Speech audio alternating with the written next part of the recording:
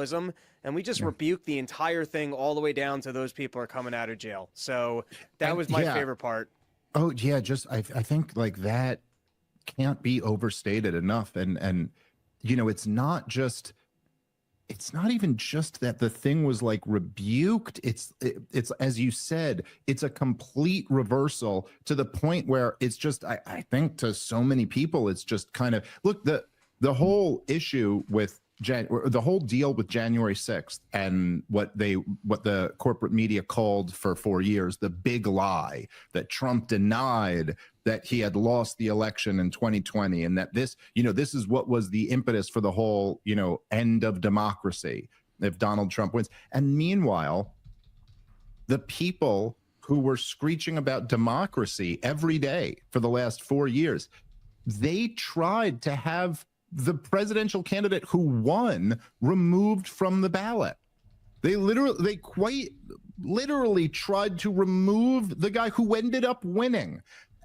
It's just, I mean, it speaks for itself. But I completely agree with you that, there's, if you think about it, even like any of the January 6th people who were still in prison at this point, now, these people have done years already at this point. And I'm sorry, I don't think there's any crime that was committed, like the worst of the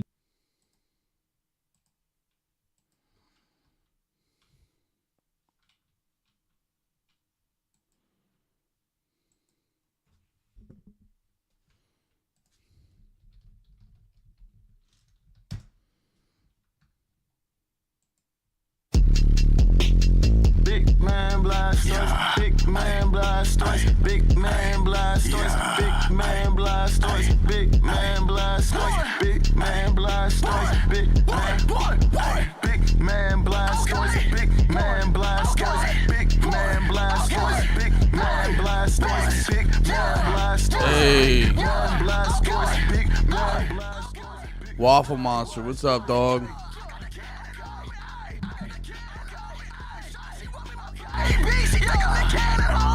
Goes in the bitch like daddy. Put up in the phantom, kill me,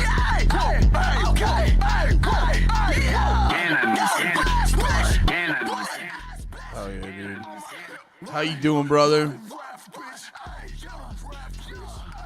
Easy Red 2, what's that? Check. Oh yeah. Coming through hot. What's Easy Red 2? This one? Oh, is it a war game? No shit.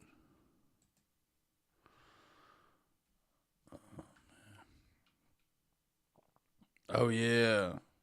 We gotta watch this shit today.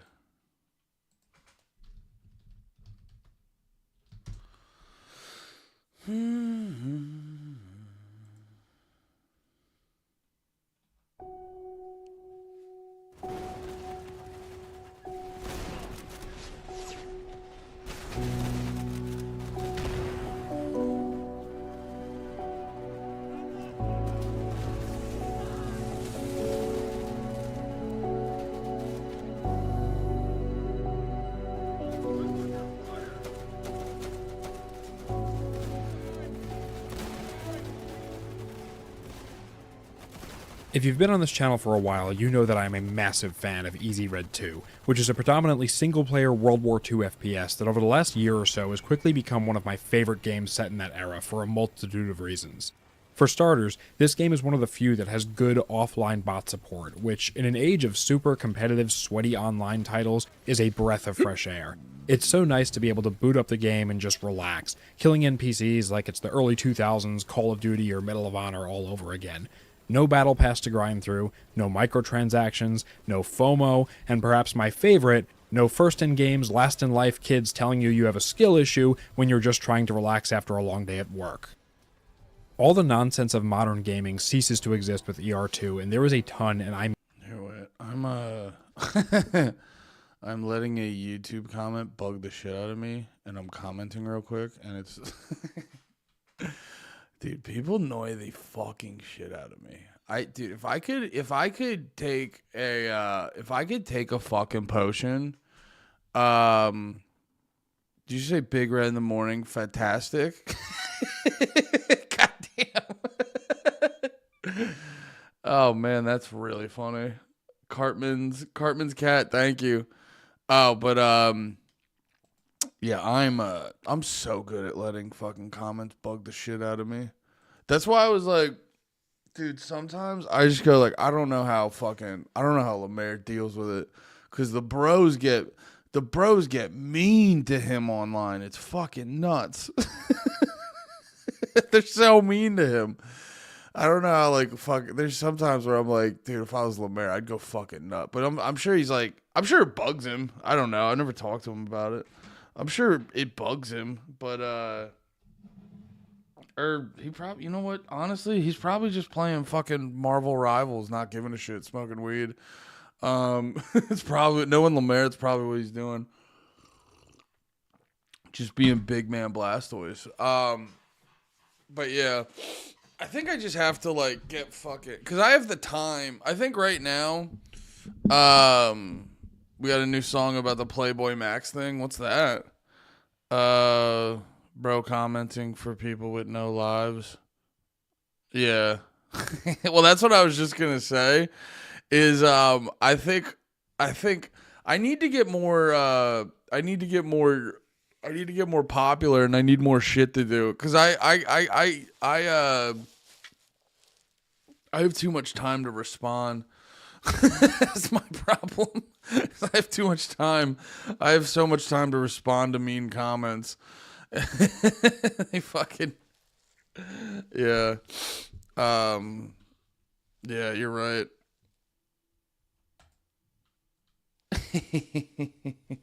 What's going on with this easy red game? I beat people in comp. No, it's just like, okay, so here's the example. It's just like there's a lot of comments that I just ignore that because they're like so retarded. There's plenty of comments I just ignore because they're so retarded. What is Mickey 17? That sounds good, whatever that is. I need to get a new mouse. My right clicker sucks ass.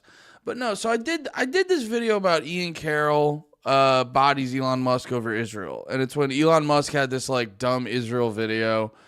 You know, Ian Carroll commented with this like huge fucking, yeah, he goes, for being so smart, you're exceptionally bad at understanding this one issue, kind of weird. And then Elon Musk is like, what am I getting wrong? He's like, what am I? He goes, what am I getting wrong in your mind? All right, I gotta stop doing that. Panties will be fun. We had a big we started the podcast off on a big debate whether Elon Musk was a Nazi or not. Lemaire and Nate, not a fan of his. I'm not a fan of his either. If you guys know watching the stream, I'm not a fan of his either, but I just like the whole Elon Musk is a fucking Nazi. I just was like, I could see the writing on the walls. Like, because there was so many things with Trump.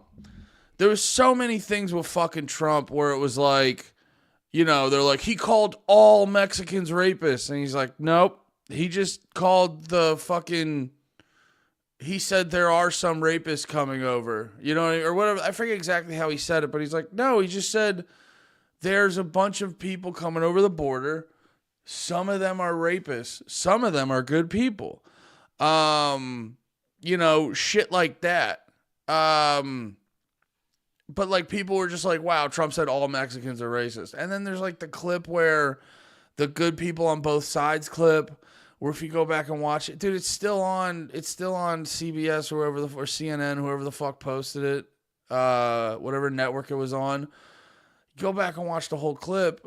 I forget exactly how he says it, but they're like, he goes, there's good people on both sides. He's like, are you talking about the rioters or the people who are causing a problem? He's like, you talking about the white supremacists? And he's like, no. He's like, those people are bad. He's like, the Nazi guys that showed up are bad dudes.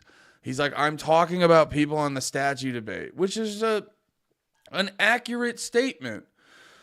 It's an accurate statement to be like, yeah, I get both sides of the statue debate. You know what I mean? Like, I don't think I could see people fucking not liking those statues. You know, can you imagine being like a black lady going to work? You live in the South. They got a statue. The guy was a slave owner. And you just have to like see a slave owner into work. It's like, you know, that's annoying. That's not fun. And I go, yeah, I feel bad for that lady. She got to look at a slave owner every day she go to work. You know, some shit like, or so, whatever the fuck. And it's like, you know, also statues are kind of gay. Like, have you ever, like, it's like, you know, it's insane dick riding. Putting up a statue is insane dick riding. That's so funny. Nazis are bad, but are Jews good? All right. There's too many Slavs in the comments.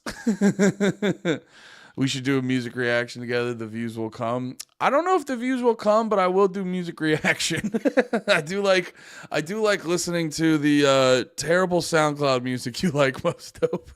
All jokes aside. I'm just busting your balls, dude. But what the fuck was I saying? All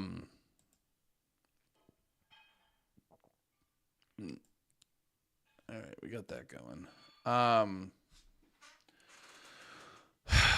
Yeah, so, you know, you saw that shit with Trump where it was just like, so they're just gonna, I was like, okay, so they're just gonna take this out of context, or just like, because I guess technically with the Elon Musk thing, there's a video of it. You can show the whole, and then when you watch the extended, it's not, well, I will say this, like when you watch the full video, like what Elon Musk is saying, he says something about like my heart goes out to people, and then he puts his hand over his heart and he like throws his arm up. You're like, okay, you could make a strong argument, which I was making on the pod. It's like you could make a strong argument, like the dude's incredibly autistic, and we need to stop acting like he's not. You know what I mean? We need to stop acting like, because he does weird shit all the fucking time. You know what I mean? Like, watch him in interviews. The way he talks, he's ungodfully autistic. You know what I mean? And like when he was at the one Trump rally, he did a whole little like, oh, like where he jumped in the air. Yeah, bro just had a tism moment. 1000%. Because this was the argument I was trying to make, and they didn't really like, I don't know. I'm not trying to shit on them. You know, we disagree. We had a great pod after that. I mean, that was fun. Honestly, I like arguing. I think sometimes people can become a little disingenuous when they argue, and they're not, because like that was my only problem when we were arguing about it on the podcast, is I felt like they weren't like arguing the point.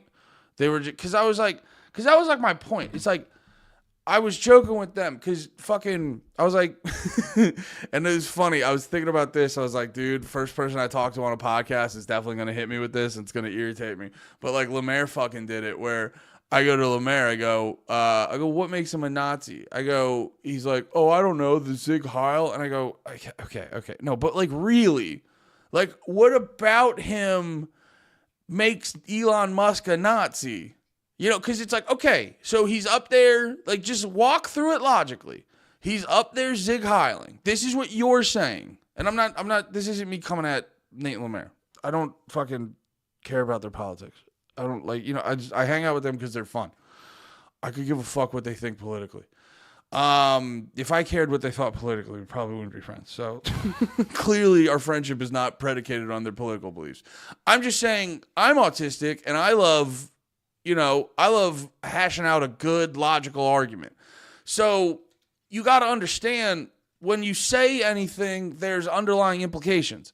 So if you're going up there going, he did a Zig Heil, it was the same motion as a Zig Heil. It was, no, he did what the Nazi Party of Germany loved to do, which is Zig Heil. He did a Roman throwback.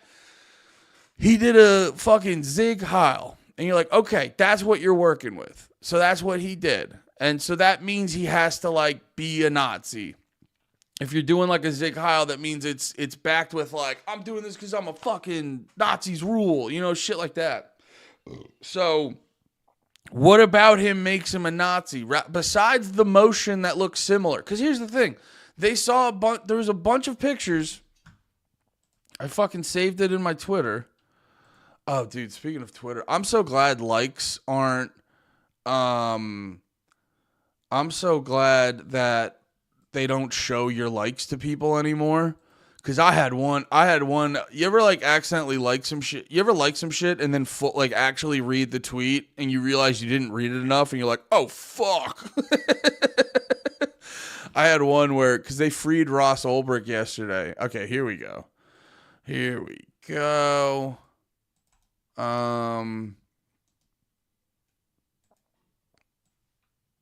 Yeah. So there was like this.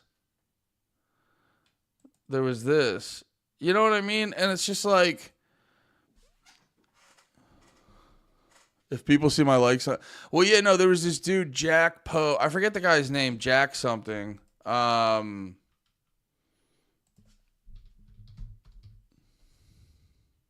Posobiec. Yeah, he had this one tweet because Ross Ulbricht got freed yesterday. And I was just fucking hyped about it because it was crazy. I was like, that's insane that Ross Ulbricht actually got let go. Like, he was outside. He got outside of the prison yesterday. It was crazy. You know what I mean? Like, don't get... It's so funny. Double hats. Ross Ulbricht got freed. He was the guy who made the Silk Road.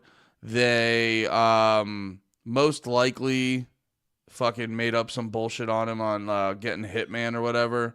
People talk about the Hitman shit, but it's highly likely that a lot of people don't know about this. With the Ross Ulbricht thing, there was like people on the Silk Road that there's like this chat log that they claim was Ross, and there's like this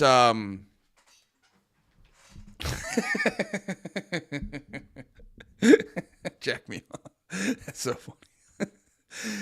I'm not laughing at the jokes. It's just how you slipped it in there made me giggle. But the Ross Ulbricht dude. Okay, I don't know where the fucking tweet is. This guy tweets fucking every minute of every day. But yeah, he had this tweet. Oh, so Ross Ulbricht, he ran the Silk Road, which was basically, I forget if it was on the dark web or not, but it was basically a website where you could just buy and sell everything. And a lot of shit got bought and sold, but naturally a big thing on there was selling like drugs and other illegal shit. And it was funny. I saw a bunch of people talking about it who used the Silk Road. They were like, it actually made buying drugs substantially safer and stress-free and all this other shit, you know, and convenient. But yeah, because of that, they arrested Ross. They took like so much Bitcoin. I saw estimates.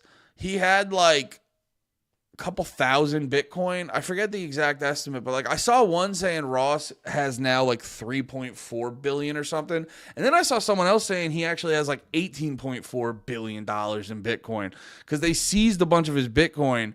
And it's like, yo, is like, you know, I wouldn't hold my breath on getting that Bitcoin back, but he technically is owed that Bitcoin and shit.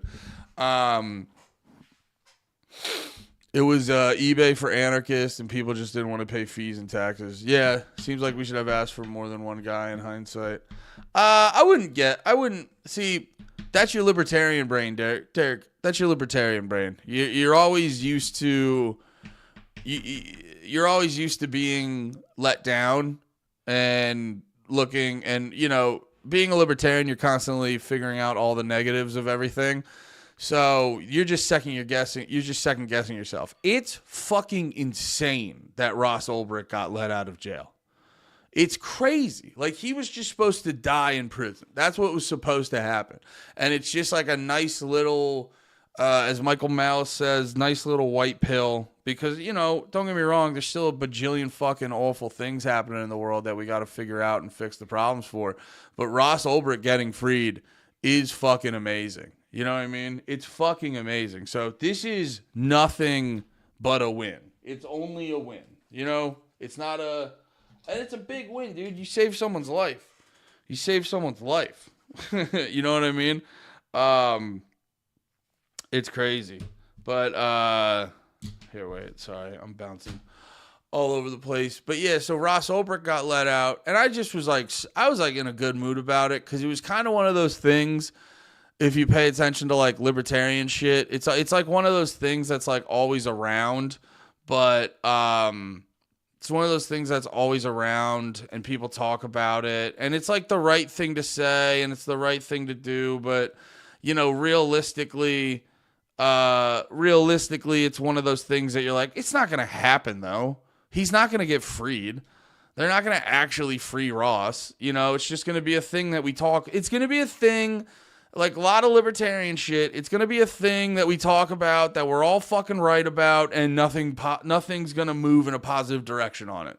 That's what's going on with that shit. You know what I mean? I hope I didn't have any embarrassing things down there. I'm just very freely showing you guys my fucking files. I hope I didn't do anything embarrassing. But yeah, so it was like crazy. It's just fucking crazy. They freed Ross Ulbricht. It's like a huge win. It's a little bit, you know, I hate to say government action is validating, but you know, from like sort of mainstream perspectives on things, it does feel a little bit validating. You know? Even if it's like, you know, it's like, even if you have that one fucking dude you don't fucking like, but they, you know, you get in a fight about something and they acknowledge that you were right about some shit, it does feel a little validating. So there is that. So yeah, it's a little validating. But anyway, so that Jack guy, he posts a fucking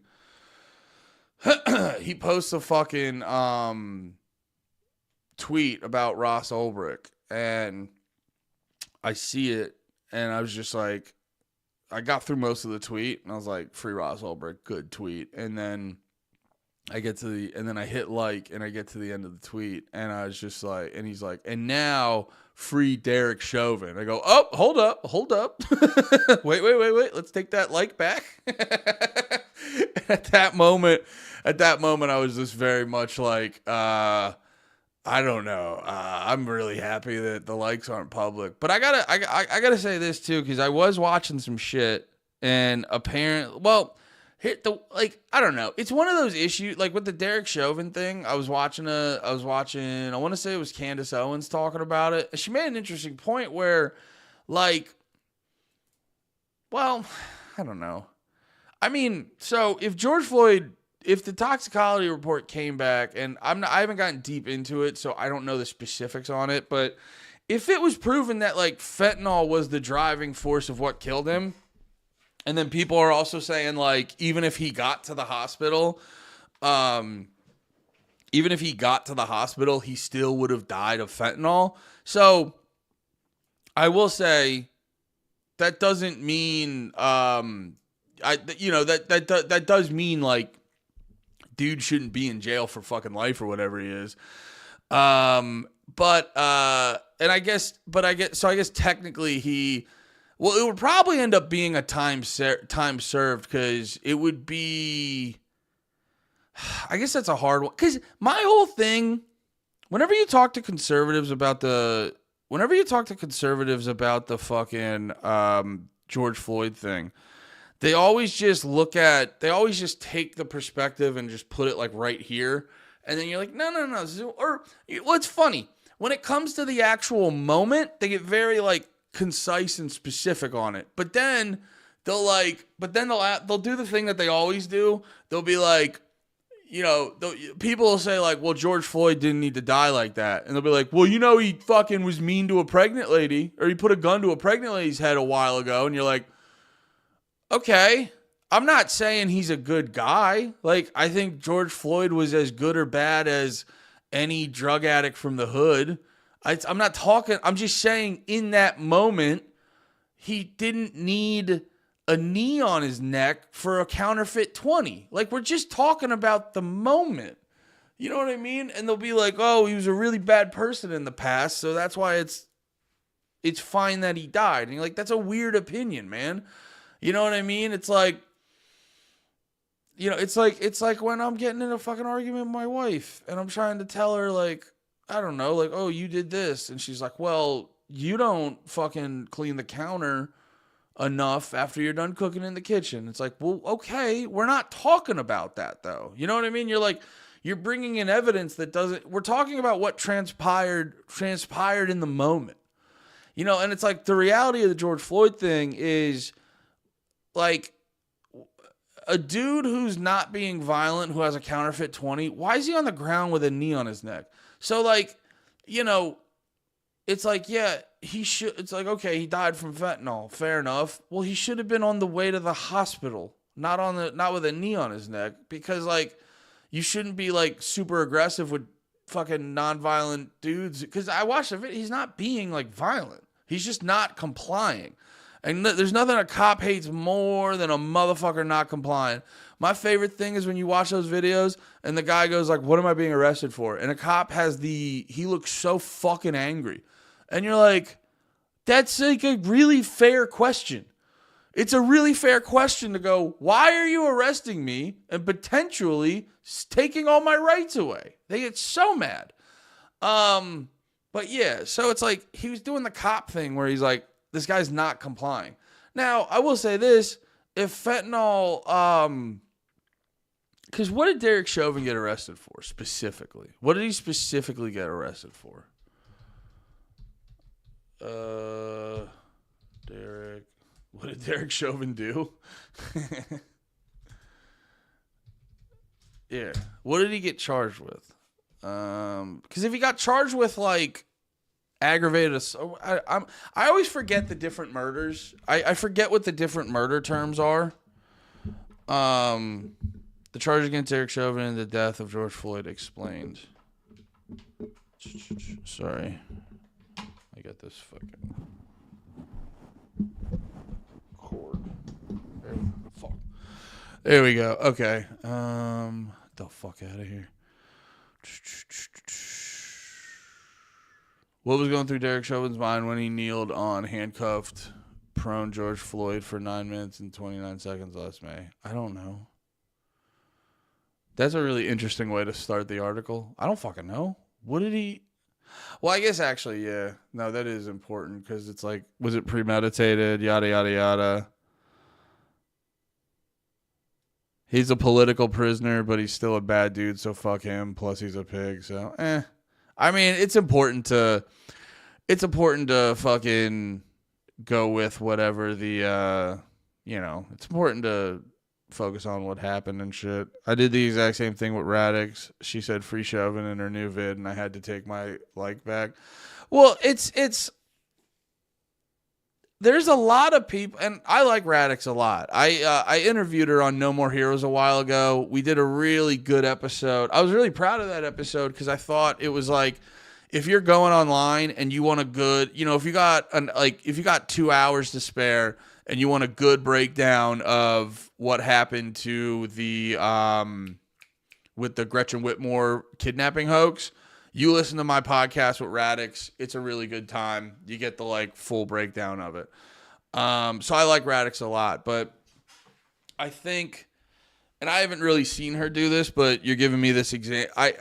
This example is just reminding me of this. It's like people a lot of times in these spaces, I don't know if they're consciously doing it or not, but they look for a thing that lets them stand out and kind of be noticed. Like Jose Galasan, who does No Way Jose, really good podcast. If you guys, I've been on it like once or twice. I don't know if I was on his morning dump thing like twice, and I did Already Dead. But Jose interviews people who are like, they're like an expert on a thing, and I ain't there yet, so I haven't been blessed with a interview. But I've had him on the podcast a bunch of times, and he's sort of like, he's kind of moved on to a lot of other things. But when he first started kind of like popping off in this space, he was like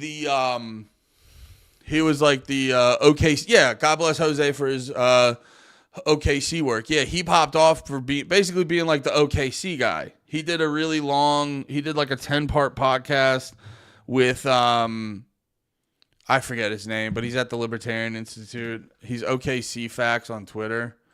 Is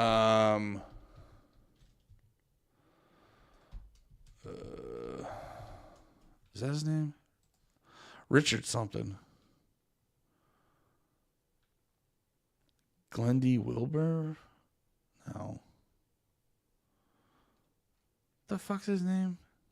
Richard something. Whatever it is. They did like a 10-parter on OKC, and like fucking So Jose did that, and he basically became like the OKC guy, because in this space, he's one of the dudes who's the best at and the most articulate at talking about OKC. And a lot of people try to do something. They try to like put their flag in something that is, you know, is like extra noticeable.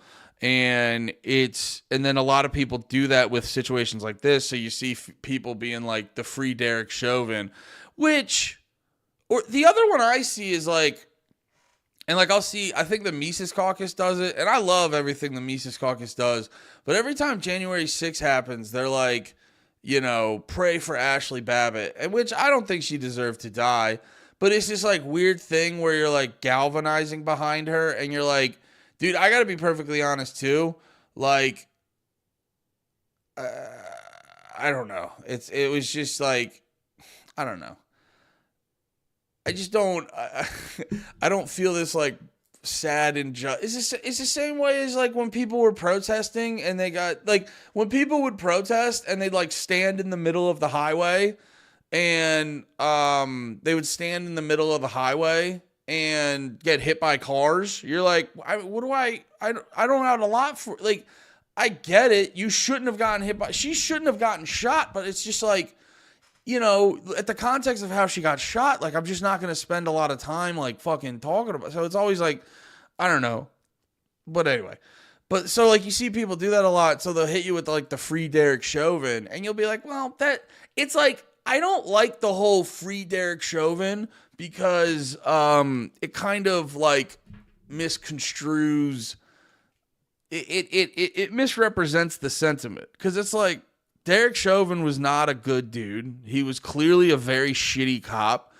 And it's like, you know, and I know everyone's looking for their short little fucking way to articulate it. You know, it's the same way as like taxation is theft got popular, but it doesn't fully represent the point. You know what I mean? Where it's like, that's where people get fucked up. You say taxation is theft, and then it, like, fucking normies get mad and they think libertarians are just, yeah, Richard Booth. Thank you, Derek. Richard Booth is very, very, very knowledgeable. Me and him had a funny back and forth on Twitter a while ago.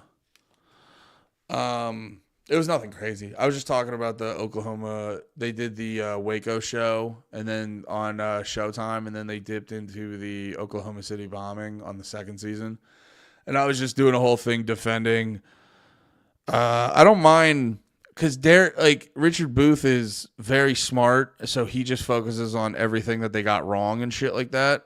And he just, he was like, they got all these things wrong. I go, yeah, but if they get it close enough and it's palatable for normies, I go, that's a win. And people need to realize that's a win. Oh, yeah, but back to the Radix thing, or not the Radix thing. I'm not coming at her. She ain't doing nothing wrong. But there is, I think sometimes when people are trying to sort of, they're trying to find maybe a faster way to plant their flag in this space and kind of like be a voice and do all this shit and that. They'll kind of hit you with one of those that they know is going to be a little bit thought-provoking, or not thought-provoking, but a little bit, you know, just kind of provoke a big reaction and shit. But like, I'm the type of guy where it's like, I'm down for that if it like encapsulates the sentiment in the thing. Just throwing out free Derek Chauvin, like, you know, it's the same. Well, it's the same problem with what happened with George Floyd after he died. Is like it happens with all this shit. I don't know why whenever stuff like this happens, we have to lionize and turn these people into like these bigger entities than they have to be. You know what I mean? Where it's like, yeah, George Floyd was a dude who got mistreated by the cops, but it doesn't mean we have to treat him like he was a saint. And they're like putting up statues of him, and like all that shit's very weird. You know what I mean? So, and then with the same thing as hitting them with like a free Derek Chauvin, you're just like, there's a lot of implications that you're like, you know, it should just be like, no, they just got it wrong. They got it wrong. I mean, I guess technically that gets the point across, but you know how that's going to come off. So sometimes with that, you're like, dude, you got to, I don't know. But I guess at the same time, I just say this, that's not the hill I'm dying on. I mean, if if it's proven that he didn't die of fucking fentanyl, if it's proven that he didn't die of fentanyl, then yeah, sure, fucking, he shouldn't be in. But that was the thing we were gonna figure out. The key question was at the heart of 3 charges against the former Minneapolis police officer and was top of the mind for jurors in their deliberation to render a verdict. They also had to interpret police policy, Floyd's cause of death, and the specific language of the law. That whole thing, too, where it was like, it was police policy. It's just like, okay. Like, you're the cop out in the field. If it's not good policy, stop doing it so people don't die, dumbass. Guilty on all 3 charges. Second-degree unintentional murder. Okay, so what's second-degree murder specifically? Because I'm very bad with the murder definitions. First-degree murder. Severe form of murder defined in the U.S. legal system. In these cases, the murder was committed with malice aforethought. Crime was committed with the intent to cause harm and kill the victim or victims. Okay. Example. Well, I guess we get it. Okay, second degree. Intentionally kills. When someone intentionally kills another person without premeditation, the case may be called second-degree murder. In such cases, the perpetrators comprehend that their actions can lead to death or considerable damage. What? Okay, so he's intending to kill someone. So they're intending to kill someone, but there's not like a shitload of forethought on it. So how is it second-degree unintentional murder?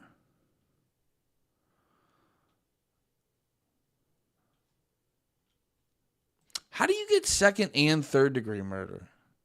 Someone may be punished for third-degree murder only in 3 states: Florida, Pennsylvania, and Minnesota.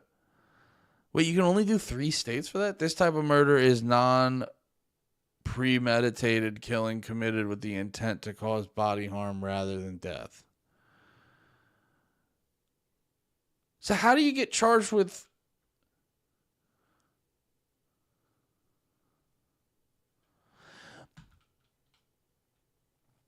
Because he was probably cause harm, intended to kill.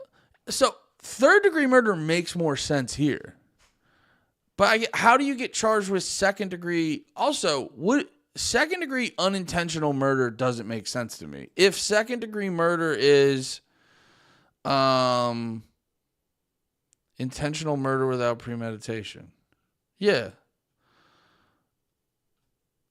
When a human being killed by accident, this is known as involuntary manslaughter or accident manslaughter. Well, there's still an intent to cause harm. The victim's death was not the intention. Okay, a person may have pushed someone in a rage, only intended to cause pain, but okay. So that doesn't sound like the definition, though.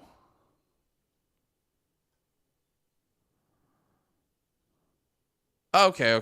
So second-degree murder. Okay, so this definition does not seem like a clear definition. But second-degree murder.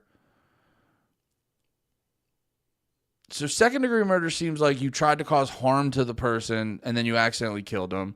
Third-degree murder, it seems more of like...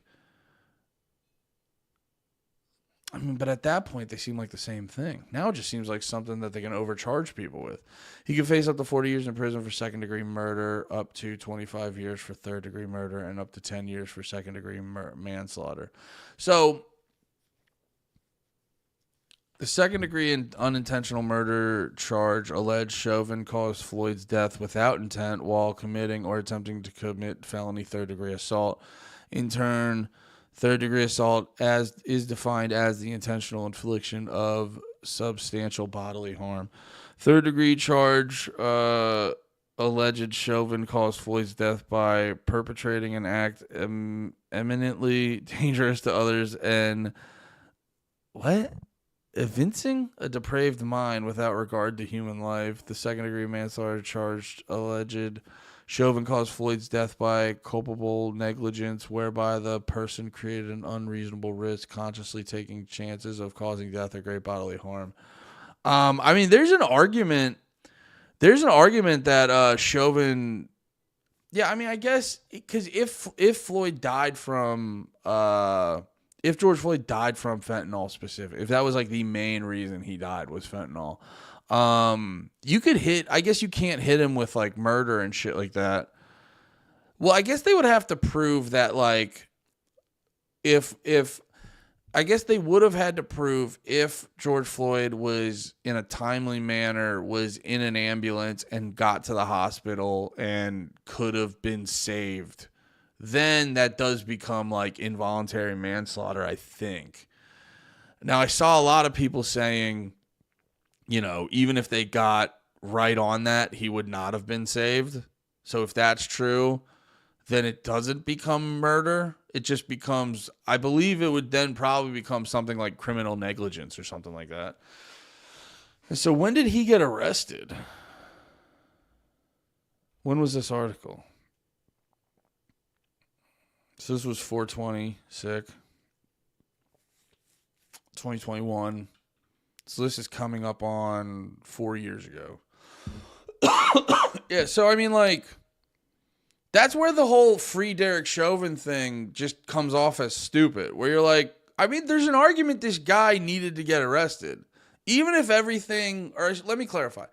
Even if everything the conservatives say is true, which I think some of it, if not a lot of it is, the dude still deserves to go to jail. You know what I mean? He's doing a bet. Now, I guess you could knock off some years because of the, was it an official procedure? But it's like, this dude still fucking sucks ass and like deserved to go to jail. I think. I could be wrong. I'm open to being wrong, but from my understanding, I feel like I'm right. Got off topic. Holy shit. Second is opportunity. First is planned. I think third degree is more like someone getting a car accident because of reckless driving and killing the person they hit. Yeah, right? I think third degree is just like, I think third degree seems more like, oh, you killed him because you're a fucking dumbass. Conspiracy by the Fed, only remedy by insanity clause. Oh, we're talking. Yeah, dude. I forget how I got on the topic, but I was talking about how did we get on that? Oh, yeah. I said I accidentally liked a tweet that said free Derek Chauvin, and I was like, all right, let's calm down. Cuz it just misrepresents the thing. It's like, yeah, sure. There's a strong argument he doesn't deserve 40 years in jail. But also, I'm not going to say free Derek Chauvin. That misrepresents kind of like, it really misrepresents my feelings on it. Oh, but I got back. Ross Ulbricht ruled. I was talking about Elon before. Yeah. That was my thing with the fucking Elon Zig Heil, which like he did the same motion, but like to say, this is what I was going to say earlier. To say he Zig Heiled also has heavy implications of like, he's a secret Nazi and he likes Nazi ideology. And I just go like, I'm not even like, people always extrapolate too much from the shit you're saying. You're like, can you just focus on the shit I'm saying? I'm not saying, it's like, it's really hard for people to walk and chew gum sometimes. It's like, dog, I'm not saying I fuck with Elon. I kept saying this on the pod. I was like, dude, watch my streams. I shit on Elon all the time. I appreciate Twitter being so open and free. It's not perfect, but it's great. That's awesome. A lot of other shit, Elon Musk annoys the fuck out of me. You know what I mean? His whole Boring Company annoys me. Oh, he just gets to fucking drill holes in the ground because what? He's got a lot of money and he's a fucking nerd. Like, I don't give a shit about his fucking SpaceX. I don't give a shit about Teslas are gay. They're kind of cool. The tech's cool, but the car itself sucks ass. You know, but I'm like, I was saying it before with the whole, you know, how they took the whole Trump saying good people on both sides and just completely ran with it and misrepresented it and did all this other shit. And I just saw that with this Elon. I'm like, they're going to do the same thing with the Elon Musk thing. And that's why I was just kind of getting like, I was getting a little passionate about it because it's like, it's not that I'm defending Elon. That was a lot. Nate hit me with that one line saying he said I was dick riding him, and that kind of got in my ass, ironically. Because it's like, dude, I shit on this guy too much to be told I dick ride him. But no, it was, I think a lot of people are missing the point of people sort of, I guess, quote unquote, I'm not even like defending him. I'm just trying to like explain what I actually thought it was. And it's like, I'm like, dude, I can just see the writing on the walls is people are going to be very gay about this and just distract regular people from the real point. And I go, unless you think Elon Musk is literally a Nazi, a neo-Nazi or whatever, can we just stop now? Because if you don't think, that's why I was trying to get them on and they just wouldn't answer my question. But I was like, dude, I say this in general to people in general, where I was like, if you're not ready to say Elon Musk is a literal Nazi, what are we talking about then? There's no conversation. Because if he's not a literal Nazi and he's not dog whistling, which if he's a Nazi, I don't know how fucking throwing his hand up like that is a dog whistle. Like, and also, that's not like, I don't know. The dog whistle thing's annoying. It's just, I don't know. It's always like, all that stuff just comes off as people fucking being too creative in their own head. And it's like, there's so many examples of people just blatantly saying shit. I'm like, I don't think they have to dog whistle. I don't think there's like secret Nazis in the government being like, I mean, there's bad people. And there were Nazis back in the day and NASA and shit like that. That was a really funny joke, by the way. I think someone did it on purpose, but a lot of people didn't get the joke. But someone was just like, we're like, dude, I don't feel comfortable with Nazis this closely intertwined with space travel. And then there was a lot of people being like, boy, are you sitting down? Are you sitting down for this, dude?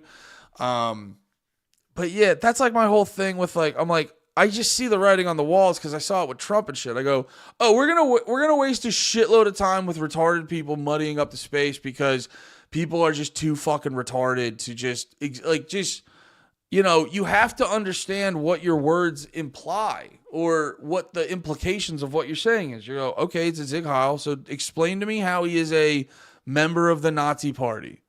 Explain to me how he loves Hitler. Explain, I don't think he does. Maybe he'll throws for a loop.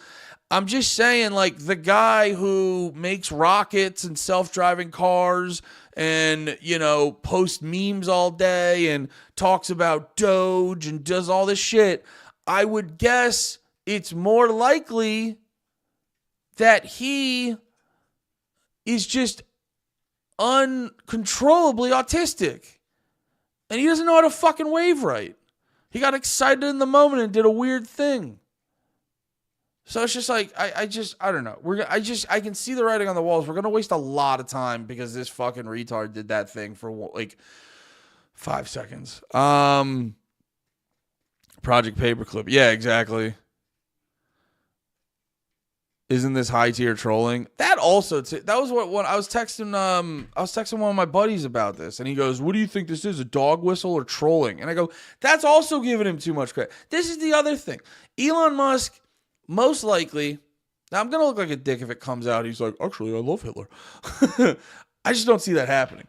But like, realistically, why would you? Sorry. Sorry.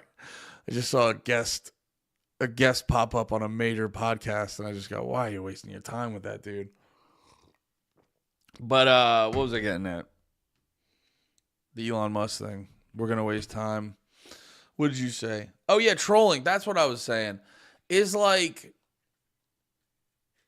these, because I think people don't want to accept how like truly boring and mundane most of life is. So they like, I don't know, I think they get a little excited to add all this extra shit. They're like, no, it has to just, and you're like, dude, at the end of the day, I think Elon Musk is just an autistic. I said it before. He's like, look at what his shit is. Look at what his stuff is. It's fucking rockets and it's fucking drills, and it's fucking electric cars. You know, only one of those three things people can buy. Even Twitter, no one pays for, like, most people don't pay for Twitter. Twitter's free. So, like, he makes a little money on Twitter with ads and all that, but, like, that's not his main thing. I doubt you Twitter's making that much money. That's why he implemented, like, the paying for a check mark and all that shit. Oh, Starlink. You're right. I'm sorry. I always forget about Starlink. Space rocket. So there's Starlink, but not everyone has Starlink. I'm just saying, like, right now with Elon Musk, he's probably not making crazy profits with shit.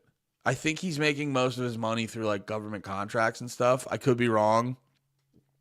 And I could be wrong. But, like, you know, he needs, for him to, like, well, this is kind of ironic because I was going to say he needs public approval, but the Zig Heil hurt him a little bit, I think.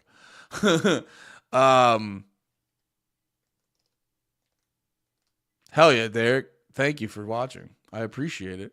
Anyway, the point I'm trying to make about Elon is he has these huge businesses. I'll try to say this shortly. Elon Musk has these gigantic businesses that need government approval and government funding. You can't just shoot a rocket into space. The government will come at you. You can't just implement self-driving cars into the world. The government will come at you. You can't just bore holes into the fucking ground. You can't just drill holes into the fucking ground. The government will come at you. So he needs immense government approval. And he needs a lot of money from the government. Like Tesla, don't get me wrong, Tesla, like, he makes a lot of money, but he's gotten a lot of government grants to do all this shit. And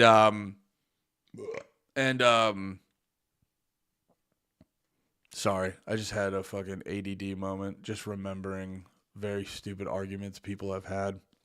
But anyway, you ever just have something pop into your head and just, like, throws you off? Sorry, that just happened. But no, so he needs government contracts, and he needs government funding, and he needs government approval and all this shit. So, like, the reality of the situation is Elon Musk is probably just a dude who is trying to getting good with the government because he desperately needs them to like him. And he saw how the government was treating him last election with the fucking Twitter shit. So he realizes, like, he needs to be very involved and very influential in that shit. I think that's what's going on. I don't think he has a secret Nazi agenda. I think he has a fucking nerd space agenda. And I'll say this, even if he was like a fucking Nazi, there's too much shit going on that he's not gonna, like, he can't let any of that get in the way. So it becomes a thing where it's like, even if he is a literal Nazi, it's a moot point. Where you're like, yeah, because he's gonna keep that bottled up and super duper private because it's gonna hurt everything he does. So, like, I go back to my original point. What the fuck are we even talking about? An autistic guy did a fucking hand gesture. The fuck are we talking about? Andy, you aren't an Elon fan. What gave it away?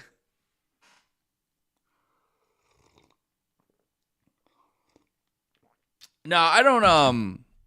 I'm mixed about Elon. I just, like, I don't know. I don't know. Honestly, his a big part of it right now is just like I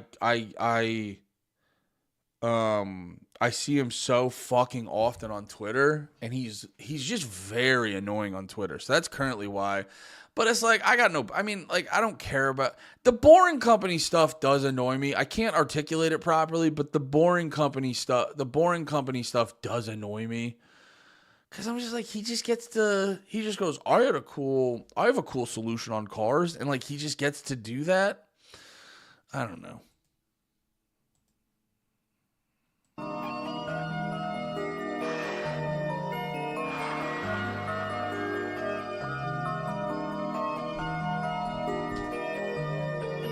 Yeah, she's like, boy, you better not cheat. I'm like, chill, it's how it gotta be. That's why I gotta leave. I smoked the blunt and went viral for the week. I got a lot of reach. Me the streamer and make them hot as me. That's why I gotta leave. I smoke the blunt and went viral for the week. Goddamn, get off my Deasley. Get off my Deasley. Goddamn, get off my Deasley. Get off my Deasley. Damn, Deasley. Damn, Deasley.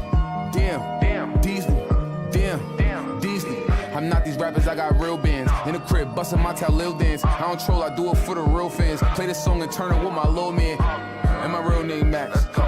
And I really got plaques, yeah. Double digits, no cap. I'm the real Plaque Boy Max. Plaque Boy Max. Plaque Boy Max. Plaque Boy Max. I'm the real Plaque Boy Max. In the crib, counting on my. Plaque Boy Max. Isn't that the fucking streamer? Isn't that the streamer?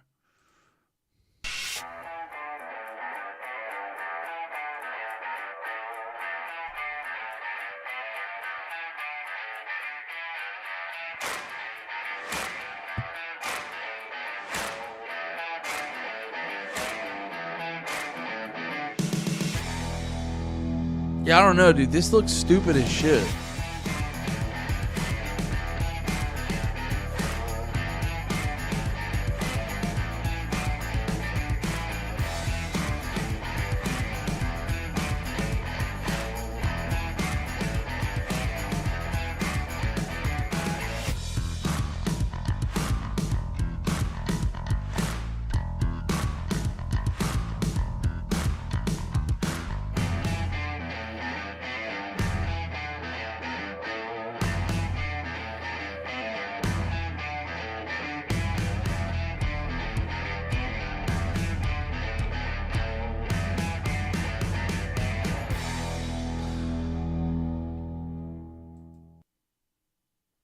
Yeah, I don't know, dude. Like, I remember when I learned about the Boring Company, I was like, this looks dumb as fuck. It looks fucking stupid. It's like very impractical. You know what I mean? And I get it. Like, I'm sure it's not going to be implemented exactly like this. It'll be implemented on like a larger scale, and you know, this is just like a sort of general prototype. But I don't know, man. Like, it's just like this setup to me is just asking. Well, it's like a mixture of like, okay, what you did a fucking that like it's like two things for me. One, like that's your brilliant idea. Yeah, of course a tube would make it quicker, but like what's the fucking idea? Just make a long ass tube under the goddamn ground? I don't know. Just this setup in general is, in my opinion, so prone to problems happening. The second I realized the tunnels, he wants to do the tunnels the size of a car. I go, that's setting yourself up for huge failure. Huge failure. Because it's like the second problems happen, because they're gonna happen. It's like the Teslas blow up, all this shit happens. It's like you're really setting yourself up for failure. It's just, I don't know. It's irritating. It seems like a stupid idea to me. I could be wrong, but the Boring Company seems like a genuinely stupid idea. I honestly think he does some great things, but do agree he doesn't always have the best takes on stuff. Yeah, that's my more thing. Like, that's what I was saying too when we were arguing about it. Because Lemaire was saying, he's like, Elon Musk isn't stupid. I go, no, he's good at the shit he's good at. But like, he's like, I was making the joke. I was like, when it comes to fucking rockets and cars and fucking drills, the dude's well, I guess I just shit on the drill. So maybe I don't think the drill is smart. But when it comes to like fucking rockets and cars, the dude's really smart. But when it comes to a lot of other things, it's like he went full bore and, you know, got a bunch of people in Doge got a bunch of people to waste money on Doge that they shouldn't have because he doesn't understand money. He talks a big game on Twitter, and he's literally just well, I guess that's not the worst thing in the world. Just kind of like, you know, slowly adjusting, fine tuning it here and there or whatever. But it's like, no, I don't know. The dude's kind like, didn't he lie about Diablo? I think there were people who were exposing him, for like lying about Diablo. I don't know. It's just like, dude, I don't think he's like a dumb guy. He just sucks ass, dude. He just sucks ass, like, outside of... And, like, I guess for me, like, I don't fucking care about rockets like that. Like, don't get me wrong, it's cool, but this whole fucking it's the way people like galvanize themselves around Elon Musk is like fucking irritating. It's just like weird and annoying, just this whole fucking thing where, you know, you're not going to go to Mars and you're just going to spend all your time dick riding this guy hoping he gets to Mars. It's like, do something for yourself.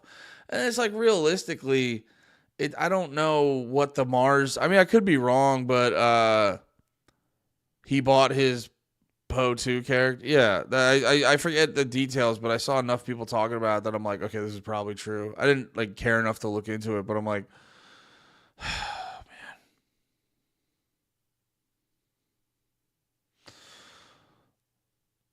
Tunnels underground are good for earthquake protection and faster travel to places. Okay. Earthquake protection is good. People should also just not live in California, to be realistic. Like with the fires and earthquakes and shit, you should just like not live there. It seems like a dumb place to live. Can't people be excited for Elon? Yeah. I mean, if you're into space travel and shit, but I don't know. I think that shit's kind of like, there's something about, I'm mixed about it because I don't want to just be like whatever about space travel, but there's something like super overrated about space travel to me. I could be like a fucking dumbass about this. I don't know. But there's something about like the whole space travel thing. I don't know. It makes something too, like being excited over Elon's accomplishments does make me feel like a homo. So there is that about it. I don't know. I'm not saying you are if you're excited for Elon, because if you're excited for space travel, it is what it is. But there's just something about, I don't know, maybe I can't conceive. I'll give you a benefit of the doubt. Maybe I can't conceive going to Mars.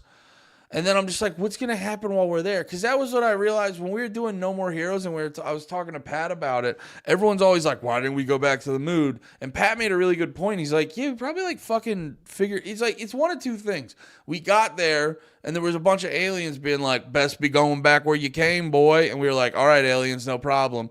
Or we got there, we got some rocks, we realized it wasn't cost effective to go to Mars. So I think for technological advances, a lot of this shit, for technological advances, I'm like pro NASA with a lot of this shit. But there is an argument that like the whole space travel thing is a little overrated. You know what I mean? And it's like, I guess you should always be working on it. Don't get me wrong. But there is like, I don't know. I mean, for the sake of knowledge and learning and stuff like that. But I guess my thing with Elon, this is the real thing about Elon. Because as I'm breaking it down, I'm thinking about it. And I'm like, I'm not anti-space travel. Whatever industry there is, I want people to be hyper obsessed with it. And I want them to advance that thing. I just learned more about all the things. You know, if we got to the moon, I want them to be trying to figure out a safer way to get to the moon. And then once we figure out how to get to the moon safely, we figure out a quick way to get to the moon and blah, blah, blah. So I'm not anti those things. I just think it's gotten to the point where it's like, why I'm very, very mixed about it because I like what he did for Twitter, but I'm getting to a point where it's bothering me how influential Elon is over shit. Now, because I think outside of science, I don't think the dude's like has a depth of knowledge and shit that is like overly beneficial. So his influence on, because like you saw it with like he's like you saw it with Twitter. He's like, X is going to become the freedom of speech app. And it's like, all right, well, why didn't you let everyone back on immediately? And then you know what I mean? And then, what was the other thing I was getting fucking pissed about with him? He had something recently. That was getting, I did a whole fucking thing about it. Oh yeah. And it's like, he posted like dumbass shit about Israel. That like anyone who has a base level knowledge knows it's, you know, they're all being disingenuous in the most generous of interpretations of the situation. They're all being incredibly disingenuous.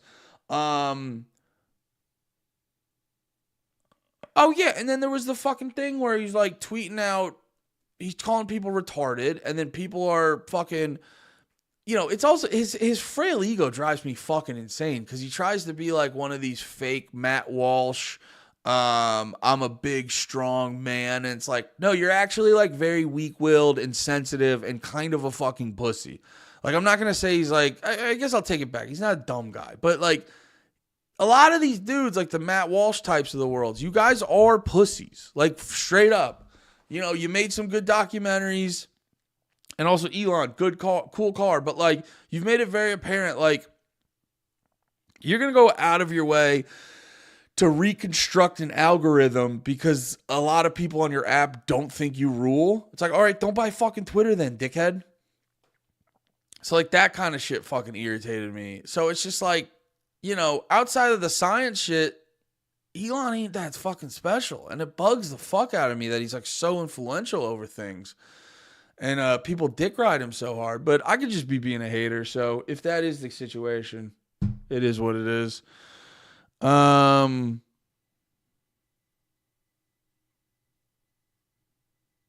were you guys saying? And I'm not an Elon fan. GE and power companies flip shit. What were you guys saying? Honestly, I think he does great things, but do agree he doesn't always have the best take on stuff. Yeah, and he's not. There's a lot of like social and political issues he's shown he just kind of like. Oh, this is my other thing. You see how his opinions shift. He's very concerned about people liking him, and that's not a good thing for someone with that type of. Now, conveniently, there's a vibe shift in America, and I would say a lot of Americans are more pro, you know, vaguely more pro shit I like. So that is beneficial if you're going to have this dude who is so influential in the government. But like that's the thing though, once the vibe shifts, is he going to be as chill? And that's what I worry about him because he's so influenced by what people think about him. You saw it. Someone called him fucking these dudes were clapping his cheeks on being a gay dork and fucking Israel and all this other shit. And he's like, oh, we're going to implement an algorithm that promotes positivity. It's like, it's an incredibly sensitive way to be for a guy with so much fucking power. So that's why I don't fucking like him. Elon got snubbed by America back in 2011-ish when he said he would have massive batteries on houses. That's the other thing he does. That's the other thing is like, so that's the other thing I don't like about him. Like when I watched a thing of him on Rogan where he was talking about the Tesla and how. So like with the batteries, like so if you got a gas powered car, you basically, you guys all know, you fill up the tank. Full tank takes maybe 5 minutes, if that. Full tank takes a couple minutes. If you go to if your Tesla's completely empty, it takes like, it's not forever.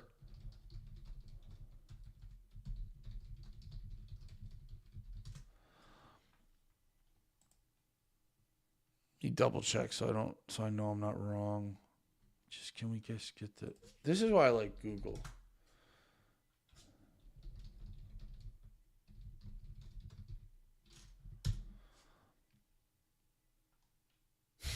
Charge times can range from 15 minutes to several days. See, like I've heard things where you can get like a good charge takes like 15, 20 minutes, which like isn't crazy, but also it's like, dude, come on. Like, that sucks at the same time. And then, like, if it gets too cold, you can't charge your Tesla. There was a bunch of people in Jersey who were coming back from flights and it was too cold and they had to get their Teslas towed because they couldn't charge them. And then I've heard it actually takes, like, if your car is, like, at 50% power or maybe, like, 30 or 40, whatever it is, if it's partially charged versus empty, I forget the exact reasoning, but I've heard it actually takes longer to charge.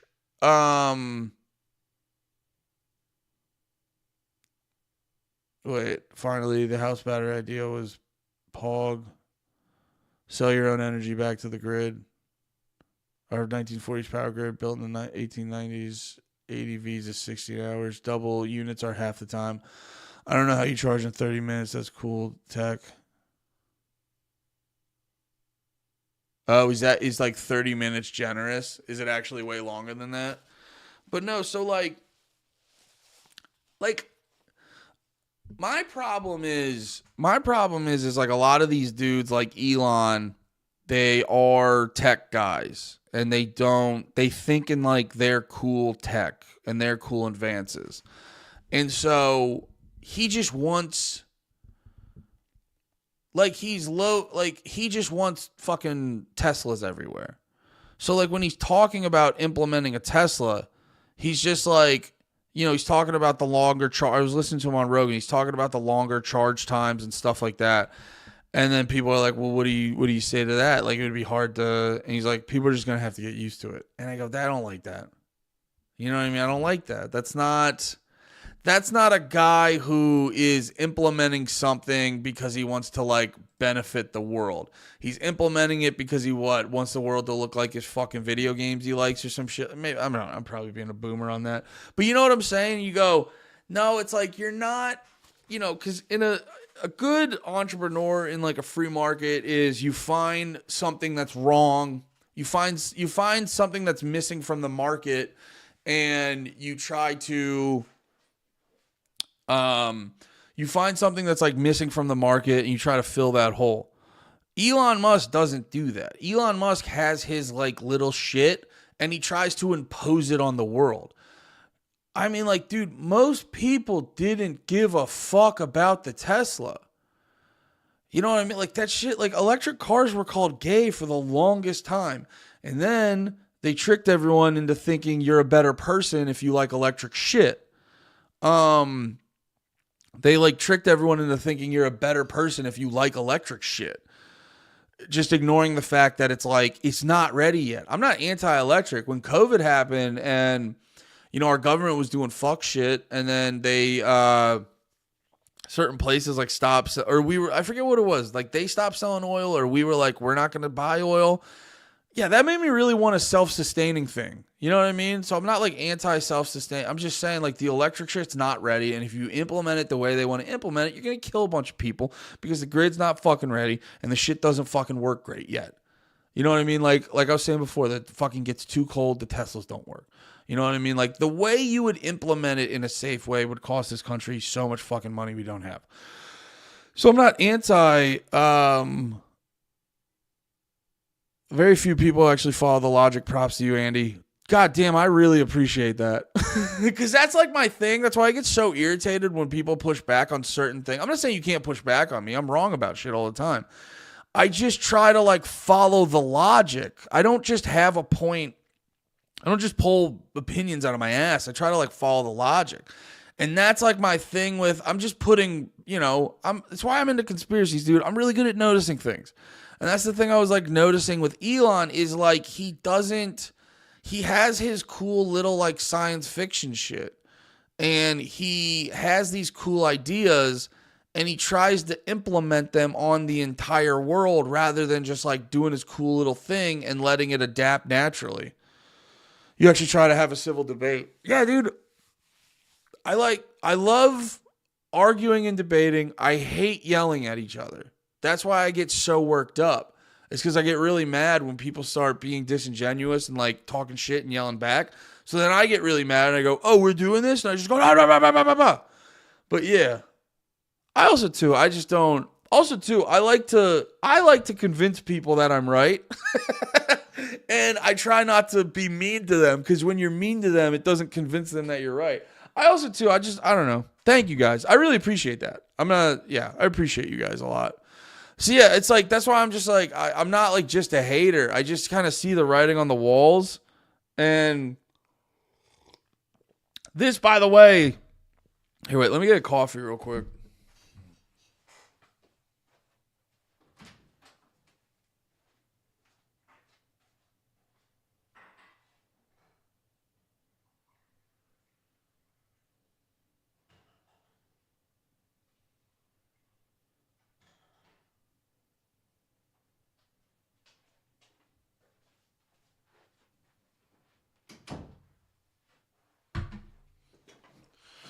Ugh, man.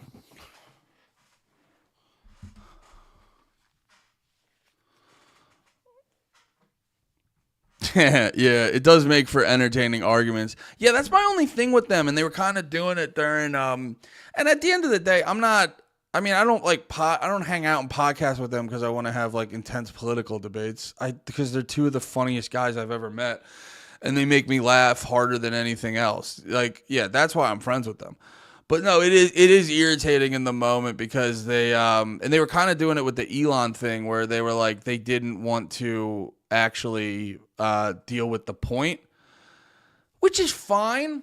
I always just find it weird, and I mean this in general. I'm not just coming at them because I love them to death. They're the fucking best. I don't care. Like, it's so funny. Like when I see people online who like fucking, you know, it's like, dude, you can't, your whole existence just can't be your political opinions. Because at the end of the day, it's like, I have all these opinions about Elon. I'll probably never meet him. My words will probably have no influence over his actions. So it's like, I'm not going to plant my flag in my fucking opinions. I plant my flag in the people who treat me good and who are nice to me. And they're nice to me most of the time. Sometimes they're fucking gay bitches, but usually they're pretty nice. They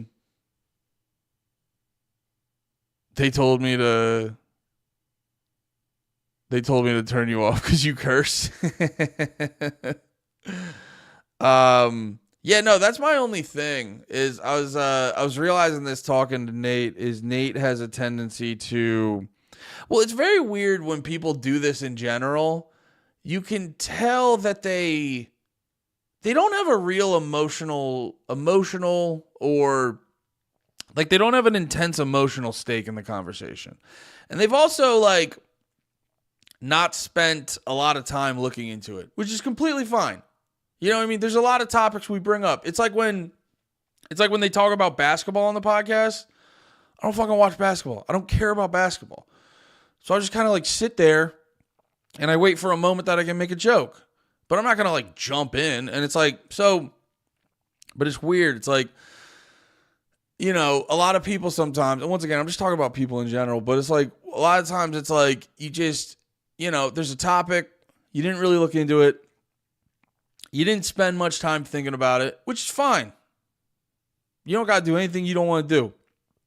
But then when you talk about it, it's like you interject your opinion, and then you get like real passionate about defending it and real passionate about shutting the other side down.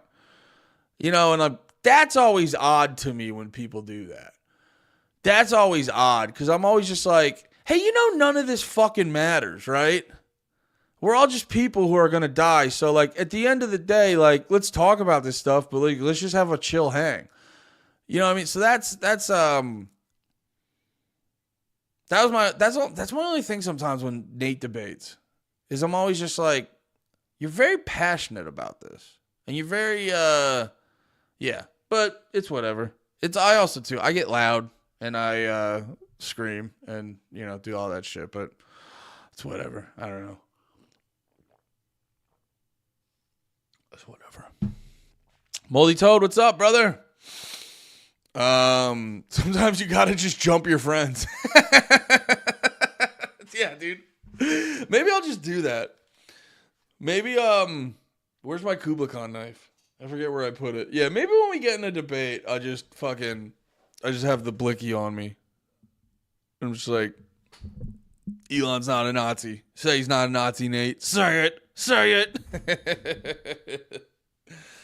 Yeah. I just like getting to... See, a lot of people just want to win the argument. I want to get down to... Because I I have a real obsession with truth. And we're far from a lot of it. We're far from a lot of the truth a lot of times. And I think a lot of people in the world would be really good in a gang.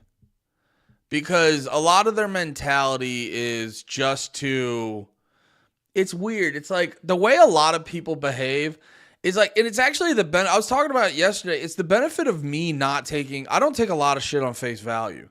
I learn, and then, the irony too, we were talking about Sam Hyde yesterday. Sometimes you do have to take shit on face value, but I get it not out of the gate. But once I'm like presented with the shit, I accept it. But I don't take a lot of stuff on face value.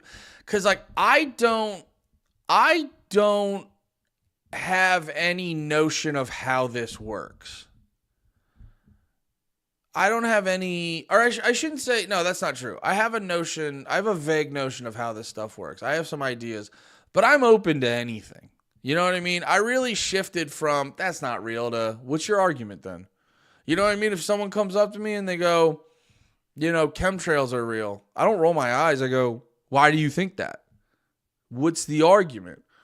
You know what I mean? Because it's like, dude, some of the craziest shit in the world is 100% true. But a lot of people, they go into I realize that. It's why no one wants to ever touch the fucking human trafficking shit. Because a lot of people go, this is my worldview. This is what it is. This, and this.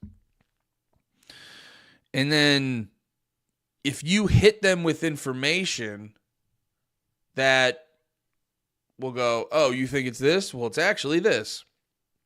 And if it's something that is a load-bearing belief, you can't do anything to that. No one wants to deal with what's going to happen if you take out. What's supposed to happen is you take out that load-bearing belief, and people, it breaks them for a little bit, and then you come to. I actually don't like how big I am on this. Let's bring this bitch back, Gayle King. Let's bring Gayle King back. She's my safety blanket. But like, that's what's supposed to happen. That's what should happen, I should say. I don't know if I know what's supposed to happen in this world, but that's what should happen. You have a load-bearing belief. You're presented with information that takes down that load-bearing belief. And then a fire happens, and then you crumble in on yourself after a controlled demolition. That's what's supposed to happen. Then you rebuild. Then you make the Freedom Tower with the facts. That's what should happen. But a lot of people, and I get this too, I get why it happens. It's not, you just shouldn't do it, because that's how we cause problems. Like, dude, there's so many problems in the world because there's so many shitty people in the world because people don't want to address their childhood trauma. You all have it. It's why you're annoying. It just is what it is. So address it. Stop letting it make you so fucking annoying. But there's some people that don't want to address it. They don't want to acknowledge it. So a lot of times when you're moving through the world, you're essentially just responding to other people's I don't know what the word would be. You're basically responding to like whatever their false construct of reality is. Like, they're like, oh, this is actually the picture I've painted for myself, and you have to work around it. Because certain people want to fight that more than others. I don't want to fight that. I want to just be I've said it before. If we're on the Nebuchadnezzar eating fucking slop, I mean, I'm not hyped about it, but I just want to know. I'm more obsessed with that. If that's what we're doing, I want to know. Trauma dump on stage at open mics, that is where you're allowed to do it. Yeah. I did listen to it, but for you, I'll listen to it again, dope. Because I love and I appreciate you, buddy.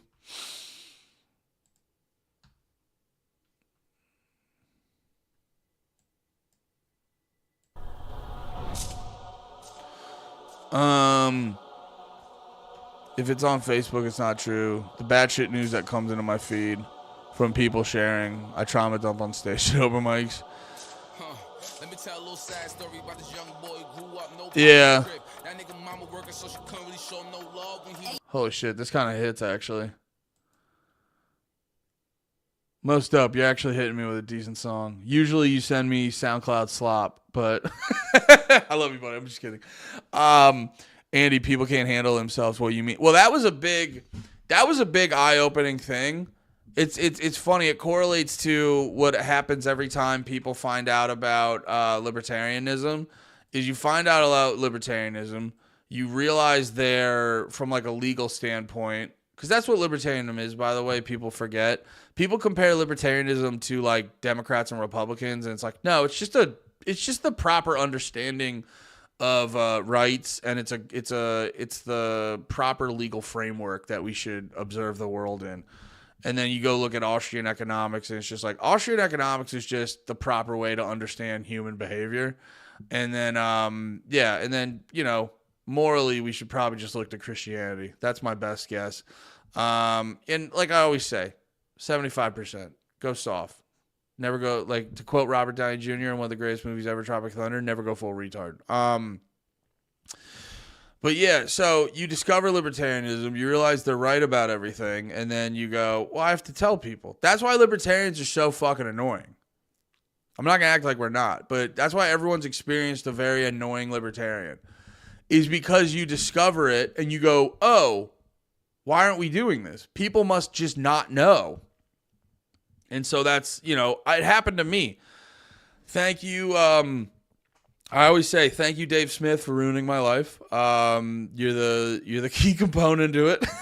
You got me into this bullshit. But no, it's like it's funny. I was a huge comedy fan, listening to O&A, listening to O&A, then listening to YKWD, then listening to Skanks. Got obsessed with Skanks. Checked out all their pods. Dave had a political podcast. I heard him on the intro to Ari's podcast talking about China. I go, this guy's smart as shit. Started listening to that, and then slowly over time, getting on board with all his shit. I go, and then I do the libertarian thing. No one fucking knows about this. Let me go. And dude, and that was the time when you would basically, if you had a thought, you would post it on Facebook. If you had a thought, you'd be like, well, I got to go post that on Facebook. So I would do that a lot of times, just constantly posting memes and conversations and shit on fucking Facebook. And I remember people got really annoyed. People would get really annoyed with me. A lot of people, there were people who thought it was fun, but a lot of people who weren't sympathetic to what I was saying would get really annoyed. One of them being Lemaire, funny enough. Well, me and Lemaire became gay lefty. Although, actually, we were hanging out, and Lemaire had made a statement about... Dude, it was so funny. I was, like, in my phone, not paying attention to the conversation. Then Lemaire made some statement about wanting a small, limited government, and I literally was like, You? Guy who a couple years ago told me you might be a communist? You said that? It was funny. I love Lemaire to death. He's such a fucking great dude. Because he's not always on Front Street about his emotions, but you can sense it. Because I remember one time he got really mad at me because he was telling me, he's like, I think I'm a communist. And I start laughing at him, just being kind of a cunt. And I go, you're not a communist. And also, communism's fucking gay. And I was like, because I'm usually not that guy, but if you're going to be my friend, you're going to tell me you're a communist, I'm going to make fun of you. And then we were talking recently about shit, and he's a handful of times made it a point to throw out that he's not a communist. And I go, buddy, do you care about my opinion of you? That's adorable. So yeah, I love that guy. I'll fucking kill a guy and lie about it with him. You know what I mean? I love that. I'll die for Lemaire, dude. That's my boy. But what was I saying? I got off on a I love Lemaire side quest. What the fuck was I talking about? Yo, big dog, hope you're doing well. I hope you're doing well too, brother. I voted for Chase Oliver for president, and no one could understand why. I also can't. That's weird that you did that. Not trying to be a dick. Why'd you do that? He wants to trans the kids. That's not good. Oh, yeah, the libertarian shit. Oh, yeah, Lemaire was a big proponent of calling me gay when I got into libertarian shit. But I still love him for it. I still love him. Oh, yeah, and then going back to your comment earlier, Papyra, he's a libertarian, and no, he doesn't. Yeah, doesn't he have all the, like, goofy trans shit? Well, I guess he said, okay, technically he was like, wait till you're 18 and shit like that, but he's still, he said a lot of woke shit that was really bad.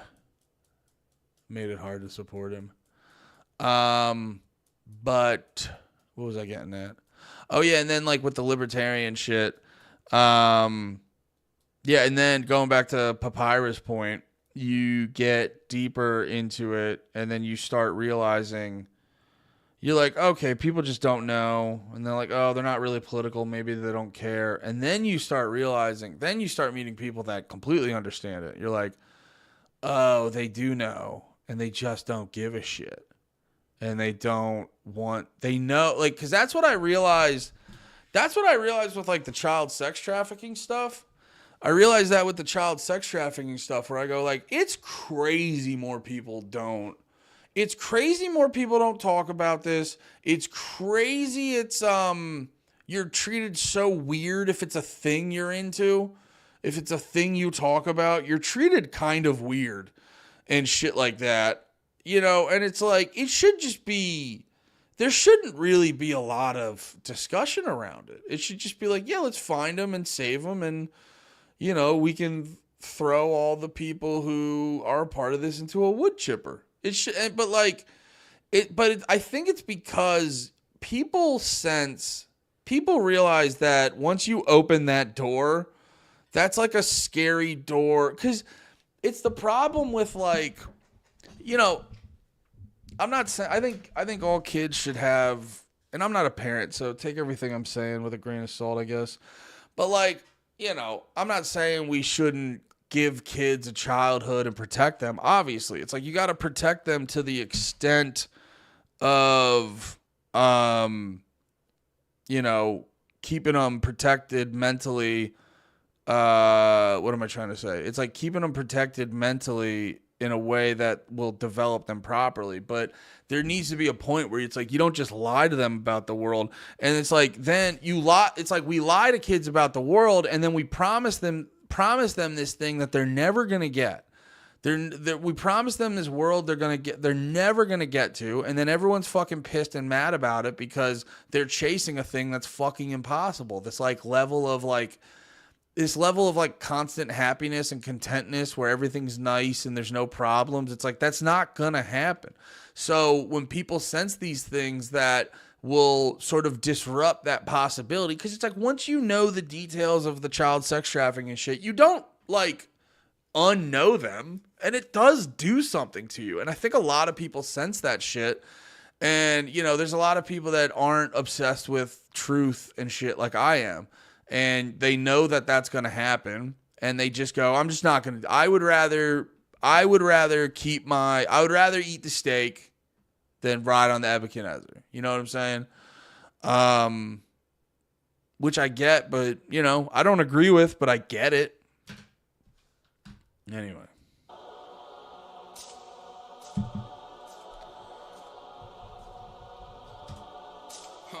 Let me tell a little sad story about this young boy who grew up, no pops in the crib. That nigga mama working, so she couldn't really show no love when he was a kid. He ain't even mean to do that incident. He was only 18 when he caught that bit. He ain't know how to jail, he ain't know how to move, he ain't know how to fight, he ain't know how to live. He walk in the spot.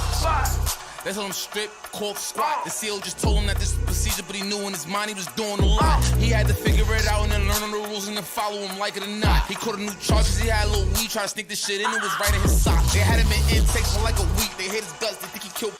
This goes hard. I'm gonna have to check out this guy. Sorry, I just don't want to play too much because this is on YouTube, and I really want the video to stay up. The videos usually stay up. They just get blocked really easily. Oh yeah, I wanted to watch that. They get blocked, and I thought, because like I did the video yesterday, and I wasn't even. No, you're good. I get a little bit. Oh yeah, I wanted to watch this.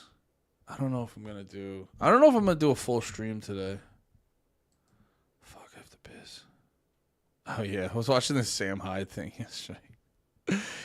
I was talking about him yesterday. I like Sam Hyde. He's an interesting dude. I don't always agree with him, but he's very interesting. Very thought-provoking. Hindi dub? Wait, really? आपसे मिलकर खुशी हुई अच्छा हुआ कि मैं तुम्हें वहां ले आया एलन मस्क वैसे कृपया इसे ना देखें यदि आप एलन मस्क नहीं हैं, ठीक है? ये एक विशेष वीडियो है जो हम बना रहे हैं, ये निजी व्यक्तिगत है. मैं dubbing this in because he's been big on shitting on fucking Indian people. Dubbing that in Hindu is very funny. That's really fucking funny.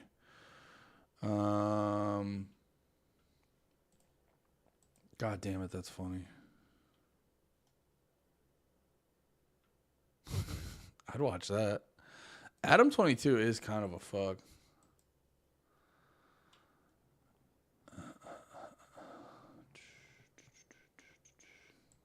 Here, I'll play this for you guys. Actually, no. I'm gonna want to go into a whole thing about that. We don't have to. I just tweak on it.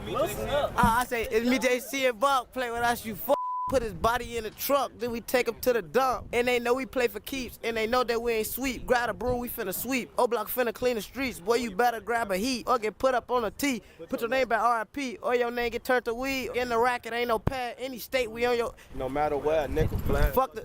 Do the dance, photo, but it's fast. We ain't goofy, do that crash. We gon' spin and spin again. We gon' hit our last friends. We gon' show him we ain't playing. We gon' leave him where he stand. That's really, yeah, that's all I wanna be, successful. Right, big goof ass, man. Check it out. You're not gonna give me no 50 back. Hey, no, since you win, you gotta throw up O-Block. How do I do that? Yeah, throw up O-Block. Everybody throw up O-Block. We're here in the Parkway Gardens housing development in Chicago, otherwise known as O-Block, a 24-building complex on the city's south side.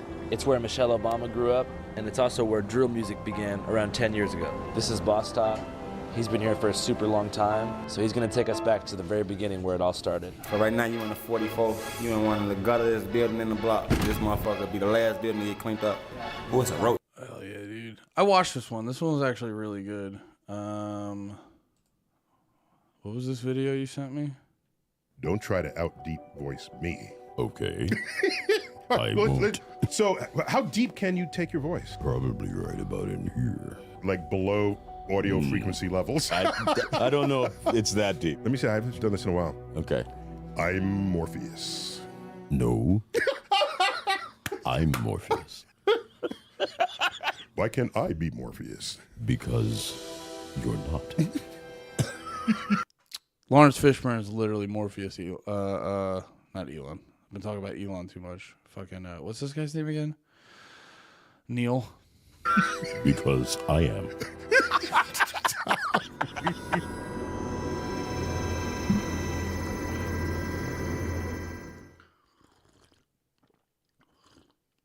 This is Star Talk.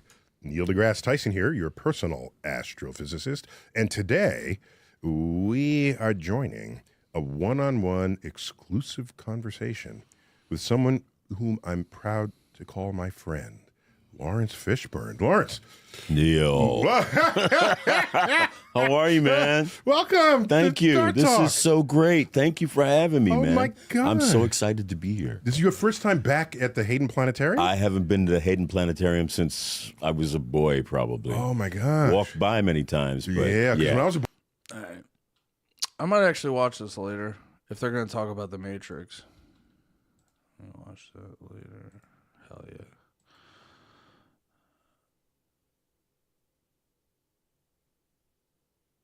Oh, word? Here, I'll watch a couple minutes of it.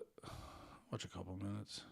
Fun for some people. Some people, like, they do the thing. They find the thing. It works for them. They do niche. that. Yeah. It's cool. For me, I'm a kind of a curious person. Yeah. So I'm interested in stuff that I don't know and learning about stuff that I don't know. So, by the way, that curiosity most of us lose in childhood. And as an adult, you get comfortable. Yes, sure. Yeah. But as an actor, it's good to have that kind of curiosity because you never know what kind of part you're going to play if you're looking for something different every time, like I am. Plus, you want people. I've actually been hearing Lawrence Fishburne's voice pretty regularly for the past couple months because, not months, but months. Because I've been listening to, he reads Malcolm X's autobiography, which is pretty interesting. Kind of repetitive, but interesting. people to, if you're not always in control of what role is offered. Exactly. And you want to at least give the options. Yes. To those. And you want to keep learning. I mean, I want to keep learning. So my curiosity has just drove me to I'm just looking at this. How many people know you were in Apocalypse Now? A few people.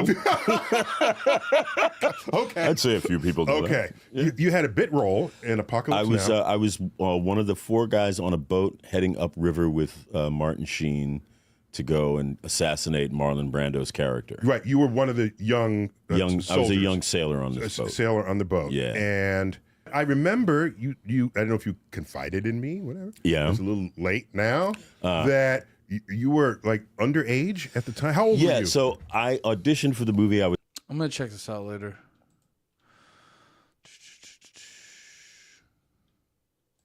Damn.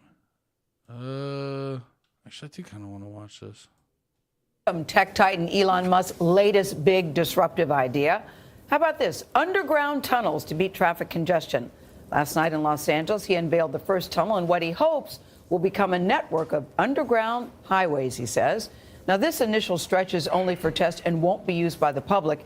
It runs between the headquarters of Musk's SpaceX company and a parking lot behind a closed business a little more than a mile away.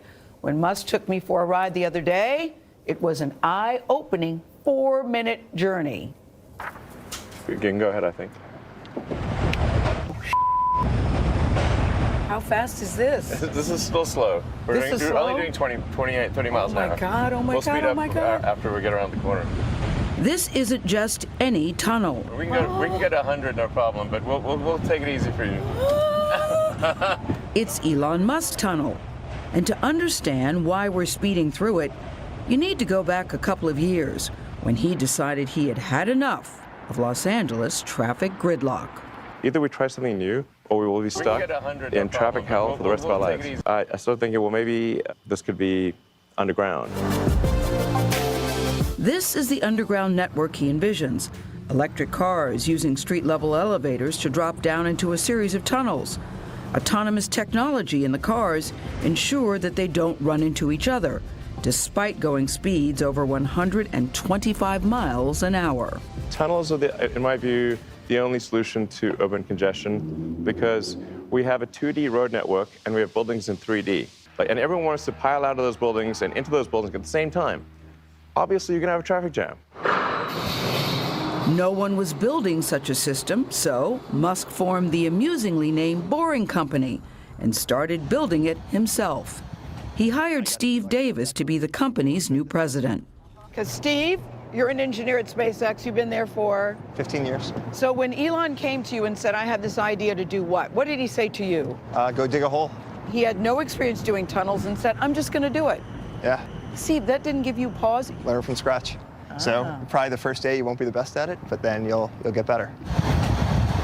About a year ago, that company started digging what has become today's 1.2-mile-long test tunnel. It's in Hawthorne, near Los Angeles. Unless we can make tunnel digging at least 10 times cheaper, then digging tunnels will not be an effective means of alleviating traffic. It'll just cost too much. These are tunnel reinforcing segments. Musk's vision depends on him being able to do it all, faster and cheaper than current industry standards. While modern subway tunnels in Los Angeles cost around $900 million per mile, he says he built this for about $10 million. One way he saved money, he literally made it dirt cheap. When digging tunnels, that's quite expensive to have all this dirt trucked off somewhere.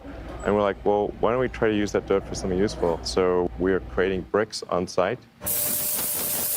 And you can pick them up for... That's pretty sick, actually. Props to him on that. That's sick.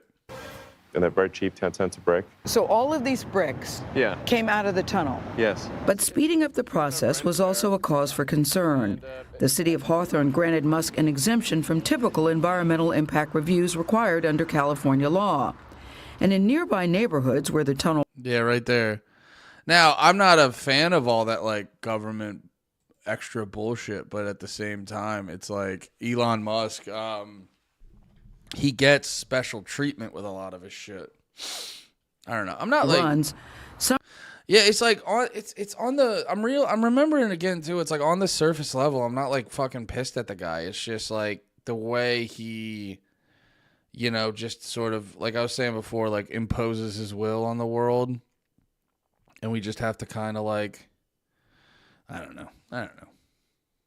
I lost all my energy from that rant earlier. Some residents told us they never even heard about the project until it was almost finished. Some members of the community seem to feel that they didn't really have input into that decision. We actually sent letters to everyone. I think that there's normally like, when he does shit like this, it's cool, but when he tries to act cool and says dumb stuff, then it makes me not like, yeah, he just needs to not try to be cool ever. like a radius that you have to inform people. We double that radius and inform people. You know, and I think in any situation, there's going to be a few percentage of people that grumble. There was also grumbling from another area, the wealthier Los Angeles neighborhood of Brentwood, which is nearby Musk's proposed second test tunnel along busy Sepulveda Boulevard. Community groups sued the city of Los Angeles for also granting an environmental review waiver there. In August, Musk announced he was no longer building that tunnel. But there's some like retired lawyers in Brentwood that all they do is sue, like literally, they just automatically sue. It's like a hobby. But those lawsuits sort of shut it down in Sepulveda, did it not? No, we decided that another test tunnel isn't really needed. I am not fazed by lawsuits. You can't go off the tracks, right? No, that's what you're saying? You cannot go off the tracks. At first glance, the tunnel is a bit daunting.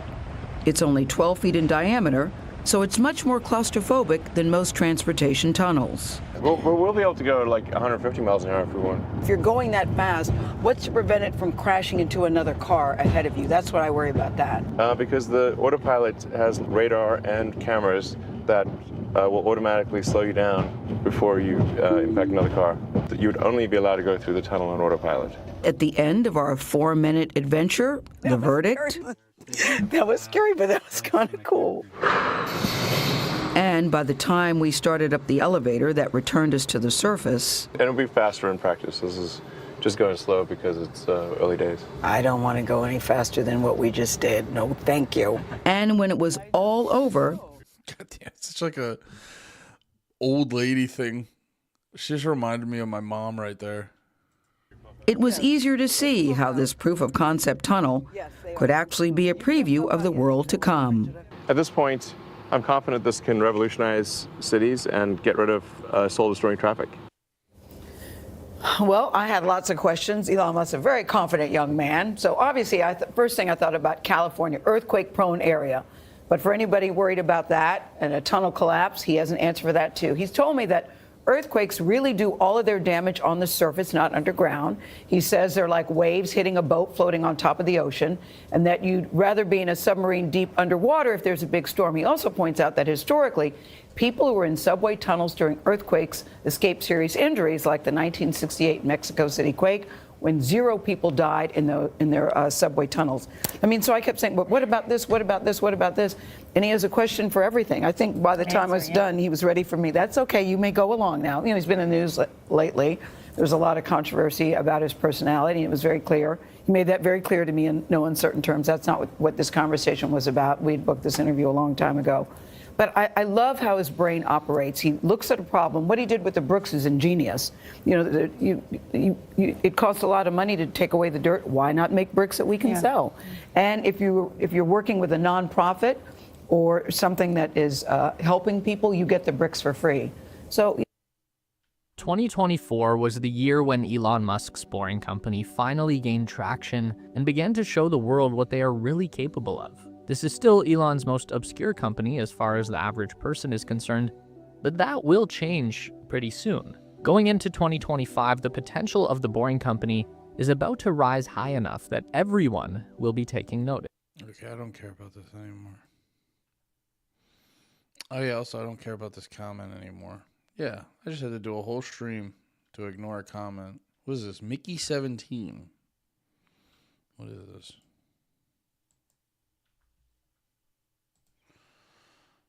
I wanted to get the hell out of there. You're applying to be an expendable? You read through the paperwork.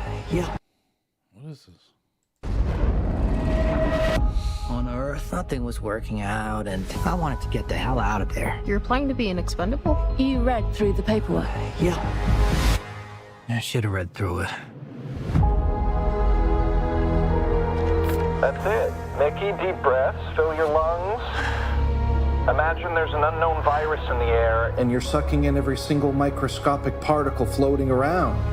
All the viruses. So good? There really was an unknown virus in the air. Is that Robbie? I can't tell. Is that Robbie Patz? Oh, that's funny. It's from the director of Parasite. Yeah, it is Robert Pattinson. He's a very good actor. Lethal one. See you tomorrow. Fellow pioneers, almost every single one of you will be remembered throughout history. They made me work my ass off, giving me one shitty mission after another. You're an expendable. You're here to be expended. Every time I died, they just printed me out again. Everyone asks, what's it feel like to die? The ship was filled with mostly dickheads. But Nasha, she's always loved me. That's when everything changed. Multiples. In the case of multiples, we exterminate every individual. Which body goes first? One at a time is twice the fun. You don't look like you're printed out. You're just a person. It's not your fault. This is a fight to the death.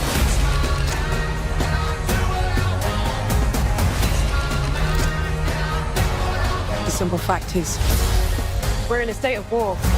And our survival is in the balance. I got a job to do.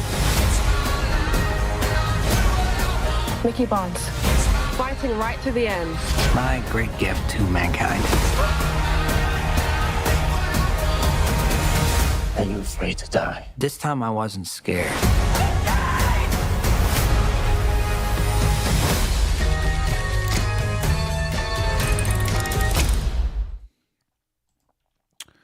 That looked really fucking cool, actually. Yeah, and I'm kind of at a point where I'll watch anything Robert Pattinson does, because I forget what the fucking movie it was. Fuck.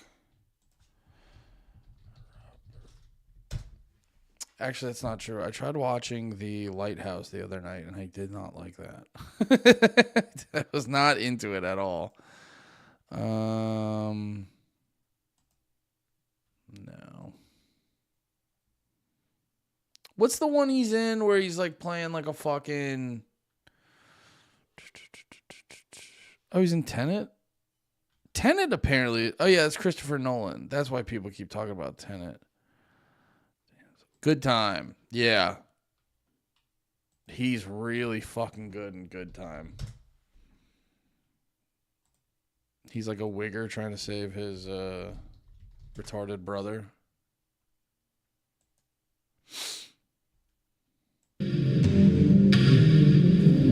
Next? You're incredible. Do you understand? Yeah. I'm serious. You think I could have done that without you standing next to me being strong? Are you feeling this? Are you feeling it? Because I'm feeling... By the way, like... Wait, where... I need an interview with him.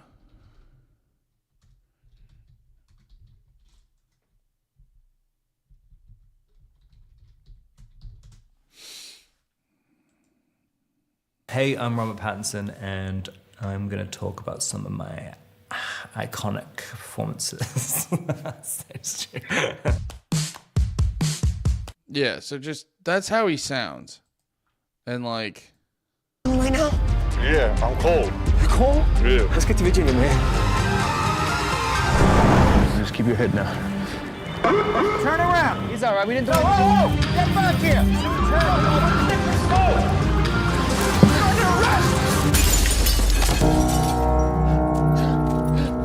So I told you about my brother, yeah? Something happened.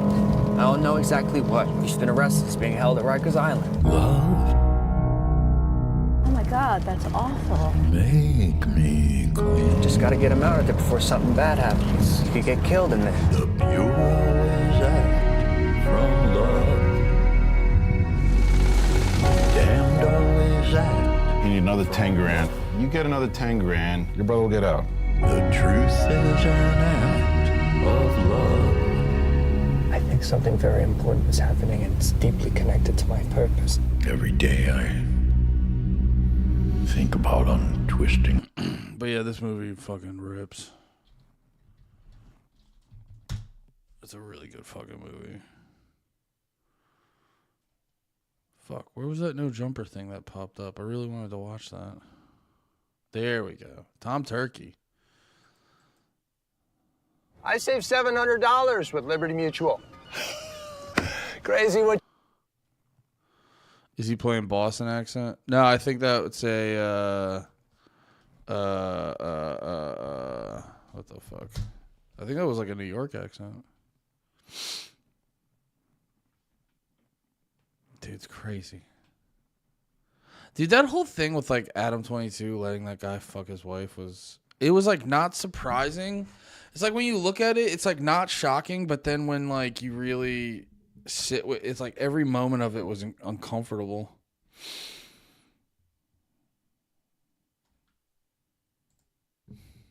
And Kelpie beating the crap out of each other during a time. From its origins of blowing up with XXXTentacion, to hosting FouseyTube's mental breakdown in front of Keemstar, to Suspect and Kelpie beating the crap out of each other during a live recording. Even if you don't care at all about underground rap, there's a good chance you've seen one of the several infamous clips of fights, attempted robbery, and anything in between. Pulling in My first moment when I was like, oh, this Adam22 dude's kind of sus. Like, I don't really know about him or anything like that. It was when he was doing these videos with Lil Pump. He was doing these videos with Lil Pump, and I realized Lil Pump was like 16. And it's just Adam22, a grown-ass man, filming a little documentary while like these children are doing and it's like, I guess technically, like if you're technically doing a documentary, you want to be in the background and just let them do their thing. You're not going to be like a fucking nerd hopping in going like, don't do that. But he's just kind of like getting in he's kind of like being like, oh yeah, it's so cool that you're like, that's a bad look, dude. That's not a good look. in 30 million views a month and being host to more than 5 shows, the No Jumper channel is pretty impressive. And it's hard to believe one person founded this media empire. That one person being Adam22. With the work at Actually, let me get some more ice and 2 more Celsius, and we're gonna crush this vid. Talk amongst yourselves.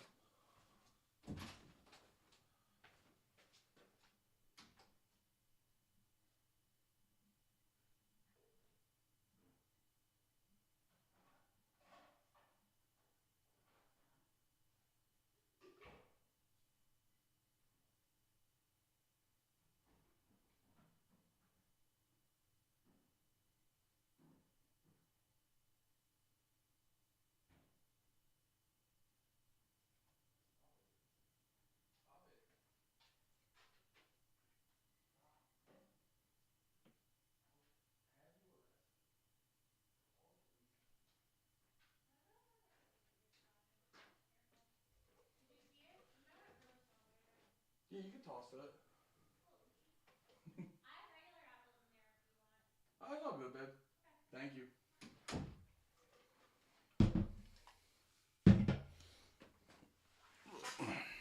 ethic of Mr. Beast and a moral compass closer to Johnny Sins or Ron Jeremy, it's hard to picture anyone else even being able to found a brand so large and infamous. Recently, however, No Jumper has experienced a sharp decline in clout as the nature of Adam's relationship with his wife has been called into question. Hey guys, guess who I'm shooting?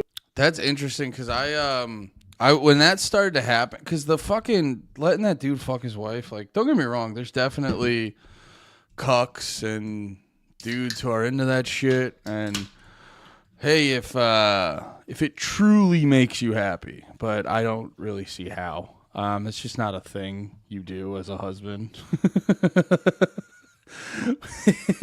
Is let other men put their fucking 14-inch cock in your wife. It's not really a thing dudes do, but whatever. If you're truly happy, have fun.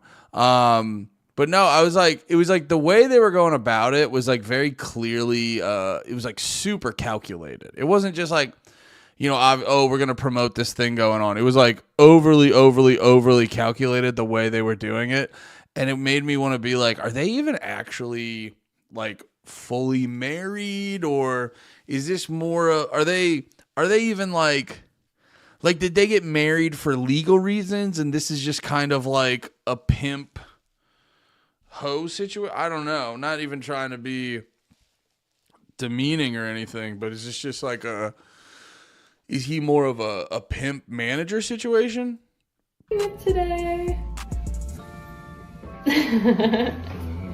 It's finally happening. Wow, I did not know you were going to do that. This has led to a lot of mockery and an overall dip in the respectability of the No Jumper brand. But this is only the tip of the iceberg. Adam's life is filled with bizarre connections, violent confrontations, criminal activity, going on tour with rappers, strange allegations, and so much more. So today, we'll examine his past to see how he wound up here. This is the No Jumper story. Born on November 24th, 1983, Adam22, or Adam Grand Mason, was born and raised in the small town of Nashua, New Hampshire. He had one sister, a mother that was a librarian, and a father that worked as an operative for the Democratic Party. Even at a young age, he was interested in counterculture. His parents found that at age 9, Adam was already listening to hardcore punk like Minor Threat and underground rap like Jedi Mind Tricks. Growing up, he quickly developed a passion for extreme sports. He discovered BMX biking and almost immediately became enamored with its thrilling nature and the tight-knit community surrounding it. As a 6th grader, Adam's father would unexpectedly go to prison for defrauding the city and abusing his position of power, an event that he later said profoundly affected his family life and put immense stress on his mother. Little did he know, his father turned out to be friends with Bill Clinton and received a presidential pardon after helping Bill win New Hampshire during his campaign. Allegedly, his family is highly connected to the Rockefeller family, and with a last name like Grand Mason, it's no surprise people have made theories about what the actual reason. Wait, there's a fucking... Sorry, I'm multitasking right now. Wait, is he Jewish? Is there like a fucking Jews run the media correlation? That'd be so goddamn funny. God damn it, that'd be funny. Already listening to hardcore punk like Minor Threat and underground rap like Jedi Mind Tricks. Growing up, he quickly developed a passion for extreme sports. He discovered BMX biking and almost immediately became enamored with its thrilling nature and the tight-knit community surrounding it. As a 6th grader, Adam's father would unexpectedly go to prison for defrauding the city and abusing his position of power, an event that he later said profoundly affected his family. That is funny considering all the like culture vulture allegations, which I'm not even a fan of the term culture vulture, but the irony of it is very funny. Your dad defrauded it, and now you're this guy who everyone fucking talks shit on.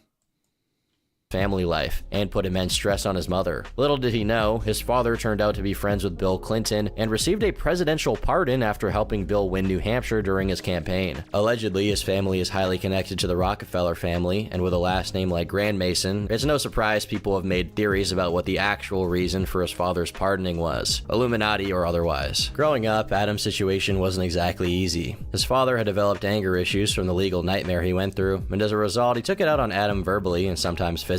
Yeah, it was like some abusive scenarios and stuff. We're like super cool now, but it was like I was just going to war with my dad, like fighting every day. Did he hit you with objects? No, he just hit me with his fists. The two would eventually make up after going to therapy, but for a period of time, Adam used BMX as an escape from his stressful household. His real journey in the BMX scene began during his high school years, spending countless hours honing his skills and exploring the local skate parks. His dedication to the sport grew, and he found himself deeply immersed in the culture, surrounded by like-minded riders who shared his enthusiasm for BMX. Following high school, he attended a community college before transferring to the University of Massachusetts. During college, Adam's grades would start slipping after transferring, and he started to get preoccupied with something that held his attention way more than school: credit card fraud. Here, Adam established 2 personality traits early on that he would carry for the rest of his life: a consistency in whatever field of work he was in, and a loose moral compass. His friends introduced fraud to him. Dude, I like the casual nature of how he's just delivering the info. I didn't know Adam22 was doing credit card fraud. That's crazy. And after a while, I thought he was just a dude who was in like, that's interesting. You find out this shit about people.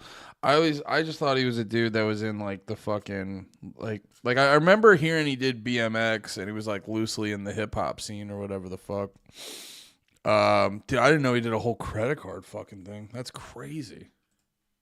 They got good at it. So good that eventually he just dropped out of college and moved to New York with the money from this venture, much to the dismay of his parents. My parents come from an environment where they grew up really, really, really poor in like the parts of New Hampshire and everything, you know? And so to them, education is so important because the only reason why they're in like a good financial position now is because they went to college and were able to get good jobs where they were able to make a decent amount of money. While living in New York, he continued committing credit card fraud with his friends, making what would be a six-figure salary. Everything seemed great, that is, until 6 months later. His friends would get caught and arrested at a GameStop, stressing him out so much that he quit entirely after this. Now jobless and alone in New York, Adam looked for ways that he could make a quick buck, often browsing the internet and looking for alternative ways to make money. At age 22, he figured out that he had a knack for online poker, and it didn't take long until he got hooked. At his peak, Adam would apparently play upwards of 12 hours a day, with an average of 100 hands per hour. Apart from his job, Adam often rode his bike around the city, still finding BMX and the community enjoyable. It was during this formative period that Adam found inspiration in a blend of two distinct worlds, hip-hop blogging and BMX. He had been using blogs and forums like Nah Right and the B9 to read and discuss rap and rock music he liked, while also browsing BMX blogs. The issue being that there were too many small BMX blogs at the time, and they were all largely splintered communities. This became the catalyst for his own venture that he created in 2006, The Come Up,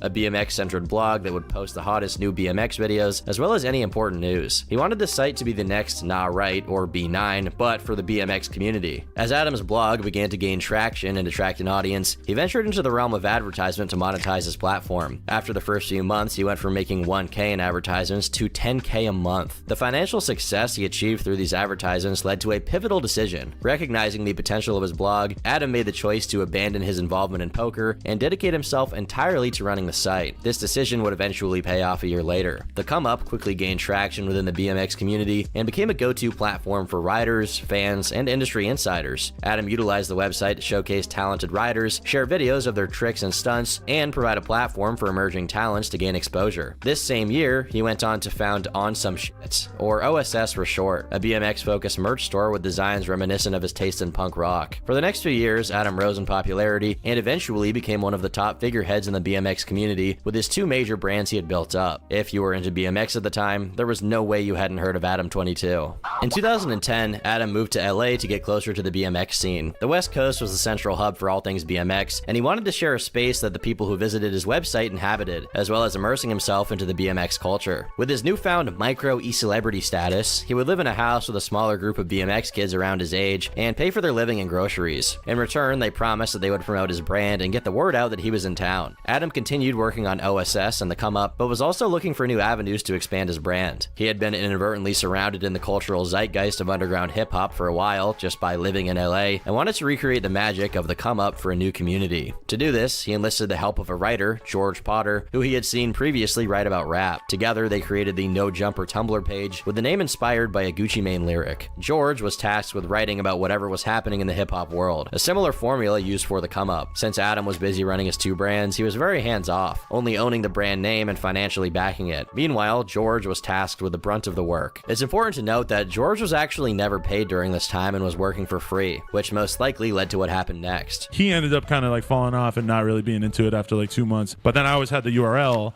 And then when we start, and he did a really good job for that time period, even though he didn't like stick with it, whatever. But I mean, it's hard to keep writing for free all the time when you aren't getting anything for it. 2 months after the blog was created, George outright stopped writing, most likely due to burnout and no incentive to keep going. He and Adam went their separate ways, but Adam still kept the website name in his back pocket if he ever thought of a way to use it in the future. With this new venture failing, Adam went back to being BMX focused for the time being. Looking for other ways people could view his BMX content, Adam branched out to YouTube. Starting in 2012, he made how-to videos about certain BMX tricks hosted by well-known micro-celebrities that everyone in the community would know, posting these to the OSS and the Come Up YouTube channels. These videos, while not blowing up, got people otherwise uninterested in BMX to start giving it a try and looking for ways to buy a new bike. Seeing a hole in the market, Adam capitalized on this a year later by starting his own brick-and-mortar store for OSS, selling his merch, but more importantly, selling bikes. The store was located by Skid Row and slowly became more than just a store. It became a place to hang out. The BMX community was was thrilled, and the store started to become a regular place to go to for most in the LA area, eventually becoming so popular after 3 months, it started affecting the regular inhabitants. Outrage tonight over a viral video that was posted on Facebook of a professional bike rider or two using homeless people as props in the video. NBC4's McCollum Medina found who posted the video, and you'll be surprised to hear why he said he's not taking it down. Even though nobody got hurt, it's like right on the line of,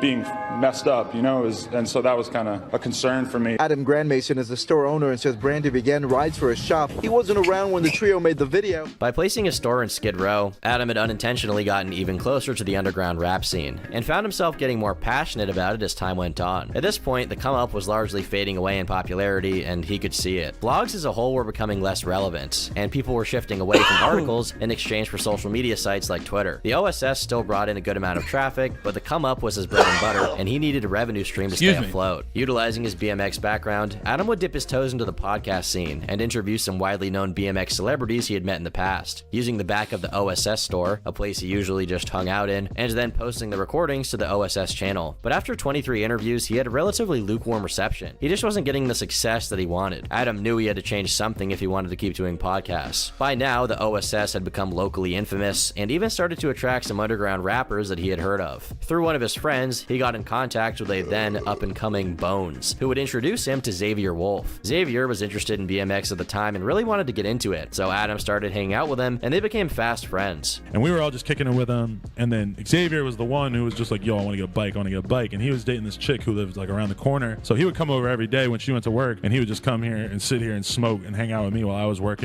Xavier became a regular at the shop, and after the so-so reception of Adam's BMX podcast, he leaned into his knowledge and connections in underground rap, changing the focus from BMX to rappers. Xavier would be the first rapper he interviewed, and immediately it became clear that this format was the way to go, with the interview doing 10 times as well as the previous ones. This single video acted as a catalyst, opening the door for other rappers to come on, and Adam capitalized on that to the fullest. But there was just one slight change he had to make. He had been uploading these podcasts to the OSS YouTube channel, but since that brand was more BMX focused, he wanted to create another that was more specifically about underground rappers and the culture. Reaching into his back pocket, Adam renamed the Come Up channel to No Jumper, and officially began his career as a podcast host. Starting small, Adam was conducting interviews with local rappers and artists who had not yet gained widespread recognition, but had some traction on sites like SoundCloud. He understood the gap in the market and knew that most of these rappers had not gotten their voices heard. Through No Jumper, he sought to provide a platform for the emerging talent, allowing them to share their stories and connect with a broader audience, as well as speak, sometimes for the first time in an interview format, with their pre-established fan base. Since he was in the Bay Area, he just walked around and looked for people to interview, actually finding success in his first ever official interview on No Jumper, Ryan Denny, a tech entrepreneur that he had just run into on the street. Adam's strategy for getting interviews at the time was a method of connection. If he had friends who knew a guy that had 50,000 followers on Instagram and also was an emerging talent of any kind, he would jump on it. And then I got like Ain't Nobody Cool, like those dudes, just because I was friends with them. I just happened to meet them and I liked their brand or whatever. And then that was what was in my head. I was like, if I can get those dudes, I know I can get them. And then I can get the Shop Gene girls because they're friends with them. And then if I get them, I'm sure I could branch out to something else from there. He took this method to its extreme, at one point interviewing the guy who was tattooing him after they started talking. Even though he started with essentially zero connections, he somehow found a way to make a decent amount with very little. It also didn't hurt that this was the start of the mainstream SoundCloud wave, and underground rappers were coming up left and right, giving No Jumper more content than ever. One of the earliest interviews on No Jumper that gained traction was with the Suicide Boys, and it showcased Adam's knack for drawing out authentic and engaging conversations. This isn't even an interview, it's just a serious adult conversation. I love it, dog. Adam interviews so damn well, never a dull moment. Much respect.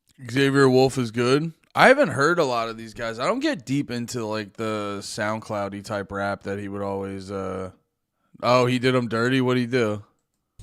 Not only that, but it established something that No Jumper will be known for, finding underground rappers before they blew up. Adam had interviewed the Suicide Boys on I actually think one of the appeals of No Jumper too, I remember kind of thinking this, I never would listen to it regularly, but I would watch, like I wouldn't like, oh, new podcast out, let's check it out. But like shit with theirs would go viral, so you'd go check it out. And the nonchalant nature of their studio was always like a cool thing.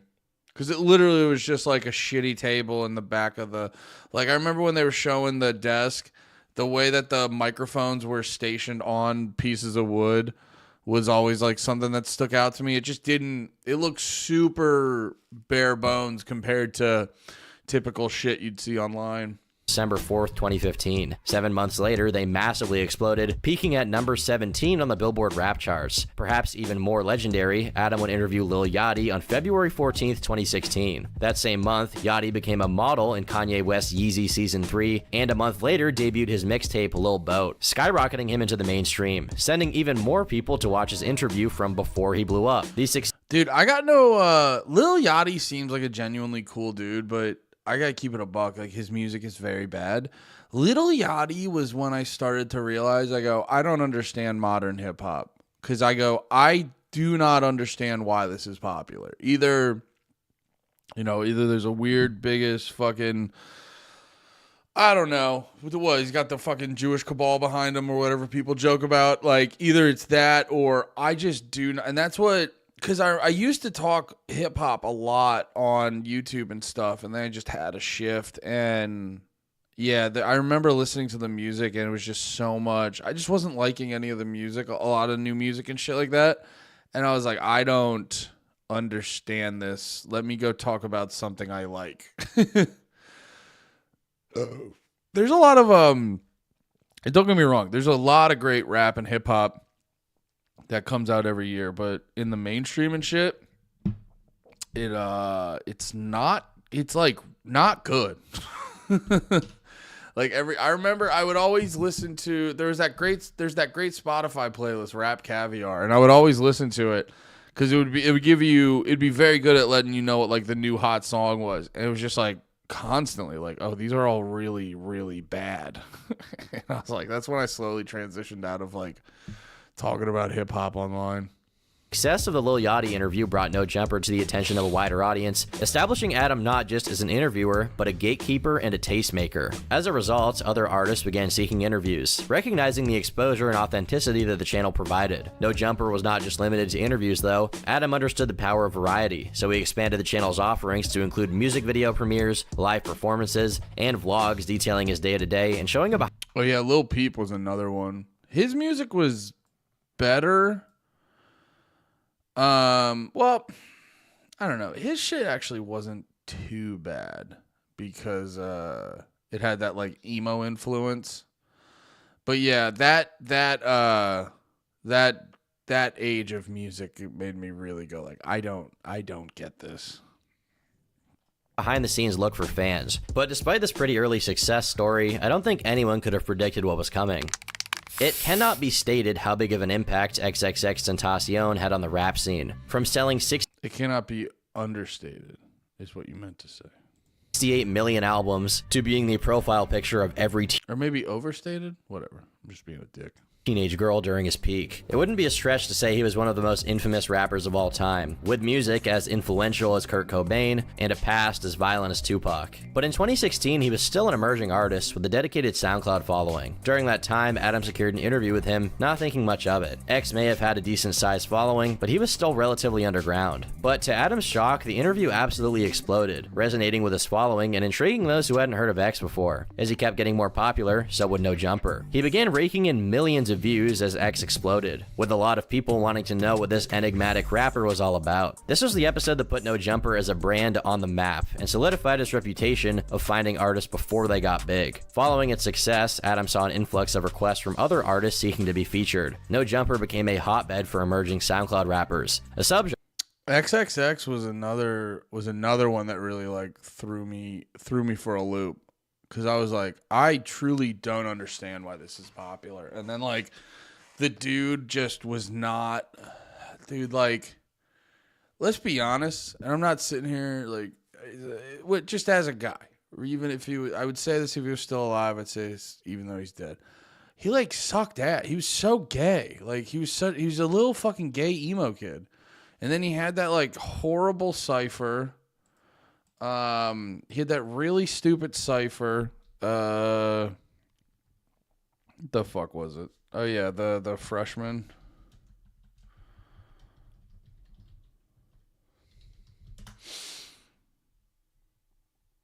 Was this the? Yeah, like.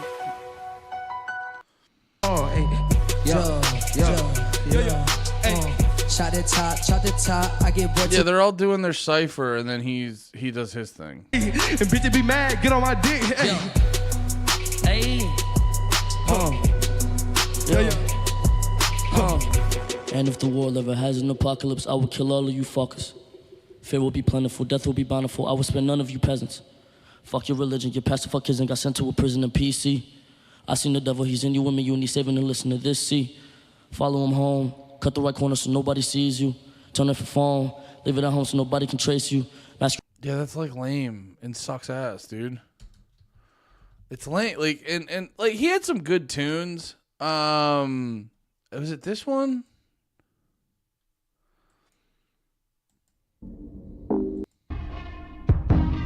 Suicide, if you're ever gonna let me know. Yeah, suicide.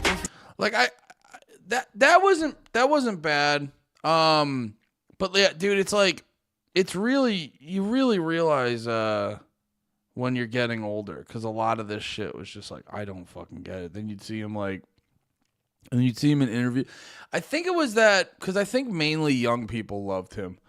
And a lot of the stuff he would do would be very appealing to young people because they're not older yet and they haven't been through stuff like this and they don't realize how like abhorrently cringe it is. Check out Thunderman by Xavier Wolf. Sometime you might like it. It's too much to type out to explain why Adam did him dirty. Gotcha. Maybe they'll talk about it here. Genre that was blowing up. Artists like Juice WRLD, 6ix9ine, Lil Pump, and Trippie Redd were among the many who made appearances on the show. This had compounded with increased interest from record labels, managers, and industry professionals who recognized the platform's potential as a launchpad. Adam's work ethic and vision were paying off, and he created a space where artists could be heard and discovered. At the tail end of 2016, a girl named Lena DM'd Adam on Instagram looking for a job. His response was this. Let's go get dinner sometime. Yeah, he was like, when are you going to buy me some drinks? So, like, did I really say that? Yeah. Oh, that's fire. Hell and then yeah. we went to a podcast as our first date. Yeah, I got interviewed by fucking Gangsta Boo and Jackie Chain Really? for my first ever time hanging out with her. Isn't that weird? That was fun. I thought it was fun. Yeah, I mean, God, what could make you look cooler than that? Lena and Adam eventually got together as a couple, with Lena showing the public a side of Adam that had largely been unknown until now. I will say, I thought him getting the Lisa Simpson tattoo like that kind of goes pretty hard. Also, his wife is pretty hot and it's cool to look at her naked. His susceptibility and intrigue with sexual degeneracy. On January 4th, 2017. I will say Adam22 does have he has something on all of us where, because like he has a funny thing where it's like, oh, your wife does porn, and then we've all looked up your wife. I've seen your wife naked, and then you realize you're like, damn. You're like, oh, I've seen your wife naked, and then it hits you, and you go, damn, I've seen Adam22's dick. Fuck. So he always has that on people, which always makes me laugh, because it's like, yeah, oh yeah, you saw my wife's tits. Well, you saw my cock, so you're fuck you. You're like, fuck. Adam uploaded, I had a threesome and I vlogged it. The title pretty much sums up the video topic, but more importantly, it blew up, getting 12 million views. Keep in mind, this was around. Yeah, that was always like Adam22's thing that I never got, because he was always like, Adam22 always came off like the older kid who had bought the young kids beer. He was always the guy, like, he always had the energy, like, you'd be a bunch of, hey, Waffle Monster with the sub. Look at you, you son of a bitch. Thank you very much, brother. I appreciate that a lot. Your subs go a long way to making me a happy, happy boy and putting some cash in my pocket. Thank you for the sub. I really appreciate that, brother. If anyone else is feeling generous, you can sub, Twitch Prime, all that shit. But yeah, Adam22 always had that energy of a dude who, you know, it's almost like you were hanging out in high school. I shouldn't say never. There were always times. I was never like friends with a dude that was crazy older than us. I always knew girls in high school. Who just like, you know, I don't know how much it happens now, but like back in the day, every girl in high school just dated a dude who was in his late 20s. And we all just were like, that's weird. And then never really thought anything of it. It's just, you know, it was a different time back in the day. You could get away with having sex with children. It was just a different time. People didn't care, and they don't care that much either. We live in a dark, dark world. But yeah, he would always feel like that guy. He always came off to me like that guy who was like, you know, fucking Seth Rogen and Pineapple Express, shit like that. Around the time people like Zoe Berger got insanely popular for videos where she teased revealing her nudes if she got 1 million subscribers. Adam, always on the lookout for hell yeah, Wolf. Lurk like a motherfucker. I appreciate you, brother.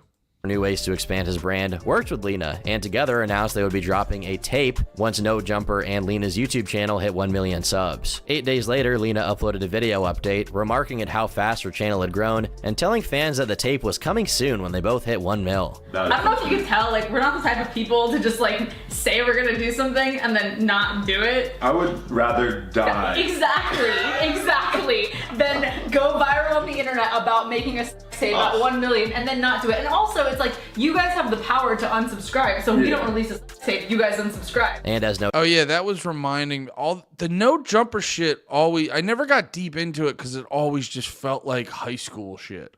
It always had the energy of everyone in it, no matter how old they were, they always felt like high school kids. The way they were kind of like talking about shit and like processing problems and stuff like that. Like, don't get me wrong, I've watched clips of Adam22. He's a very smart guy, but he always like leaned into the high school shit, and I never got big into that.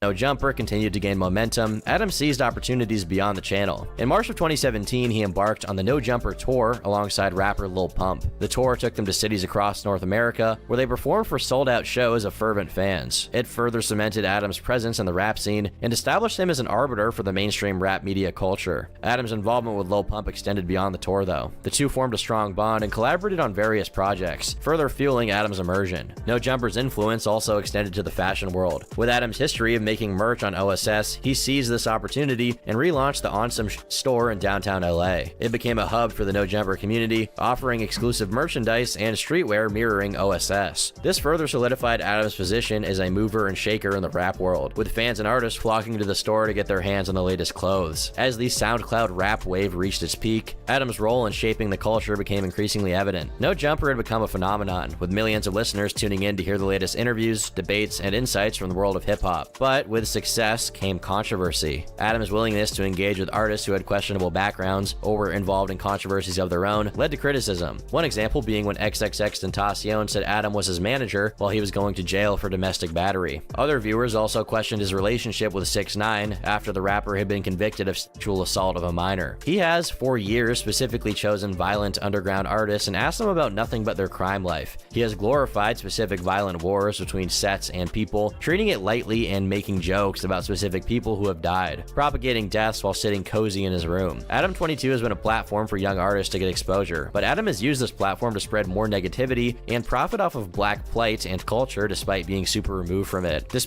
Yeah, I do actually kind of get where people are coming from with that, because a lot of I remember watching some of his clips, and a lot of his clips are like it's like getting into because it's like you don't realize like you're getting into the nitty gritty. It was the same thing that people got mad at academics for when he was doing the Warren Chirac series.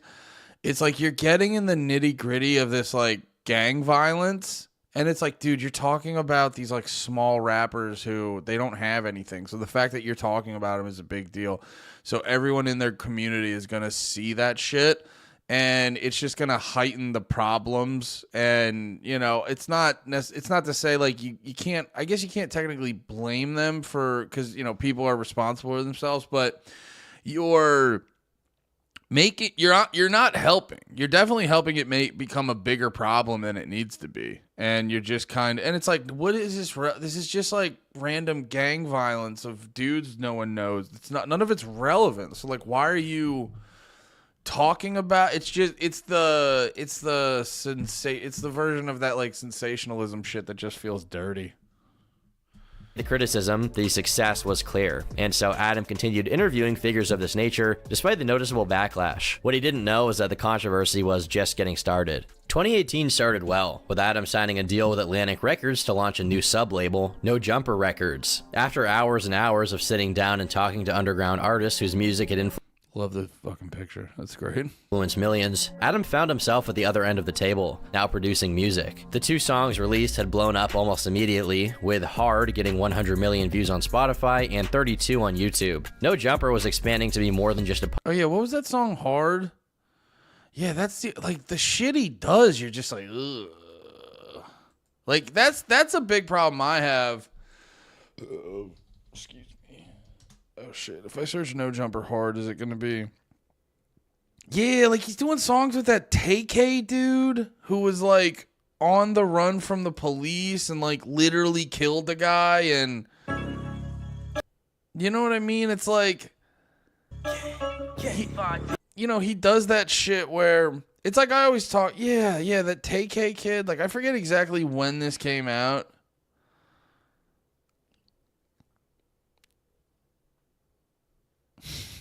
Yeah, he just does a lot of shit that just makes you kind of like, that's not, it's that kind of stuff where you're like, there's worse things in the world, but on a case by case, you see him do shit and you're like, ugh, chill, dude.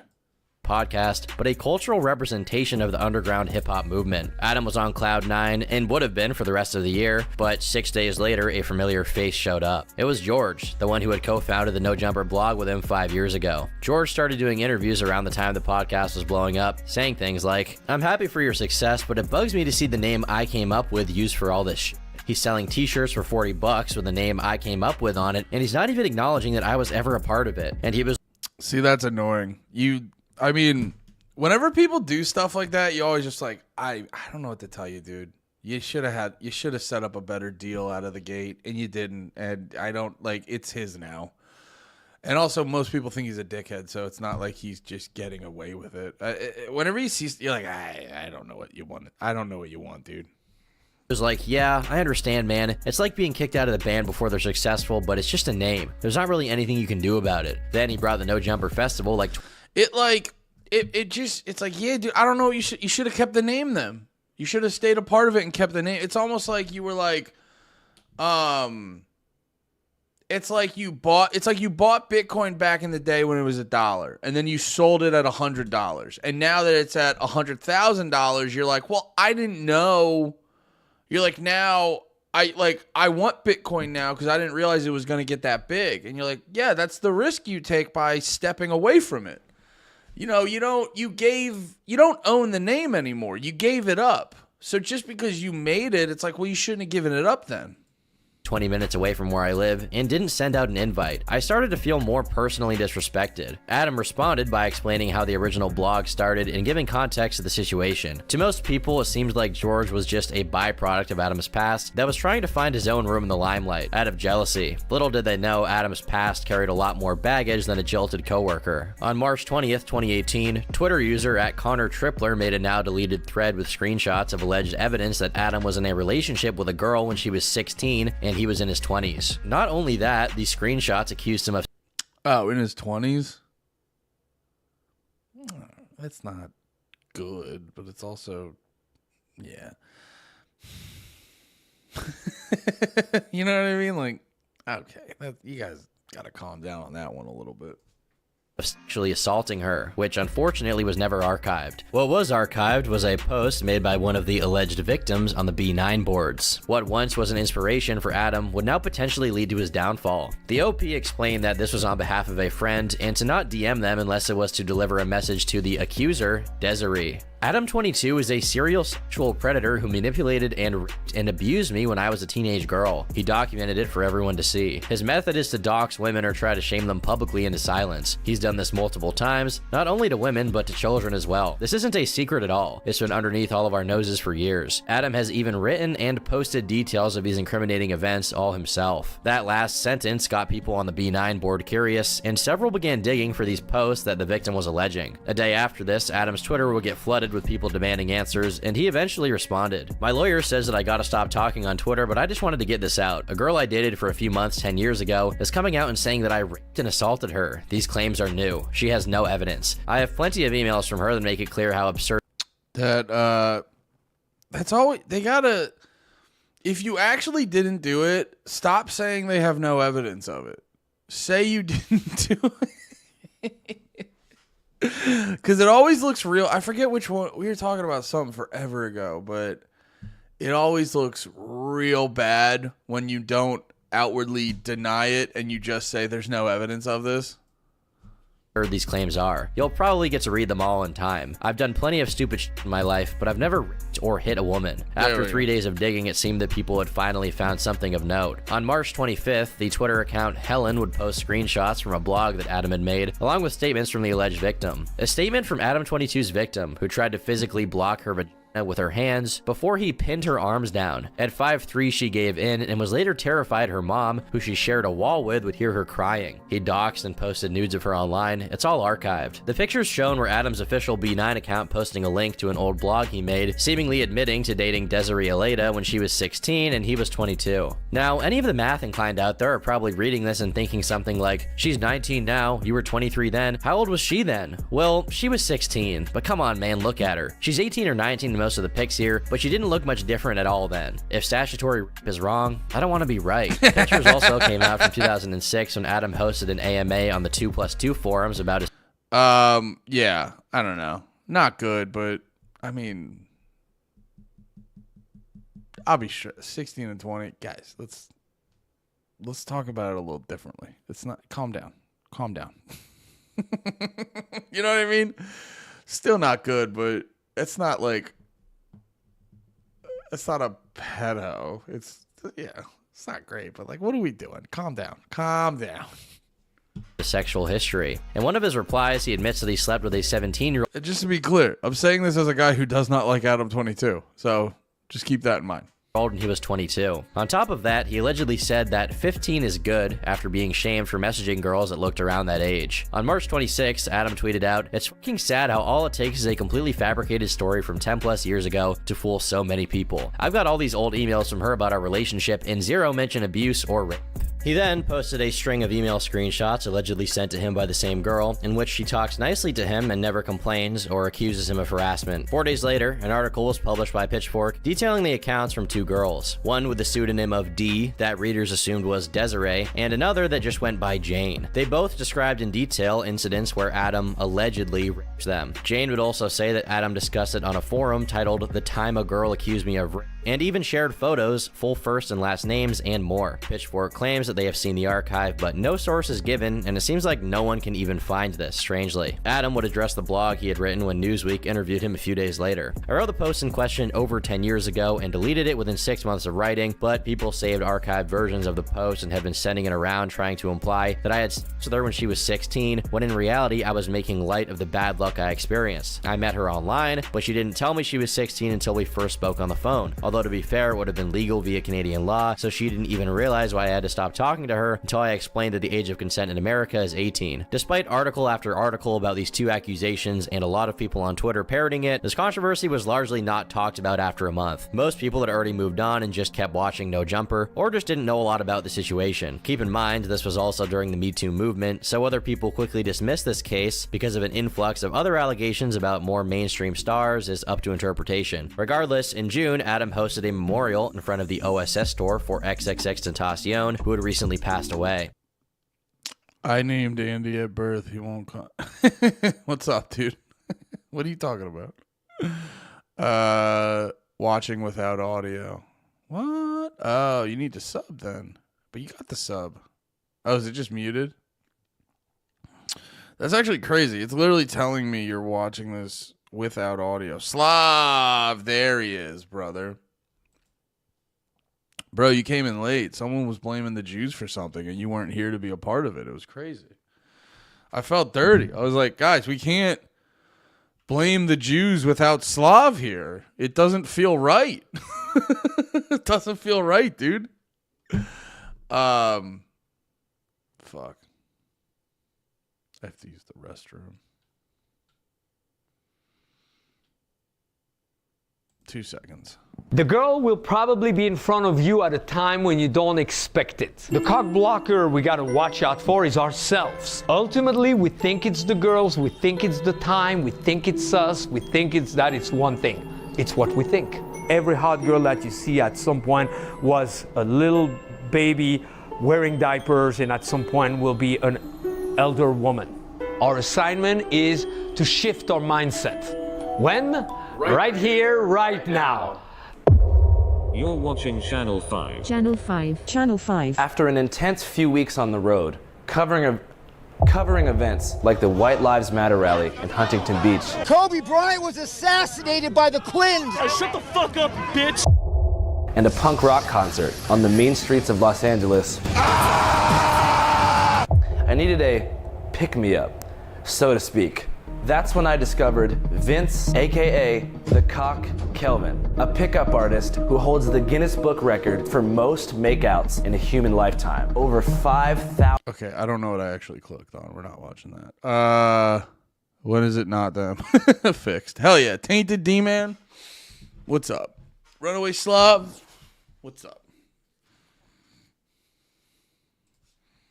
The crowd reached 1,000 people and got so chaotic that police in riot gear showed up, having to use tear gas and rubber bullets to disperse the crowd. Since this incident was right after the allegations, viewers speculated that this was purposely meant to divert attention and get the heat off of Adam. During this time, they've thrown that accusation at him a lot, because that literally, there was like new accusations of him fucking a kid.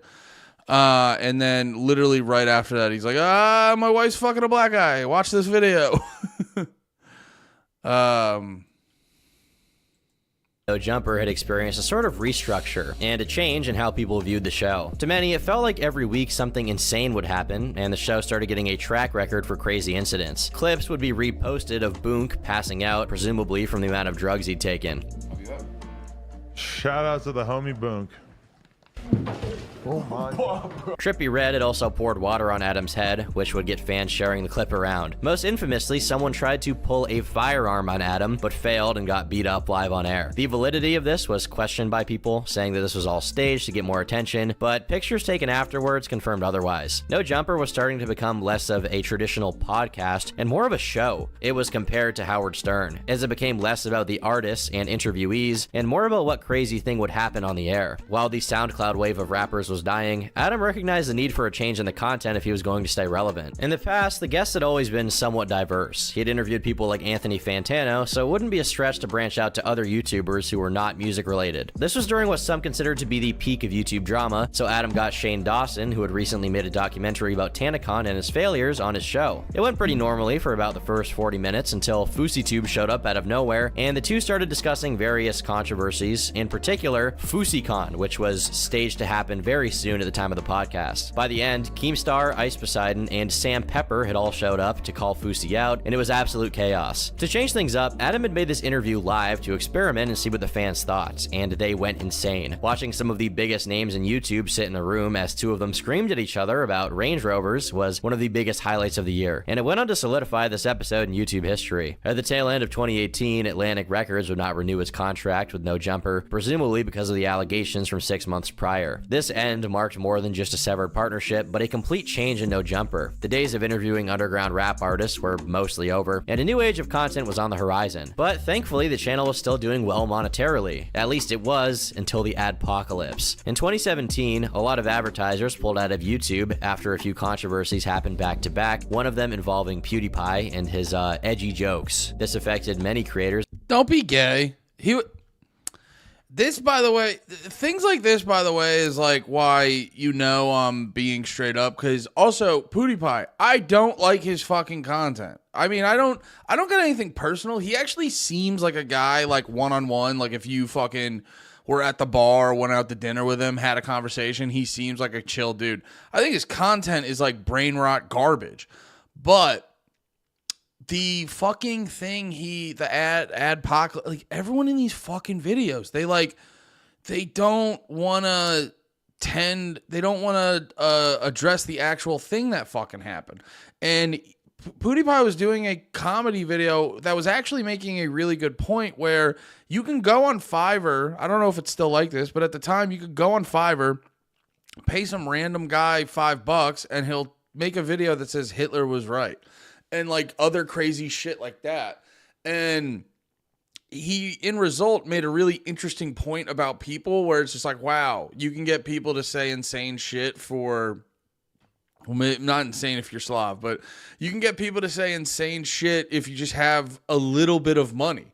and was actually making an interesting point. Unintentionally probably. And people just go like, nah, he was just making Nazi jokes. And you're like, no. Actually, like, look up the fucking thing. It's always fucking annoying. I knew he was going to do that. Across the site, and some YouTubers saw a 90% decrease in ad revenue on a monthly basis. For reference, before the adpocalypse hit, Adam claims the No Jumper channel was making around $50,000 a month in ad revenue alone. Afterwards, the channel got knocked down to $5,000 a month, which was obviously extremely concerning. Adam now had to diversify and find alternative ways to make money. He had noticed over the years that it's fucking wild. It's also just shows that like the people at YouTube are a bunch of cunts. Because it's like, guys, you know, people like this is their livelihood, and they probably have, and I get it, like $5,000 a month is still a lot, but just imagine you're making $50,000 a month, and you set, you know, a lot of people just like reinvest in the business, so you have all these things set up for your business to try to grow it and make it bigger, and now just out of nowhere, due to no fault of your own, your revenue is just cut by a fifth. Or whatever, or a 10th, I think it was. Maybe I'm doing math wrong. You know what I mean? Yeah, it's just like, so like the way that they just implement those out of nowhere is always ridiculous. Off to Drinking Bros. Have a good one, Slav.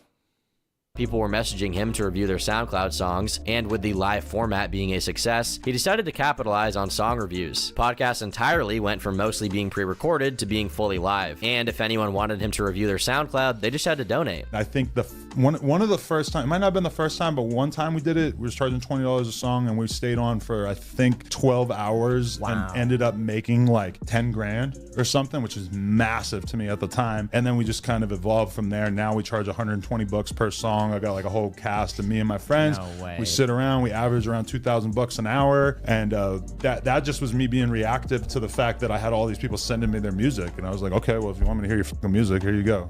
Fans had gotten acquainted with co-hosts he regularly had on, like Cam Girl and House Phone, so the first new show was hosted by both of them. After a few episodes, Adam actually joined in, and they would officially create the second podcast on the No Jumper channel, titled The No Jumper Show. Content around this time looked drastically different than it had a few years before. Previously, longtime fans had been used to seeing underground rappers, but recent interviews had largely been about internet personalities like FaZe Banks, Boogie2988, Nerd City, and Justin Wang. Fans were starting to feel like something had changed, and the original roots of the channel were dying because Adam felt the need to stay relevant in the pop culture zeitgeist. With a mindset of never-ending expansion, the channel eventually got too many shows to keep up with. In fact, the crew of No Jumper got so many shows that they developed their own fan base. Viewers that had never even heard of Adam before were now going to watch whatever show was being hosted by the crew members. And notable crew members during this time really displayed the direction the channel was going. Examples of this include Sharp, who is a pimp, and AD, a Crip. Longtime co-host House Phone had been with the podcast since its inception and was noticeably bothered by the distinct change. He would still get his own show, but got into petty disputes with the rest of the crew. No Jumper at this point had become much larger than Adam. It was less of a channel and more of a mega conglomerated pile of ooze. Original fans from the BMX days had noticed that his blog, The Come Up, had been deleted, along with the OSS store closing around the same time. To fans, it felt like they had been abandoned in exchange for whatever was getting No Jumper the most money at the moment. Adam was such a fucking leech. He truly was the worst person that could have been running the biggest BMX site of all time. The dude brought so much negativity to the sport. Maybe it was inevitable, but his personality was and is awful and was the opposite of the friends I made while riding for the last 20 years. But Adam didn't care. Things were just getting better and better. Live streams were now averaging more than 5,000 viewers per show. No Jumper had an endless amount of content, which only multiplied on top of the pre-recorded podcasts, making the channel into a money-printing machine. If there was one thing consistent about Adam, it was his consistency to make money, regardless of his moral quandary. His girlfriend Lena's channel had recently hit 1 million subs, so they would finally deliver what they had promised. This was Adam's first on-camera sex tape, but it wouldn't be the last. After this, it felt like Adam had fallen down the porn industry rabbit hole. He had admitted to having threesomes in the past, but after his tape with Lena had done amazingly well, monetarily speaking, there was no stopping him. Lena had recently announced that she was pregnant, and they unanimously decided it would be a great idea to celebrate this holy conception by having a threesome with Trisha Paytas. The video itself was released on Trisha's OnlyFans, but viewers were deeply disturbed at the fact that Lena had a threesome while she was carrying a child. Wait, he did that? Ugh. Yo, Slav, chill. Ew. Like that kind of goes back. I think I was kind of saying that earlier. Like everything he does, you're always like, ugh. It's like never illegal. It's always like legal shit that you're like, no, it's not that like, oh, you're illegal or blah, blah, blah, or whatever. You're just always like, ugh, what the fuck, dude? I shot my first ever threesome from OnlyFans with my favorites. Lana and Adam. I lived y'all dream. Does that Trisha pay? You didn't live our dream. I don't want to record a fucking. I don't want to record a sex tape with a pregnant lady. It's not anyone's dream, dude, except yours. Dreams. I was inside the belly of the beast. Shout out Trisha Paytas. Let her the plug. You. For Adam, this was the match that lit the fire. It's so funny. You're like, we could all have sex with them. Is that who that lady is, by the way? I've seen her online, and she just says, like, stupid shit. I didn't realize she was, like, an OnlyFans. There's so many, like, fucking OnlyFans chicks that get a manager to, like, make content, and they just get hurled upon you. It's awful. It's an awful world we live in. After reducing himself to the point of a threesome with Trisha, all bets were off. Yeah, when I was looking at her, I'm like, you know what? I don't feel bad about this at all. She's I'm super definitely gonna pretty. smash People were trying this. to roast you about it. I think that was okay. No. The booty was round. The I funniest could sit a thing. cup on that. A year after that video, Adam made Plug Talk, a focused version of No Jumper, where he and Lena would interview a porn star, then partake in adult activities on camera. Viewers would also be intrigued by thought-provoking questions and were really able to self-internalize as they watched what many considered to be the smartest podcast on the web. Are you planning on doing all the crazy shit you're trying to do? The smartest podcast on the... What are you talking about? I mean, I guess that's a thing people think when your whole career is, you know, appealing to teenagers. But that's retarded. What are you saying here? Problem is not the yuckiness.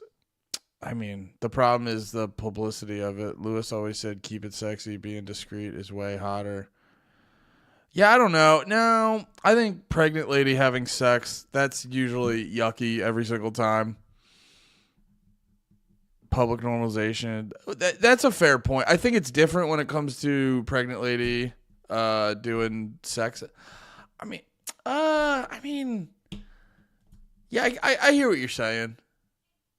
No, but even that, if you were like, oh, I had a threesome with a pregnant chick the other day. That's weird.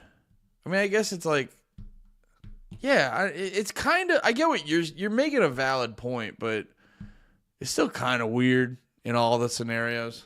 On gangbangs and all this kind of stuff? Oh, yeah. Really? Yeah, I just wanted to, like, you know, dip my feet in a little bit first. But yeah, I want to do like BDSM shoots. I want to do track.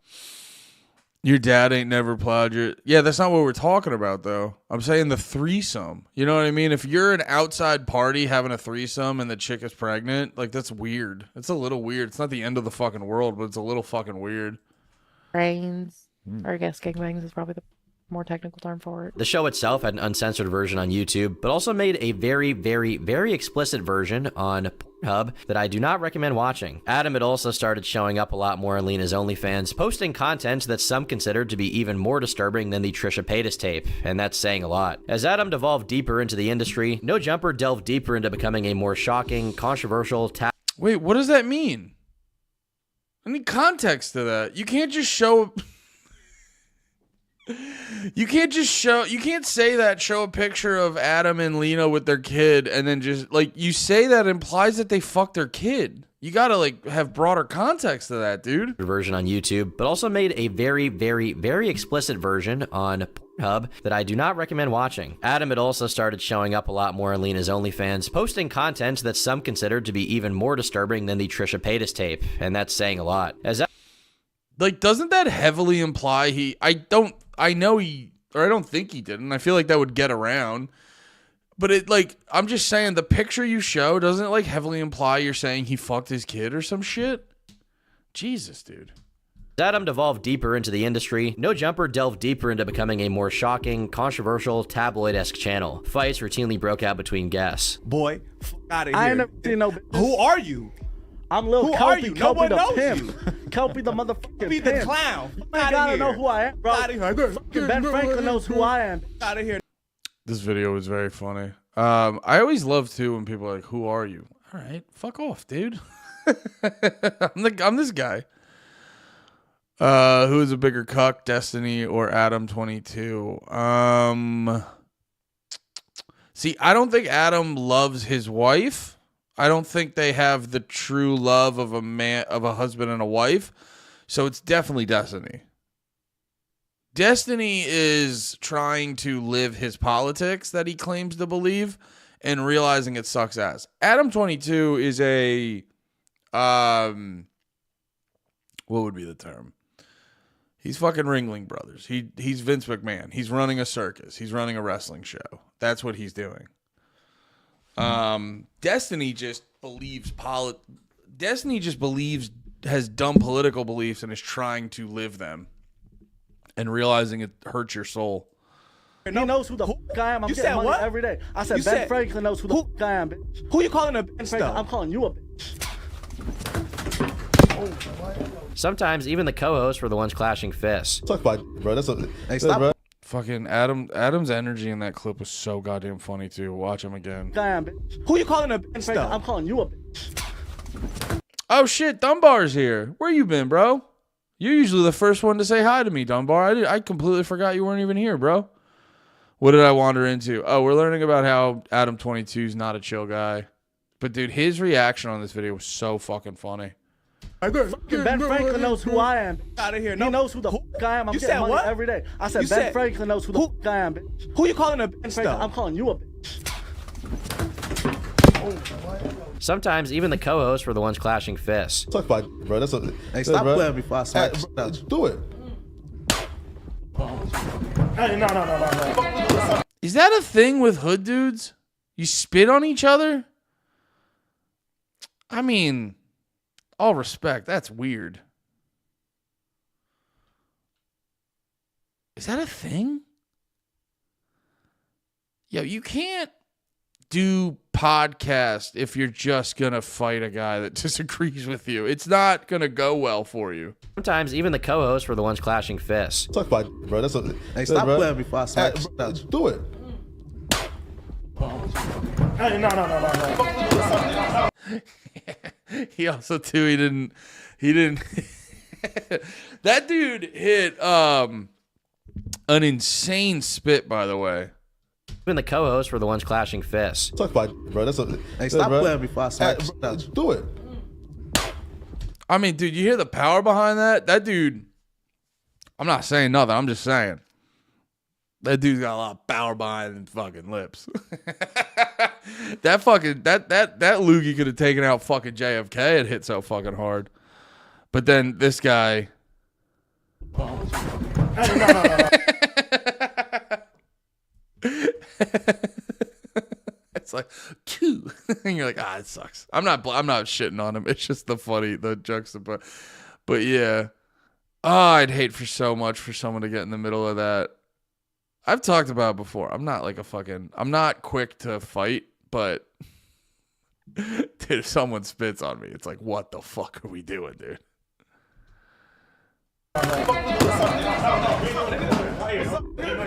Watch out, we ain't doing that here. As the number of shows grew, so did the number of controversies. Subjects began to revolve around what could get the most extreme reaction out of anyone involved, regardless of the harm it may do while live. Short term, this would greatly benefit the channel, but long term, it would end up diluting the brand from a respectable rap podcast to a circus freak show.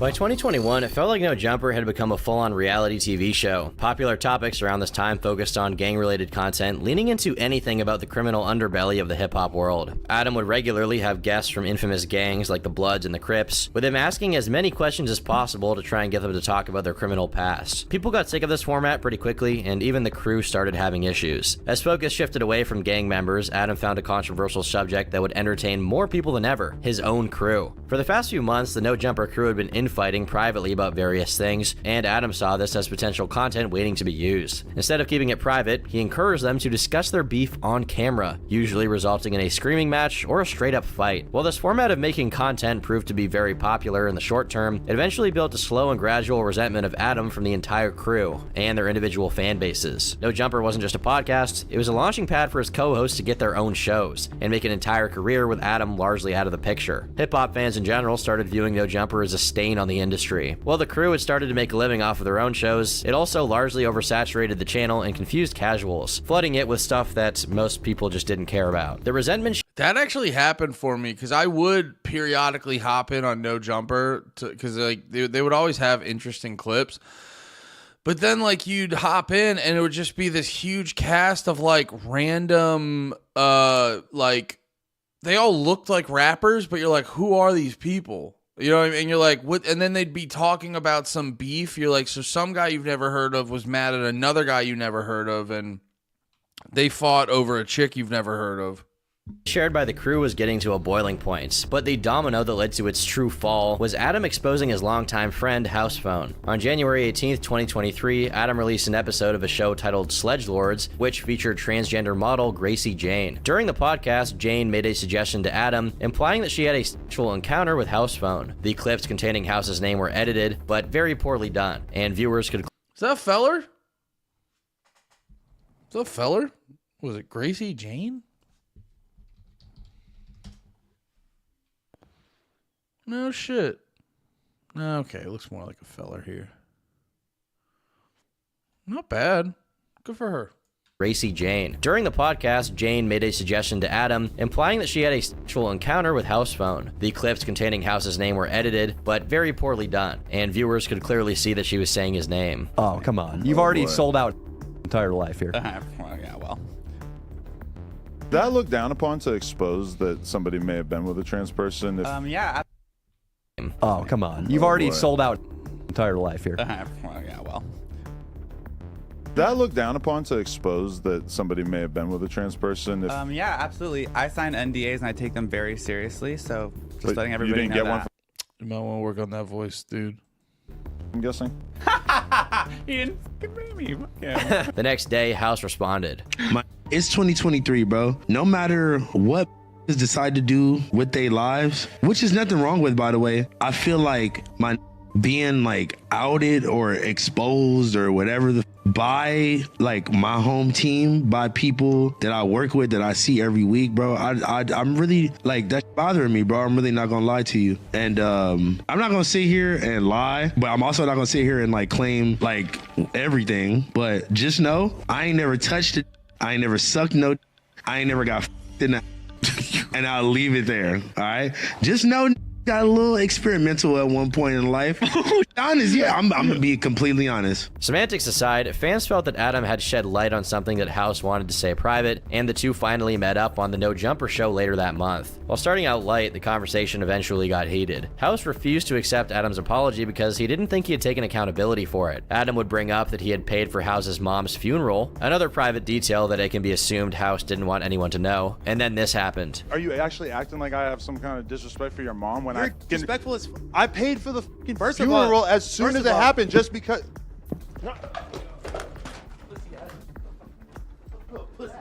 The two eventually squashed their beef in the public eye, but there was no repairing the damage this had caused. Housephone quit a few weeks later, and many attributed Adam exposing him to be the main reason why. Many of the fans turned on eventually Respectful as paid for House's mom's funeral, another private detail that it can be assumed House didn't want anyone to know, and then this happened. Are you actually acting like I have some kind of disrespect for your mom when You're disrespectful as I paid for the fucking First of all- funeral as soon first as of it all- happened, just because.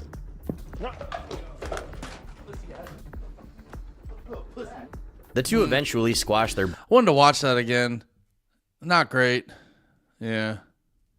You gotta be careful about talking about moms too. beef in the public eye, but there was no repairing the damage this had caused. Housephone quit a few weeks later, and many attributed Adam exposing him to be the main reason why. Many of the fans turned on Adam after this, and even the crew as a whole started to view his ego as a major problem. This continued until February, when they finally had enough. I just feel like at a certain point, if you This is always a bad thing because you're like, you just turn it into a reality show where nothing like the reality shows a lot of people watch, it feels like a whole bunch of shit is happening, but like nothing's really happening. And then it's just a bunch of people going like, well, you made me feel like this, and then it's like them over analyzing like little drama where it's like nothing really happened, but we're gonna like talk about it and go over it. I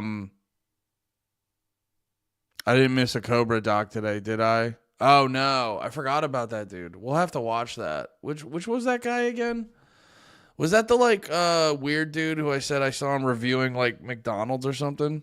Oh yeah, I saved that one. We'll definitely watch that eventually. I forgot about that one today because I saw this pop up and I kind of wanted to watch this. Allow somebody to talk through all of their feelings. You don't need to say this again. No. I already said what I'm gonna say. No. Lush. There was no chance in hell because I'm.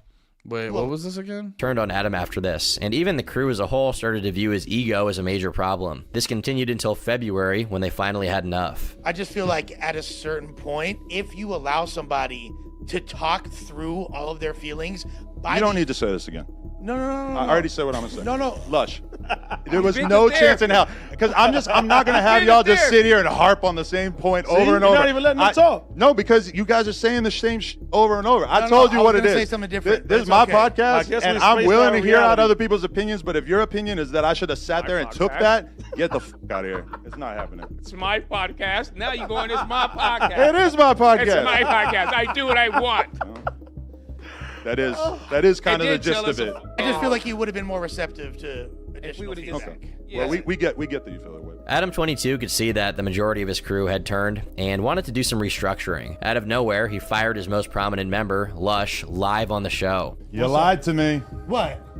You lied to me, Lush. About what? What I just tried to talk to you about in the hall? Nah. Yeah. Nah. Yeah. I didn't say nothing. Well, I got confirmation from a bunch of different people. Nah, fool. Yeah. Nah. Yeah. And it looks funnier the more you lie. Bro, I've talked to you about talking in the fucking Discord and saying crazy shit, but I never knew that you were this fucking loony with it, bro. You're what? You're sorry? Nah, like, I don't, like, I didn't say anything. No, you said a lot of shit. Like direct quotes of that I said only to you because I fucking trusted you. I didn't say that shit. I honestly think, at least for now, maybe we could come to the bottom of this at some point, but it's probably better that you just leave. All right, man. Thank you. Ladies and gentlemen, I did not expect this to be a narrative that was taking place today, but we got to hold ourselves to a higher standard. And yeah, I don't know, dude. I'm just super disappointed. I didn't do that, bro. Okay. You guys can end the stream or whatever, but... After this clip surfaced, fans were outraged and also confused. The narrative that had been circling around the fan base felt like it was finally becoming true. Adam's ego had gotten so big that he had fired a prominent crew member live on the show for seemingly no reason. AD, what most considered to be No Jumper's second in command, went on stream the next day, clarifying why Lush got fired and why he wasn't happy. I get a couple of hit-ups. Hey, Lush is in the Discord saying you got cut. Damn. Adam about to replace you. He don't like your same 4 jokes that you be saying and a plethora of other things. So I'm like, what? I was trying to keep shit cool, kid. I'm trying to be cool about the whole situation. You feel me? On some business type shit. So I'm like, so Adam is sitting there talking about me behind my back. I thought you my brother. You supposed to have love for me. I thought we was like this. If you had a problem with me in any type of way, you could have came up to me and said. Yeah, and this is why it and this is literally like the most boring part of this video. I am gonna finish it. We've been in here for the long haul, and I'm gonna finish it. But this is also just like the most boring part of the fucking video because it is just like drama. Drama's fun to figure out the dirt, but then when people get like in deeply about, well, this is how you made me feel, then it's like, okay, now it's a therapy session. And it's like, no, I just want to know what happened. You know, it gets to a point where it's like, guys, get over it. Fuck up. It's performative faggotry. Yes, it is that too. Fair enough. To me, have I not proved my loyalty enough? AD also commented on how No Jumper had recently interviewed Destiny with infamous neo-Nazi Richard Spencer, a sign of how much No Jumper had changed from its inception. Richard Spencer, former neo-Nazi, you know what I'm saying? He does the stream with him, Adam, and Destiny. I don't think nothing of it. I'll get some phone calls for some people, you know, in the industry that are African-American that hit me like, hey, I don't appreciate Adam platforming this guy. And I'm like, who is this guy? So I start getting links and everything like that, and I'm paying attention. I'm like, oh, hold up. What is this doing interviewing this? Now I understand completely to say, oh, bro, you sat down with Nick Fuentes and all that. Even with the Nick Fuentes shit, I was not fully aware of everything that was going on. And I feel like at least if you're going to talk to somebody like that, have an African-American with you in the interview to give some type of pushback when it comes down to that. After this stream, AD, T-Rel, Duno, and Smack would all quit, leaving No Jumper with a huge fracture in its content. All of these people were important to the brand and hosted shows that could have been on their own channels in terms of view count. Many believed that because of Adam's ego and unwillingness to take accountability, he had lost almost all of the key figureheads that kept the show going. The channel itself then experienced a very noticeable decline, going from 28 million views a month all the way down to 9. This was the last drop for the remains of longtime fans, and they had had enough. That's sure, crazy. Adam had a ton of money, he had achieved everything he wanted to with the brand, but perhaps he overestimated the importance of his own contributions and underestimated the talent of his co-hosts. It was starting to get lonely at the top. Congrats, Adam, you got everything you've ever wanted. Hope it was worth losing all of your friends. The fact that this conversation was used as content says a ton. The friendship was doomed to fail. If anyone's life should be permanently altered, it should be Adam and his reputation. I am so glad that Housephone stood up for himself. Be careful what you wish for. For the second time in his career, Adam's past would resurface. On March 15th, 2023, an Instagram group of amateur predator catchers called the Official Perv... Oh yeah, didn't they call him out on the pod? Oh yeah, I vaguely remember some shit like this. Busters uploaded multiple videos from a now deleted episode of the No Jumper podcast. In these, one of the members mentioned Adam's previous allegations of SA and pedophilia to the host of the show. So what's up with these allegations of Adam with a 16-year-old? Nah, come on, bro. We can't do that, man. What you mean we can't do that? Come on, but bro. wait, no. I'll be a hypocrite if I don't address it. Man, come on, But I'll be a hypocrite if I don't address it though. Especially with. Oh, man, like, So funny. It's so funny how so many of these people are doing this shit for like content. And I've been on record too, like, don't get me wrong, they're like the perv hunter guys. A lot of those pedo hunters. Yeah, sure. Like the what's the guy's fucking name? Who's the guy who goes on with like Ty Dolla Signs and shit?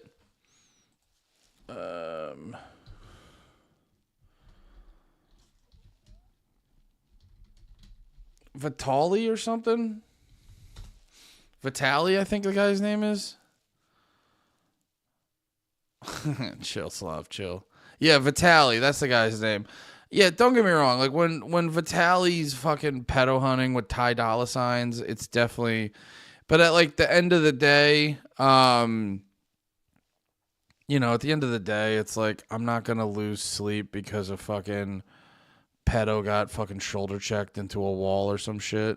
But I get it. I get why people kind of like go, ugh. It doesn't feel good out at first because he's not doing this out of the goodness of his heart. So like there are a lot of times with like that pedo hunting shit. But like this right here, like podcast drama, I don't know. There should just be a system where it's just like, guys, they record the video. They're like, hey, we're blah, blah, blah.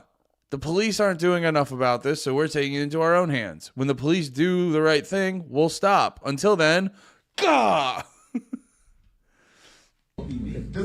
Come on, bro. We can't come on. I'm just saying, I would. Hey, Flacco, wait, Flacco. I'll be a hypocrite if I don't address it. When you know what I do. The two would go back and forth, with the host Flacco essentially saying to stop talking about it, with little success. The perv buster kept pushing. Almost immediately, the tension in the room was palpable. Everyone on the crew knew what he was talking about. Flacco would end the stream, and the only thing they could do was wait. Eventually, Adam showed up and confronted the perv buster. So look, bro, I'm a perv buster. I catch online foul. So we talking about the whole lust situation and everything, but I'll be a hypocrite if I don't address the situation that happened with you. There is no situation with me. The one where you was messing with the 16-year-old girl? It never happened. What do you think happened? The article says I'm going on. 19 when I met her. She was 19 when you met her? Yeah. The article says it. So, but what did you say? I said that I spoke to her on the phone when she was 16 before I realized that she was.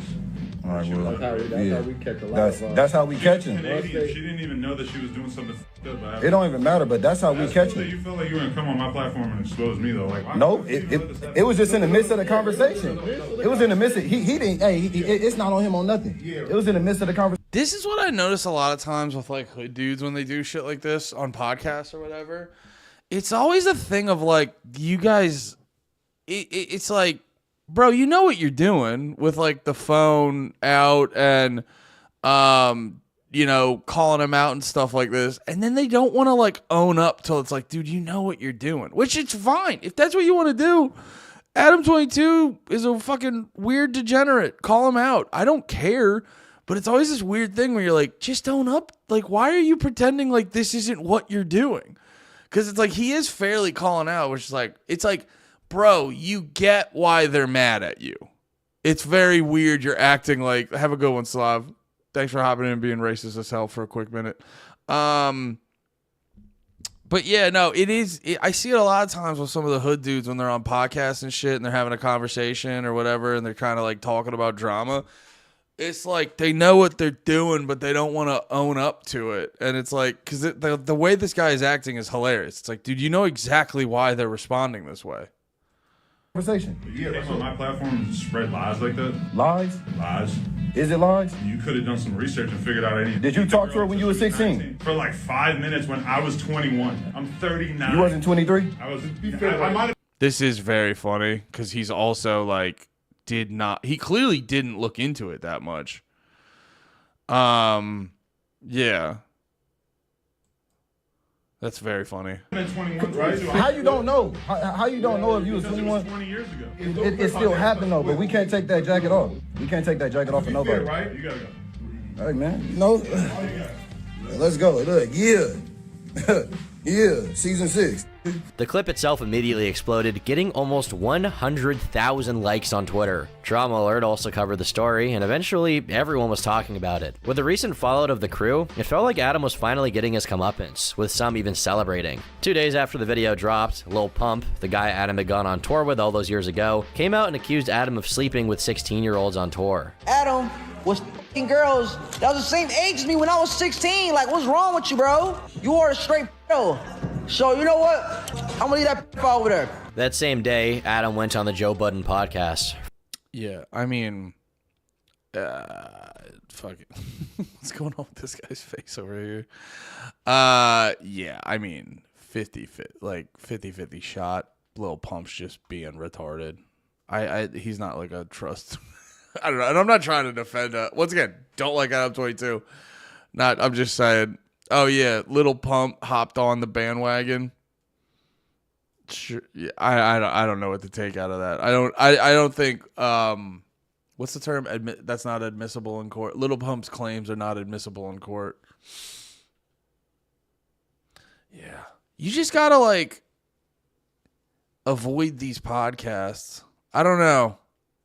I'd be intrigued to meet Joe Budden, but because like all these podcasts too, by the way, like I think I'd be okay with Joe Budden. I mean, I feel like I don't know. I mean, I don't know what they'd probably come at me for bad opinions or something. Theoretically, if I was more famous, but like I've watched the Joe Budden podcast, or I've seen clips. I may have listened to a whole one once, but I've seen a lot of clips. So, but like that format where there's like 19 other people in the fucking room, it's very hectic. You know what I mean? I almost wondered if it's like a safety blanket for the host. Like you see it on the Breakfast Club a lot of time, where it'll a lot of times be like mainly Charlemagne and whoever the guest is doing the main interview, but then you have everyone else, the other hosts in the room. So it's like the Joe Budden podcast. You think you're gonna talk to Joe, but then it's like a fucking, you know, you end up realizing you're in the middle of a 4-on-1 with a bunch of people you don't know who they are, so you don't really know where they're coming from, so you don't exactly know what to expect. It's like a disorienting environment if you don't it's a disorienting environment if you you know, have a controversial opinion that they don't agree with. You know what I mean? It's if you're not ready for it and shit like that. It's not a good, you know, it's not a good environment. Because I've seen clips, and I've seen this dude. I mean, Joe Budden, we've all seen how fucking intense he is. But I've seen this dude, he's had some, like, because there's guys that they get this, like, weird intensity to them when someone disagrees with them. You know, and it really becomes about, like, well, no, I'm just winning with my opinion. It's not about, like, understanding each other. And I've seen shit from a dude like this. I don't know this guy. For the first 30 minutes, he answered questions relating to the drama involving his crew, but then Joe started asking him about the allegations from years ago, which had recently resurfaced. Back in the day when I think I was like 22, I had met a girl on a message board at the time, right? It was like an old like punk message board, basically. You know, I knew other people that knew her and stuff, so I thought that it was all good. We started chatting a little bit. We get on the phone. She lived in Canada, right? And so then she tells me once we hop on the phone that she's actually 16. And so my response to that, even at that time, even at 22, I did the right thing. Obviously, like getting on the phone in the first place is bad, but I did the right thing. I said, hey, I know this isn't that big a deal to you because it's legal where you're from, but it's a big deal where I'm from. So that's it. It felt like this time, the accusations wouldn't just slip away. The amount of vocal outcry when they resurfaced cannot be overstated. If 2018 was a ripple, 2023 was a tsunami. In the wake of controversy and allegations, individuals often find themselves seeking solace and refuge, retreating from public scrutiny and turning their focus inward. Such was the case for Adam after it seemed like his reputation was permanently tarnished. He decided to embrace a period of seclusion, using this time to collect his brand and reevaluate his strategy. As a result, Wait, I'm confused. What's the proof that he did it, though? It's like, so what? He talked to a 16-year-old and was like, oh, shit, you're 16? Deuces. And then they talked again when she was 19? Am I missing? I'm confused. Like, what's the... This happens a lot of times when...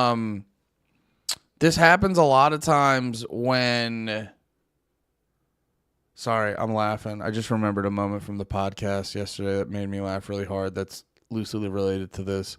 Because we were talking about Euphoria, and Nate didn't realize Drake...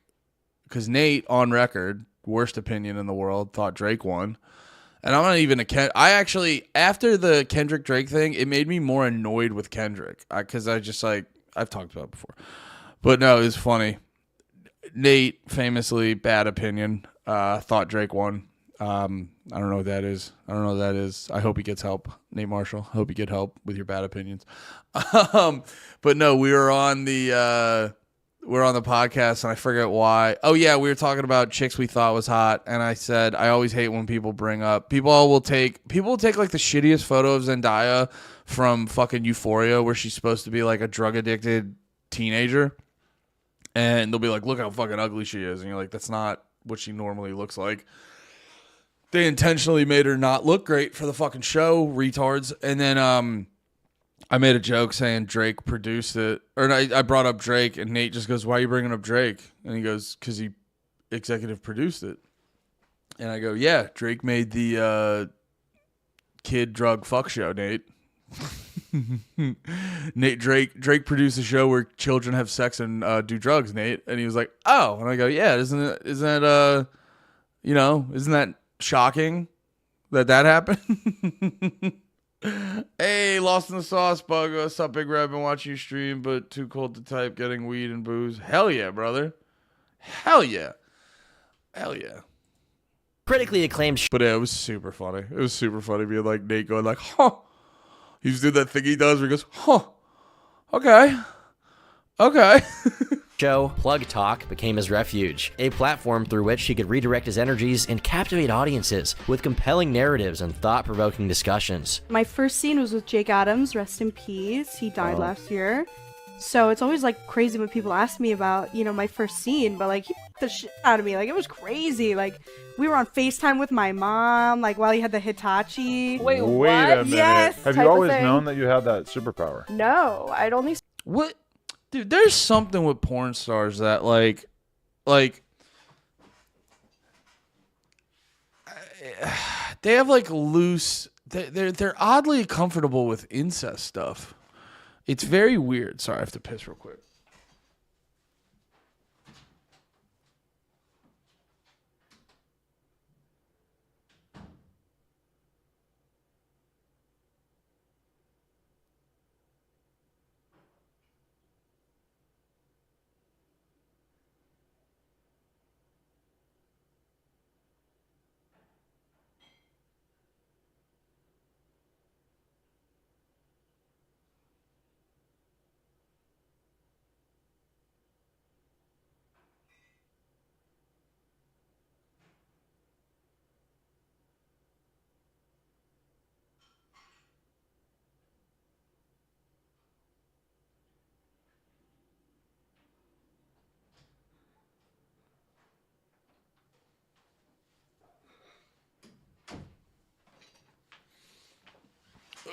man.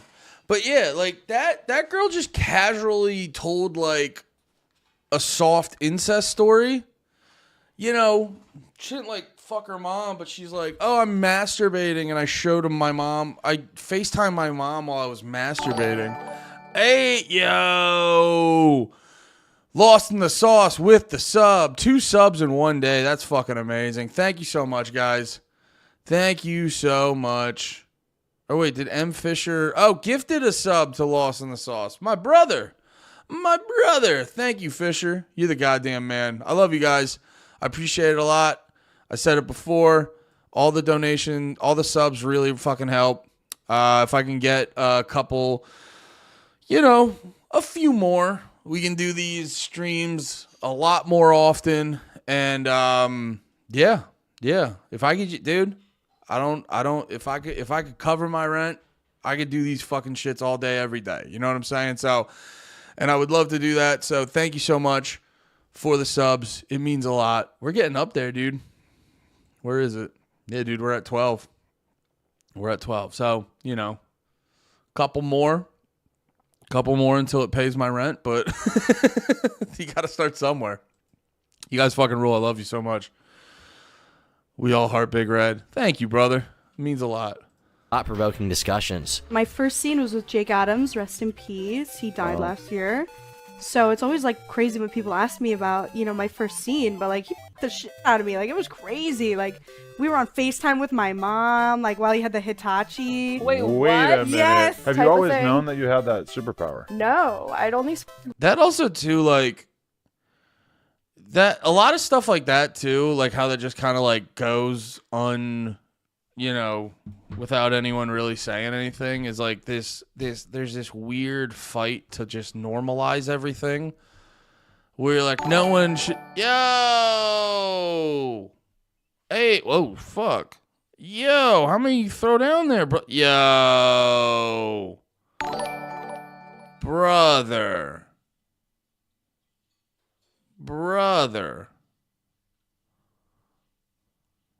Are they all gonna hit? Yeah, we got a couple coming down. God damn. Yeah, there's gonna be a couple coming through. There we go. God damn. How many more do we got? I think one more, right? Yeah. Was that ugly non-binary guy got one? No, dogs. Okay, I think that's the last one. Okay, there we go. I just didn't want to talk over it. Fuck, dude. Waffle Boy. Waffle Monster. Waffle Monster 5. Thank you. What was that, like 5 of them? That's crazy. Oh, did we hit a...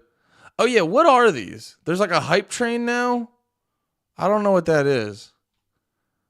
Keep the hype train going. I think it's a way Twitch just tries to get you to give me a bunch of money. But yes, everyone give it up for Waffle Monster 55. That's some dope ass shit. Thank you, brother. Means a lot. Yeah, that's crazy. What are we at? 17? God damn. I haven't been this high in a while. I used to do it was like 2 jobs ago when I lived in PA and worked at Uline. It actually worked out really well for streaming because I would I wouldn't start work until like 11 a.m. So I would get up every day around 7 a.m., stream for like 3 hours, then go into work. Maybe not 3.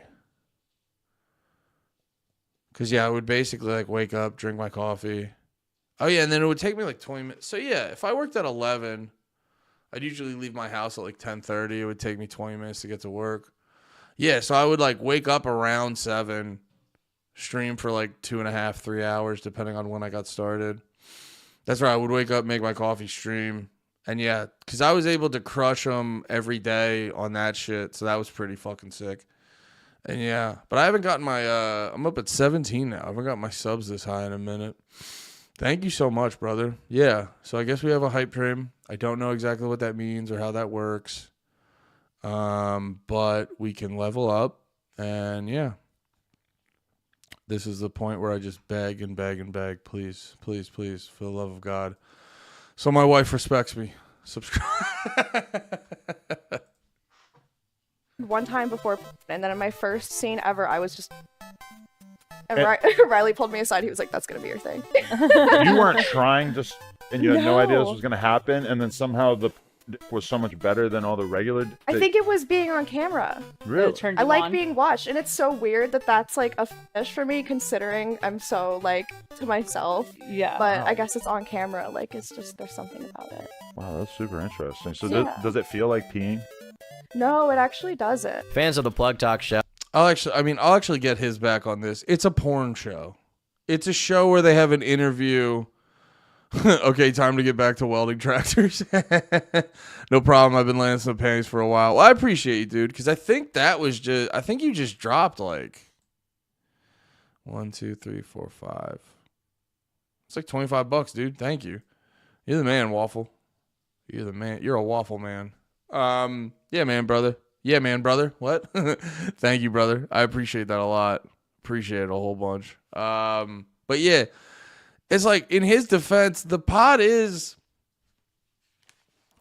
they talk and then fuck. Like they're gonna talk about porn. Had largely been separated from No Jumper and had accepted Adam into their embrace. To them, he was a fallen angel in need of guidance and still needed their support, which they would give in the comments. We love a women that know what they want and are honestly about it. You mingle to me. I love it. While Adam was doing Plug Talk, he still missed doing No Jumper full time and wanted a way to keep maximizing the amount of money he was making. Not only that, but he had a reputation to fix. He had a clout ladder to climb. He needed to think of some way to money max while also minimizing the amount of people that talked about his resurfaced allegations. On June 27th, Lena would make an announcement on Twitter saying, "It finally happened." Hey guys, guess what? Yo, calling it the cuck saga is brutal. This is crazy. This is what made me think they don't have a real marriage or they don't like love each other anymore, but they figured out how to be business partners. Shooting with today. It's finally happening. Wow, I did not know you were going to do that. Adam had officially reached ground zero status. The tweet itself got an insane amount of attention, getting almost 50,000 likes and a slew of replies filled with exactly what you would expect people to say. Everyone would have a good laugh calling Adam a cuck. Little did they... Dude, it was like sad. It was like sad.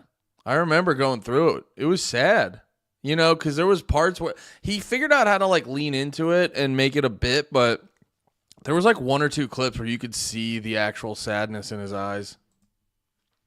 No, this became much more than a viral tweet or moment. Adam responded a day later. I will say this though, I do think he likes it to a degree. I think he likes it. I think he likes, because I think he's like with her, but they don't have like the true marriage. You know, I don't think they're I don't think they have like a deep marriage like you should have like with this shit, but I think he's into watching dudes fuck his wife or like tag teaming people with his wife, because there was that one clip where he was like, they're like, broke my heart. It was so sad. There's that one clip where he's fucking his wife with this other dude on the couch, and then like they high five together. It was so weird. It was very weird. So I've been with my girl for 7 years. We just got married. We're not in an open relationship, but from a perspective, we shoot with other girls, stuff like that, right?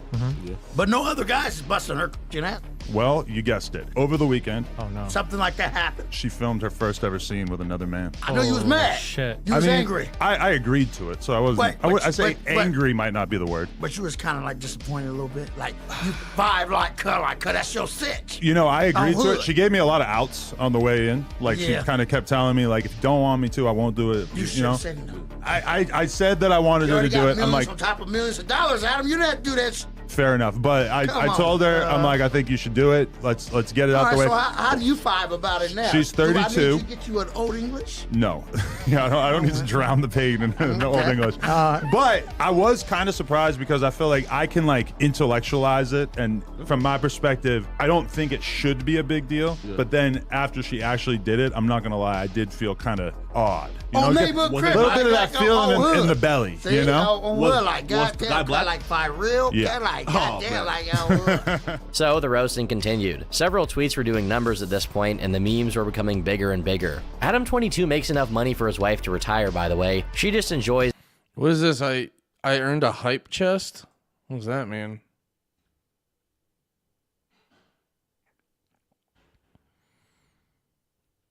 I don't know. How do I share this? Choo Choo? What the fuck is this? Choo Choo. He's a perverted Jew like they're... All right. Okay. Okay, guys. Okay, let's calm down. Let's calm down.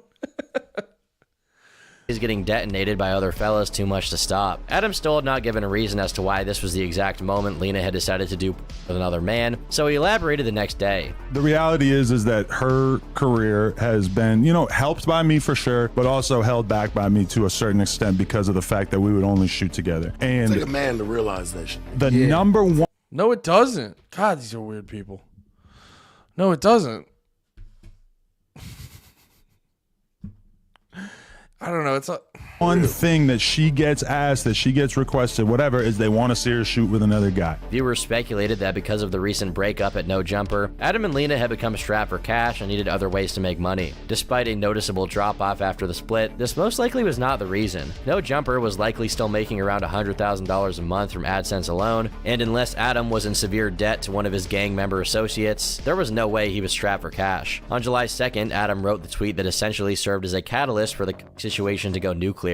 It's officially been a week since I let my wife do with another guy. I felt a little jealous at first, but overall it wasn't that big of a deal. She's watched me sleep with hundreds of girls and it's never affected our relationship. Sleeping with that gentleman has been amazing for both her career and our business at Plug Talk Show. Overall, I'm glad we did it, and I'm happy to report her vagina has returned to its original pre-BBC size. Ladies and gentlemen, it is officially over. With over 36 million views. Yeah, it's crazy. It's also just like, what are we doing now? You're also like, what's the point of marriage then, bro? Because it's like literally, you know, it's that thing where you're like, oh, but it's good for her business. You're like, yeah, it's got to stop somewhere, dude. It's crazy. It's just crazy, man.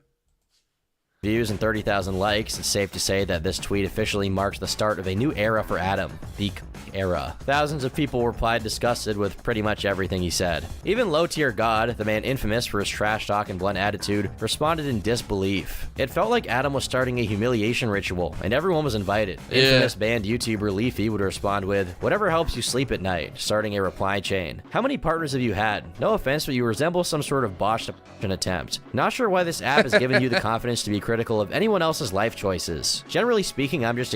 You're allowed to be critical of other people's. Also, it's so funny. Like, you don't even get pussy, dude. I get so much pussy, I let my pussy get dick. I'm just ignoring the hate right now, but Leafy pretending he is in a position to judge anyone else's sex life cannot. I mean, it's just like weird, dude. I think he's got like he might have a cuck fetish and he just doesn't want to admit it. Ignoring the hate right now, but Leafy pretending he's in a position to judge anyone else's sex life cannot stand. Later that day, Adam continued to feed the flames. Kind of weird how calling me a cuck is supposed to offend me. I saw the video of my wife getting plowed and I thought it was pretty hot. If that makes me a cuck, so be it. Videos were also... Yeah, that also too. In a weird way, I gotta give him props because he knows what he's doing. Because I remember that tweet. That set people off. They're like, what are you talking about, dude? Starting to pop up of Lena actively embracing the attention, whether it be negative or more negative. The memes surrounding this were starting to hit critical mass. It felt like at this point, literally everyone was talking about it. Seeing all the attention and views this was getting, Adam started machine gun firing tweets off to bait out more replies, making sure to always include the OnlyFans link so he could maximize profits at every turn. I wasn't born with the strength required to let another dude bang my wife. It takes hours upon hours in the gym to gain this kind of strength. Weak men will never understand. Why do people keep tweeting this at me? I don't get it. Yo, what's up? Quick story time. Yo, this one time, I get this random message on Twitter. They're like, hey, Jason, my wife's a big fan. She wants to shoot a movie with you. What are your movie filming rates? I'm like, yeah, just 4K. He's like, okay, that's fine. We'll give you 10. I'm like, all right, cool. So I go there and I shoot the film with the woman. I dropped some severe glizzy destruction on her. And the husband is recording this, right? I'm like, this is weird as shit. I'm like, some people, I never understood it, right? Nonetheless, so I dropped the glizzy on the woman or whatever. So she dropping the go 3,000. She's saying, hey, hey, little man, you like that? He was like, yes, ma'am. On June 13th, Lena the Plug's video was finally uploaded to her OF, and the reaction from Twitter was apocalyptic. To give a scale, some of the biggest accounts on the site were tweeting reactions of the video with nothing but text. No other context, just something along the lines of, "God damn, he the shit out of Adam22's wife, had her biting the bed sheets, had her screaming." Adam kept continuing the trend of forced embarrassment, tweeting self-deprecating pictures, and even making a video where he supposedly gave Lena a brand new Lamborghini in exchange for the video. Okay, Lena, I'm so proud of you doing your first ever BBC scene that I decided that I wanted to get you a little something nice. Open your eyes. What? This? For me?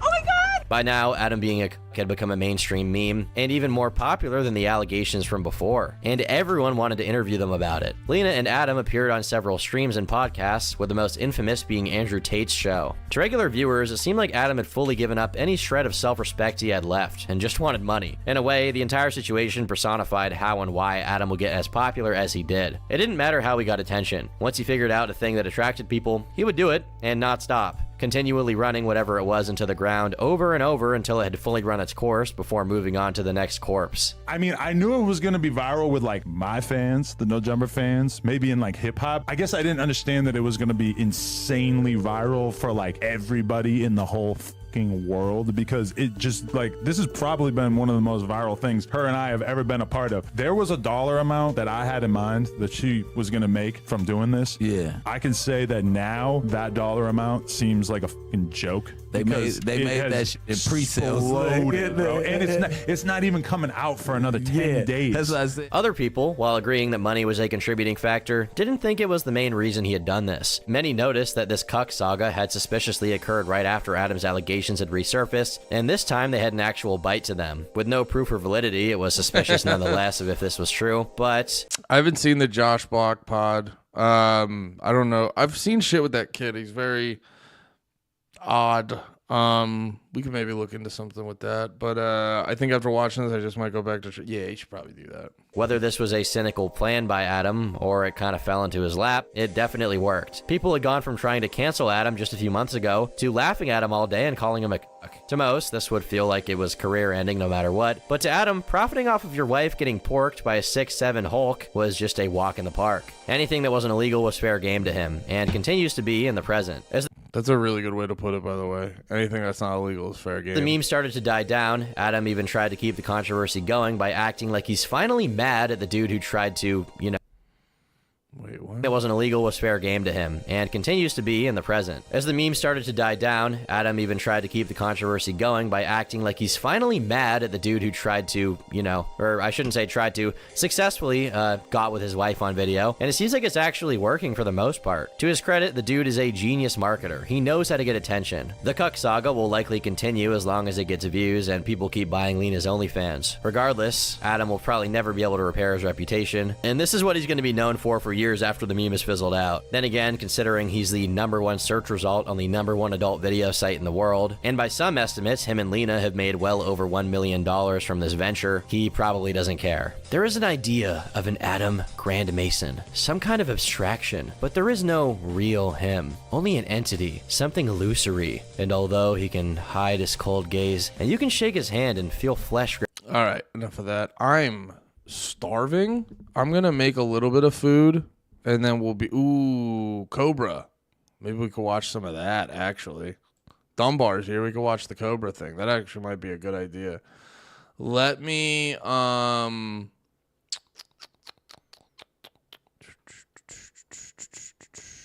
throw something on. Oh, what do we got here? Sipping purple stuff with Dave Blunts. All right, there you go. We got a very, very special guest today. We got a musician who's recently been blowing up and making some banger music with a crazy smooth voice. We got Dave Blunts in the building. What's good, bro? I'll be back, gentlemen. Give me like 5 minutes or so. Want me to pour you up? Yeah. How fat of a shot you want? Fat. Oh, shit. All right, yeah, I'll pour myself a little more, too. Hold on. The first song that I heard from you, I was like, what the fuck? Yeah. And then I listened again. I was like, damn, he really sings like that. Like, that's crazy. People be saying I sound skinny in my music. That's a crazy way to put it. as an experienced, you know, not only musician, but also a lean connoisseur, you know, I mean, you got the double cup right now. That's why I'm saying I was trying to get my nurse to give me in. It didn't work, but I tried. Yeah. You know what I'm saying? That bitch so nasty, she gonna suck it through the catheter. It's like, I know she's nasty, and I know she would if she was going for me. All right, I'm back for 2 more minutes. My wife's finishing up her lunch, so I'm going to wait till she's done.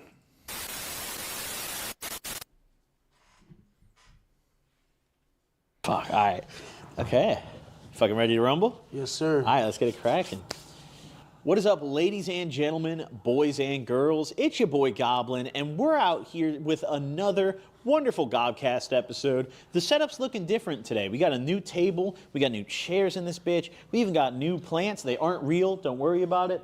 I'm bumping the wall, so the wall's shaking behind me and shit. I mean, listen, we got a ghetto setup right now, all right? We're still figuring it out. This is a brand new studio, but we got a very, very special guest today. We got a musician who's recently been blowing up. I'm sure a lot of you guys have seen him. He's been making the rounds on live streams with Black Boy Max and Action Man lately. He's been doing interviews. He went on No Jumper and making some banger music with a crazy smooth voice. We got Dave Blunt's in the building. What's good, bro? I'm doing good. Thank you for pulling up, man. I really appreciate it. No problem. I'm not going to lie. When I DM'd you, I was thinking, I was like, shit, I don't know if he's going to pull up. You know, like I was kind of worried. But I'm really glad you did because you seem like a cool dude. Yeah, you like, too, man. You seem like a fun motherfucker, bro. So this is going to be a fun. Why is this guy talking like this? It's crazy. He said pull up. It sounded ridiculous. He said phone motherfucker. This host sucks ass. Fun shoot today. A lot of the time it's like people aren't really down to just like vibe and get lit, you know, and they're very serious. But like you're out here, you're telling me you like Jaeger. You got the fucking Newports locked in. Is Newport like #1 cigarette always? Or do you switch it up? Well, I just started smoking cigarettes when I moved to LA. Oh, really? And I've been here since the beginning of June. Okay. And, you know, growing up, my mom always smoked Newport I was going to say, he's holding that cigarette weird. cigarettes. You know, I didn't grow up with a father or like a father figure. So my role model was my mom, my grandma, other women in my family. So I just be doing what I see them doing besides taking dick. Yeah, hey, can't be doing that. Yeah. Well, you can if you want to. Well, if you want to, you can. Well, no, actually, yeah, I worded that wrong. My bad. You can be doing that. Like, it's 2024. That shit's cool, you know? Yeah. But, like, not if you're straight. That makes you gay, for sure. But, either way, so Newport's a #1. Yeah, I mean, shit, it's the black. How do you get these interviews? Oh, this podcast is actually huge. Okay. It's crazy how this guy's horrible at interviewing.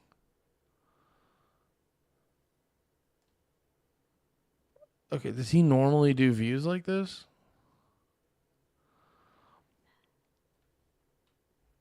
Was he getting views like this beforehand?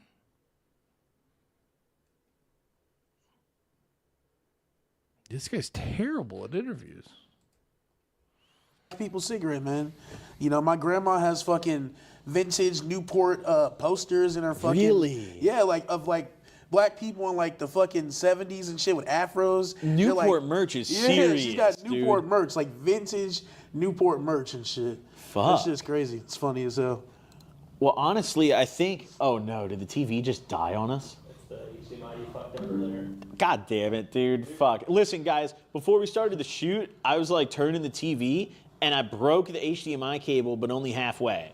So, like, it's kind of going in and out, but that's all right, you know? It's always been shitty in here. We're going to figure it out. Before we get it cracking, I think we should take a shot. Hell yeah, let's You get down? it, man. Let's get it going. Cigarettes are always Is this guy a troll? Why is he talking like this? better when you're drunk. 100%. Like, seriously. So, what made you, like, start smoking cigarettes when you moved to LA? Man, I mean, you live in LA, man. The stress of living here and, you know, the industry. I mean, we're in similar industry, the entertainment industry. Yeah. You know what I'm saying? The music industry and your industry often cross paths. So.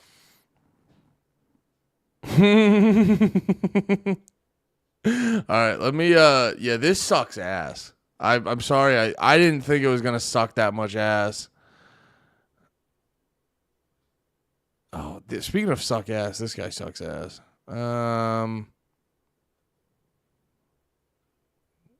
What do we got? There you go. Here's a little bit of this. This stuff's fun. This is the story of how I almost died in Chicago. They shot. Oh, wait a minute. Oh, is it? Ooh, actually, I want to watch this. I actually want to watch that.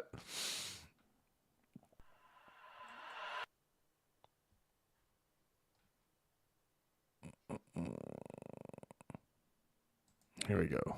This video is all about bronies. We're here at SequestriaFest 2024 in Ocean City, Maryland. Hoop the nose, blushes. And we got Baby 50 back at another convention here. How y'all doing though? Y'all day going good?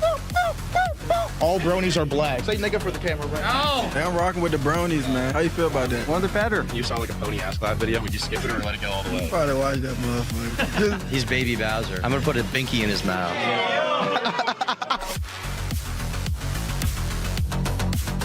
Behind me is the Grand Hotel. To my left is the table where this episode comes to a vomit-filled finale. Down for the countdown, down for the countdown, down.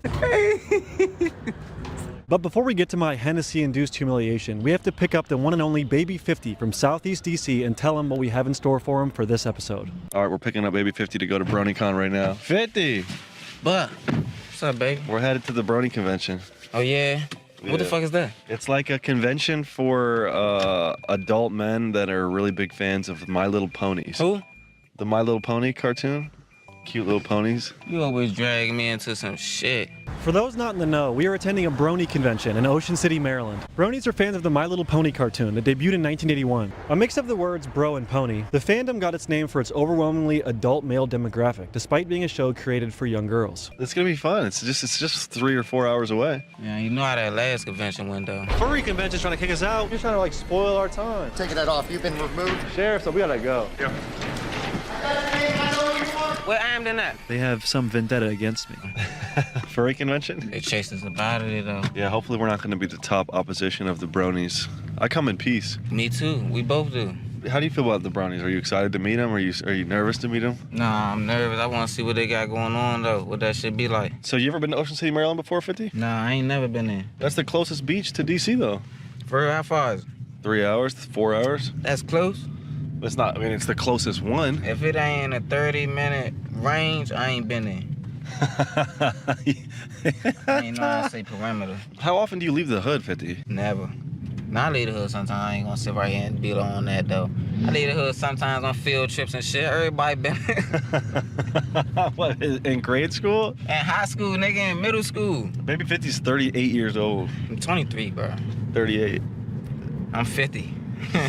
Tom had a question for you. Tell me about that shit. Have you met Baby 49? What the fuck is that? Is there like an adult 50 maybe? 50 Cent? Yeah, 50 Cent's the adult 50. It's like the War Turtle. He's Squirtle.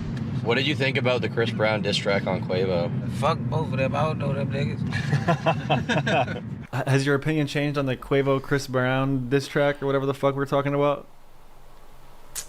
Nah, I still don't give a fuck about neither one of them. This is what a My Little Pony fan looks like. Oh, man. He showed me some fat nigga with some bunny ears and a wig on. These bronies, I hope they welcome us with open arms and they're nice to us. Man, this shit about to be weird. They ain't about to be nice or none of that. We ain't coming in there with bunny ears and a wig on. I want to talk to them. I want to like understand them. It smells so bad. What do? The weed, bro. Never. This don't smell like no cigarette. I love the green cloud.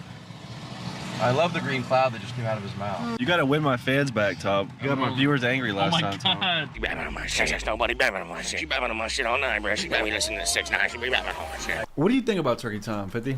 What I honestly think about him? Yeah. Honestly? Yeah. He's selfish. He's cocky. He's just a bitch. He a bitch. Fuck Turkey Tom. It's like, nah. Turkey Tom a good guy, though. He was the Brody of the last video he was in. I was the Brody. All right, check it out, you guys. We pulled up to Ocean City, Maryland. It's a bit of a timid vibe here, so we're going to go establish a rapport with some of the con goers. Let's Ron band up, everybody. Richmond's Own. Richmond's Own, man. Ride with my bronies, man. Yeah, you were listed as a fugitive this morning.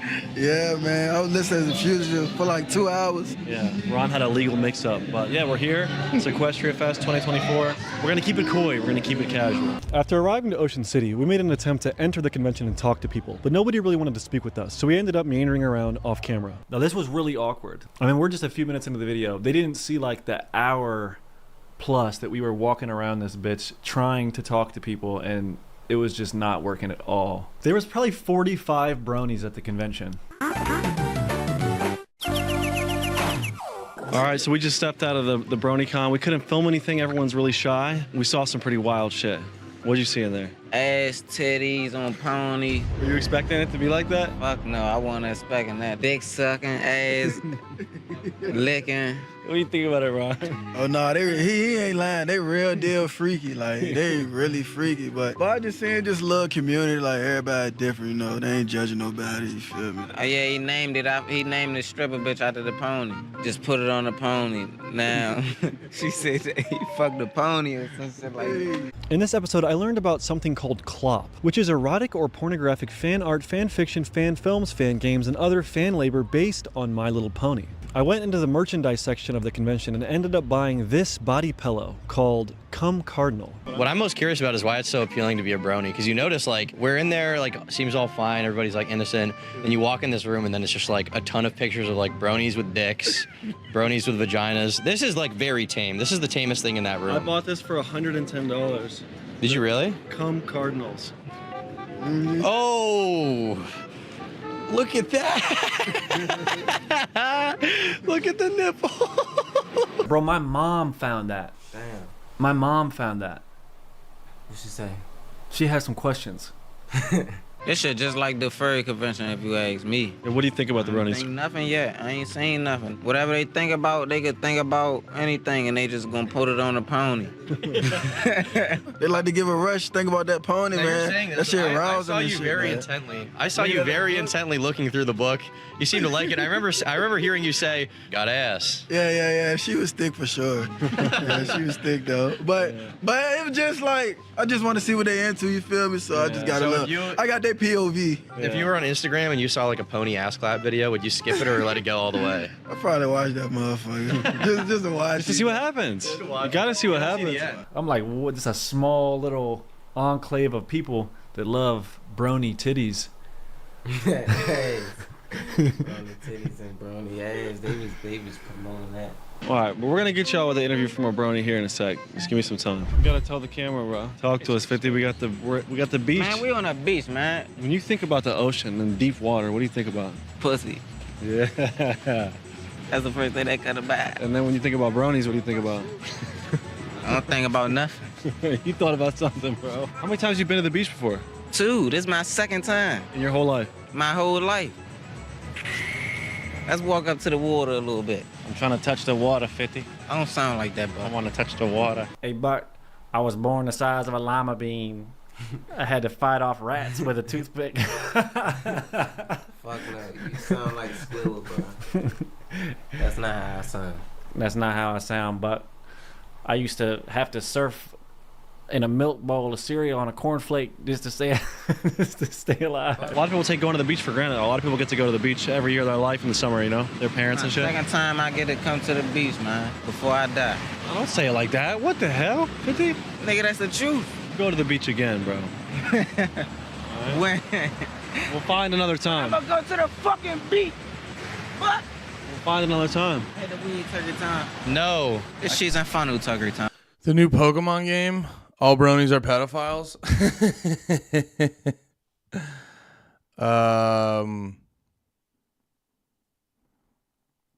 What you guys said? Bronies before honies. Bronies are the squares as pedophiles are the rectangles. Pokemon Pocket Game. I played that a little bit. I thought it was very boring. All right, let's watch this. Wait, is this the thing where his friend almost got shot?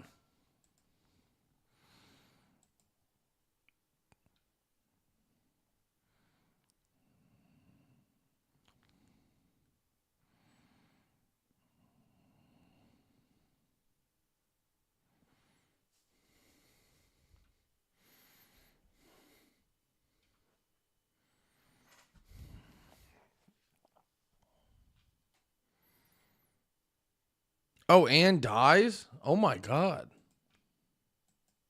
The white boy, Brandon Buckingham. A mass shooting on Chicago's northwest side sent 4 people to the hospital. This is the story of how I almost died in Chicago. They shot the white boy, Brandon. They shot the white boy. Wait.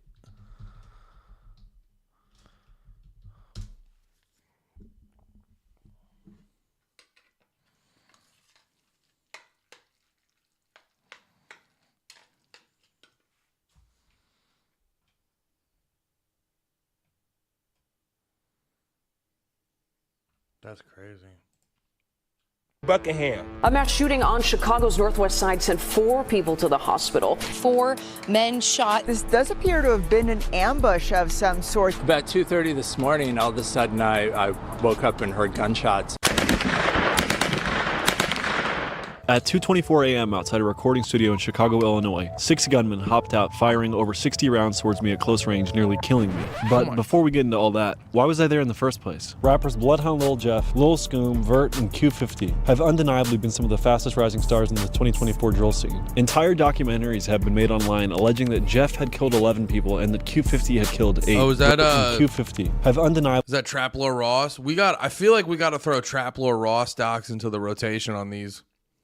Been some of the fastest rising stars in the 2024 drill scene. Entire documentaries have been made online alleging that Jeff had killed 11 people and that Q50 had killed 8. Regardless of the validity of these claims, the cycle of violence has certainly plagued these rappers' lives. On June 8th, Bloodhound Lil Jeff was gunned down while sliding on his ops on the 6600 block of South Rhodes Avenue in Chicago, Illinois. Exactly 1 month later, on July 8th, Lil Scoom 89 was fatally shot at 89th and Langley at only 18 years of age. But Vert and Q50 have persevered through the tragic loss of their friends and have since gone on to drop back-to-back viral videos that have trended on YouTube. So come with me to Chicago and get a first-hand look inside the lives of these rising drill artists and watch as I document the 48 hours leading up to the moment 60 bullets were fired at us, leaving my cameraman with a bullet lodged in his neck.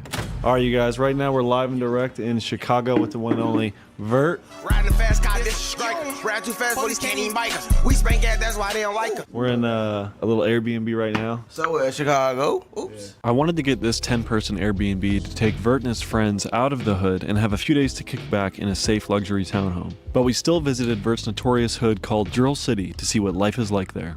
Riding the rack.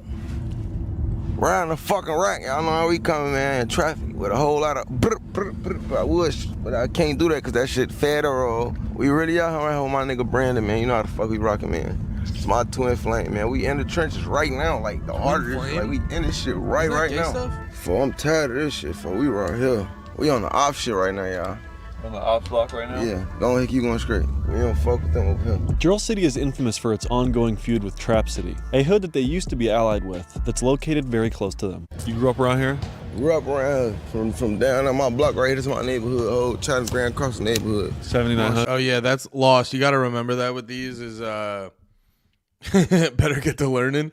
Yeah, these guys do super local, super specific rapper, because basically they link up with these rappers like the exposure, and then it's, you know, the rappers are basically their liaison through the hood. 7900. I went to Harry Tunnel in my high school. I went to her shit, and I'm out here dolo by myself, ice on. What? Yeah. Me and my dog in the trenches. What? Y'all know. Come on, little Jeff. Yeah. Come on, little Scoom. That's how we know, you know? Our community ain't that bad. You see, you can come play basketball, do everything out here. It ain't not too bad. Our community ain't too bad. Also, I get shot at 60 times at the end of this video. There's good opportunities for the youth out here to play sports and stuff? For sure, they just gotta wanna do it. Check it out, let me go, check it out, come here. Yeah, this is where I grew up from. This is really where everything where I'm from, man. Our neighborhood ain't that big, you know, the kids love us, man. You wanna say anything to the people out there? My name's Calvin. Just know I'm like that. Tell us about this area. This so Calvin got a job. fun place, bro. Like, if you don't like Grand Crossing, you a hater. You a hater. There it is. That. You a hater. You know what's so crazy? This is our ops park too, you see what I'm saying? Like our ops be up here too. But this our shit though. This our park, you feel me? I'm in my real neighborhood with my brother. Drill City, 8900. This us right here. This our shit. Where we at? This us. Yeah, that honestly went kind of hard. Just know I'm like that. I'm like, all right, respect, kid. I ain't been up here last time. Me and Jeff was up here. This motherfucker. If I'm not mistaken, you're the one that actually influenced Lil Jeff to hop into the studio and rap for the first time? Yeah, I had told Blood, like, he said, y'all want to rap, but he don't know what to say. So I just told him to do it, and I just kind of helped him. From there, it went up. Do you have any advice for up-and-coming young artists that are trying to make a name for themselves? Like I always say, folks, just keep going. Don't stop. Don't give up. Even when you feel like it ain't working, just keep going, because what if you get rich the next day? You know, what if the people start looking for you next day? Just don't give up. Keep going. I'm going to say it one time. Just keep going. Next, we talk to Q50, one of the fastest rising artists of 2024, who has a reputation that precedes him. Only 4 months into starting his own solo career, he has nearly 10 music videos with over 1 million views, multiple of which have trended on YouTube. So we're here with the one and only Q50, bro. How you feeling? I'm bored. What's wrong, broski? We really be stepping on shit. That nigga try to run, he fall, he fuck. I gave him 10, Jeff gave him 5. I guess that wasn't enough. I just shot a video though, for real. I just did this little feature. Is there some stuff you're looking forward to doing in the future? Shit, getting rich, fucking nigga bitch, setting that hit, steal some crisp. That rules. Do you have any plans for the future? Fucking N-words, bitch. Okay, dude. That rules. Motherfucker just want to get rich, folks. Do this shit for blood. Yeah. Get all the guys out this shit. Everybody who with me. Everybody who not fucking. This how Oh, that happened? Lil Joe. I don't remember that. That's like a real thing. Like people like who smoke weed like that, who like do blunts and shit, they have like some true loyalty.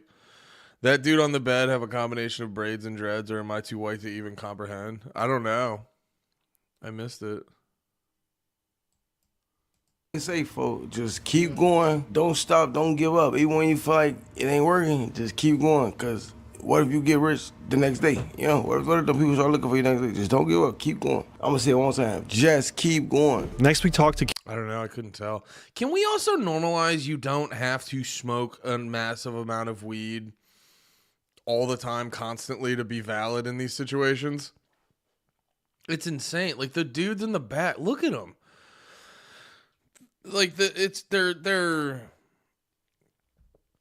this weird thing where it's like, if you're not, if you don't have a drug addict level tolerance of drugs, you're not like a real dude or something.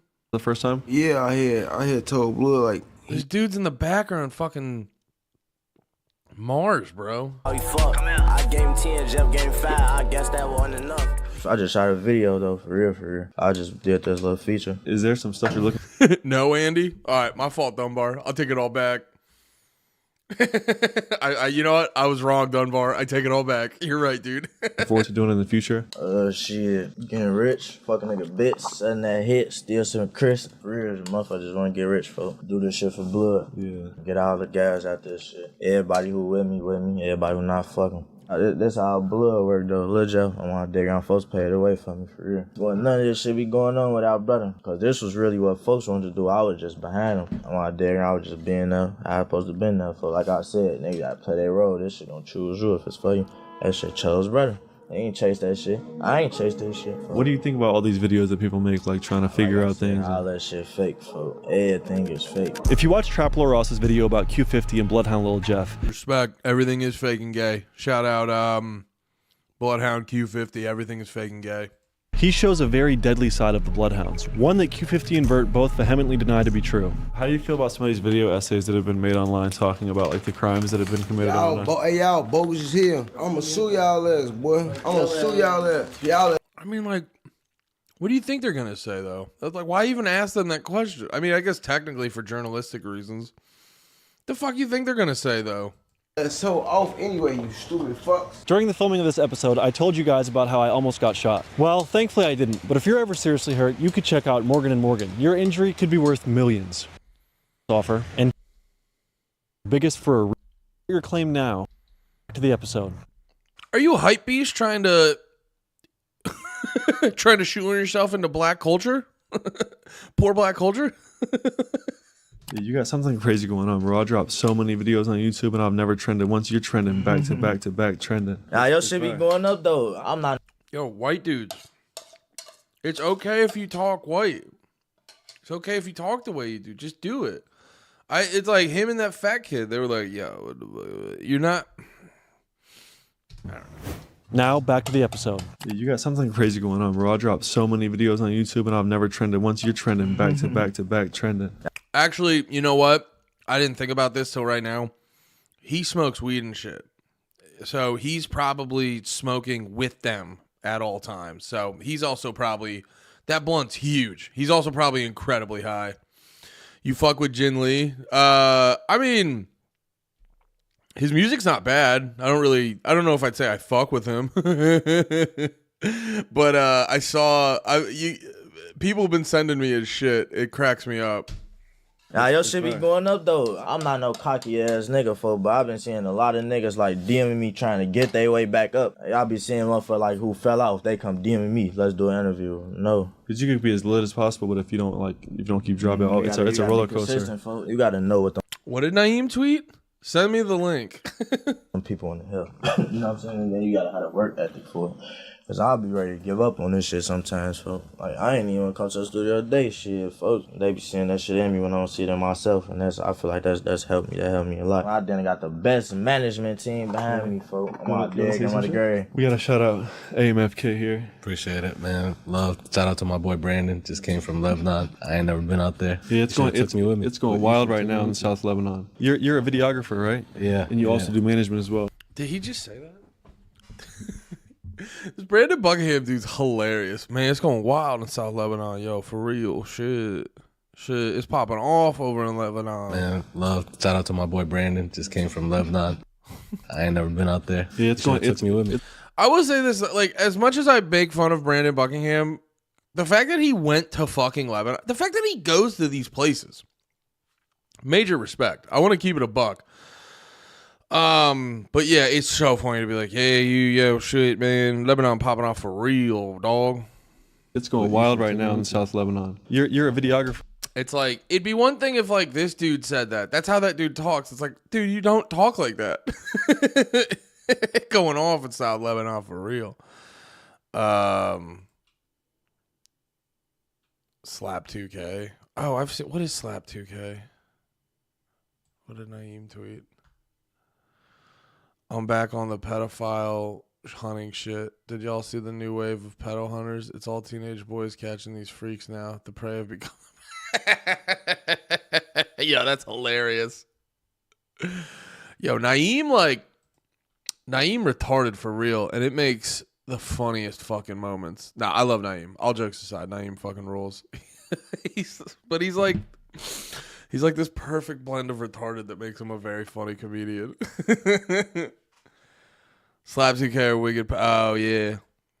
Right? Yeah. And you also do management as well. Yes, sir. I started off with Lil Jeff and Lil Schoon. Now we got Q50s, the hottest in Chicago right now. How was it to watch their come up and their grind? It was unreal, man. I've been knowing Jeff, Schoon, and Q50 since before they start rapping. I was saying I'm out there before motherfuckers start rapping. I'm out there ground folks. I was been a lawyer from the jump. I'm out right here, Jesus Christ. You guys were out in LA not that long ago, right? Just this summer. Yeah, with Lil Jeff and Lil Schoon. Yeah, I was supposed to be out there. Duel had invited me out there, but I couldn't make it. Rest in peace, Duel, man. Duel always showed us a lot of love. I don't live with my brother, folks. That's fucked up. We had some shit. We had some shit coming too, folks. He was supposed to come out here. He was supposed to come out to the right. He was finna get out. He was finna make. I was supposed to come my with him, real bro. boy. That's another nigga, folks. I'm out there, got a nigga who humble as hell, not scared to show love, folks. When I lost my brothers, folks, when I lost Lil Jeff and Lil Schoon, he checked on me more than niggas who I expected to check on me. I don't expect that shit from him. I don't really get no fuck. But that just goes so far. He's a solid ass nigga. Calling my phone every day, checking up on the nigga, folks. Yeah. I'm out there, giving him the girl. I don't let my boy though. Duel was a genuine guy. Like, if you knew him, that was my nigga. Yeah. Rest in peace, bro. Are you religious at all? I believe in the higher power. Like, you know what I'm saying? I believe in all that, but I don't really get into all that. Oh, must be in the video. I have the cans half on. I couldn't tell if that was like an alarm going off outside or the actual video. Why do they talk like they're from the South? I don't know. I have noticed that with some of these videos where you hear, dude, I think it's more just like the slang and then the talking fast. Because like black dudes from the South talk, they got like way more of a fucking like, it's like way more of a roller coaster with how they talk.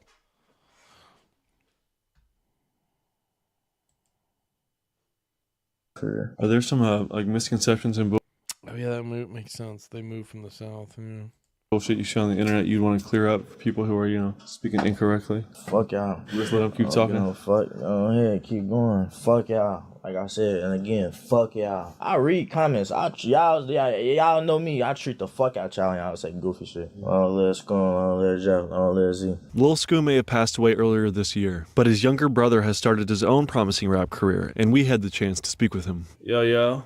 What's the word? We were just listening to your music. That shit is fire. On phone now. What's up? You know who that is, Turtle? Yeah, on phone.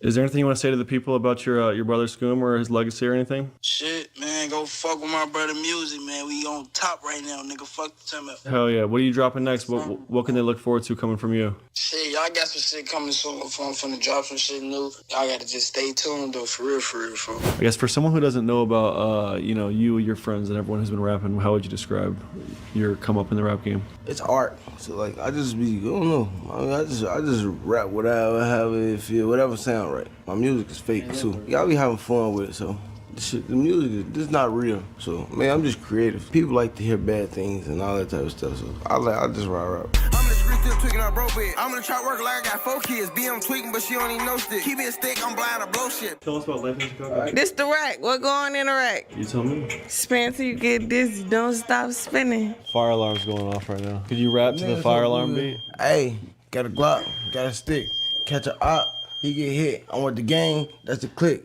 These niggas lame, they can't sit. With my gang, you can't hang. 50 shots. Dude, it's crazy how fucked up these guys get. Let it bang, ARP, it came with a switch, I shoot the bitch, like, okay, can't, I don't know.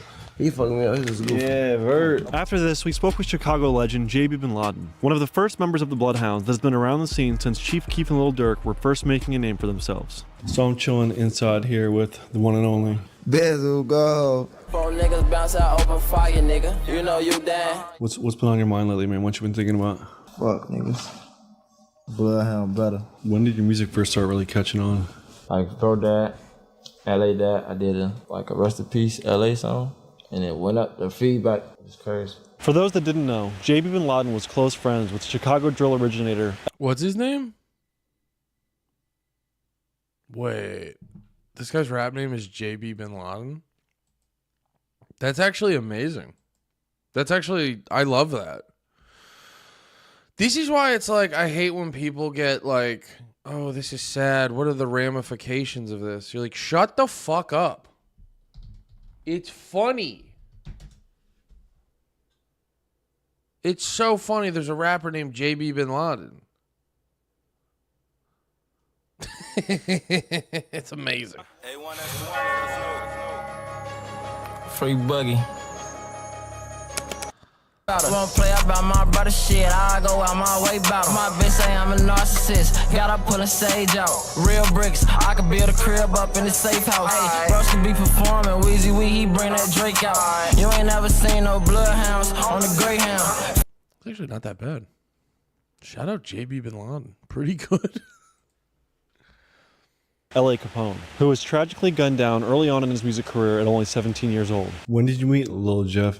I really like his big brother. That's one of my best friends for real. I know him since he was really 6, 7 down there. What's he like growing up as a kid? Folks a badass little kid for real. He's a sneaky badass little kid, you know, bro. He'd be like sneaky bad. Everything he did for real, he excelled in that shit. You got funny Lil Jeff stories? Manson Gracie. You're naming yourself like Marilyn Manson members. My rap name is A.M. Hussein. This one when he was a little kid. Back then we used to have a little sock. That actually kind of goes hard. A.M. Hussein. Guys, I think something just happened. A.M. Hussein rules. Holy shit. I respect how astronomically high this guy gets in his own videos. Respect. Socks, shit, you know, bro was a hooper too. Put his socks on, the little hooper, elite little Nike socks. Them bitches was there. He'd be mad as hell, face red as hell. Yeah, that's some real little brother shit. Wrong there, little Jeff. Man. Let me get a selfie real quick. 2 seconds.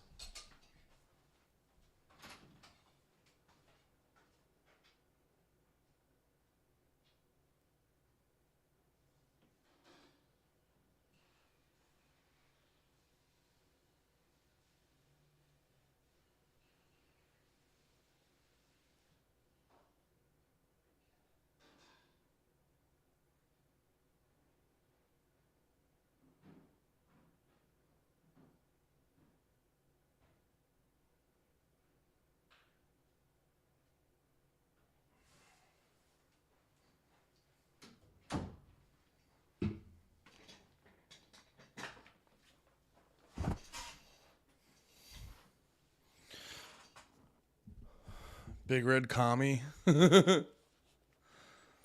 Osama bin Laden. Osama bin Laden. That rules. Yeah, I think I'm AM Hussein now. Man, long live Scoon, man. Long live LA, man. Free for now, man. Fuck the ops. Next, we headed to Harold's to get some food before making our way to the record. I do agree with that. Fuck the ops. What is Harold's? Do they got good food? Chicago.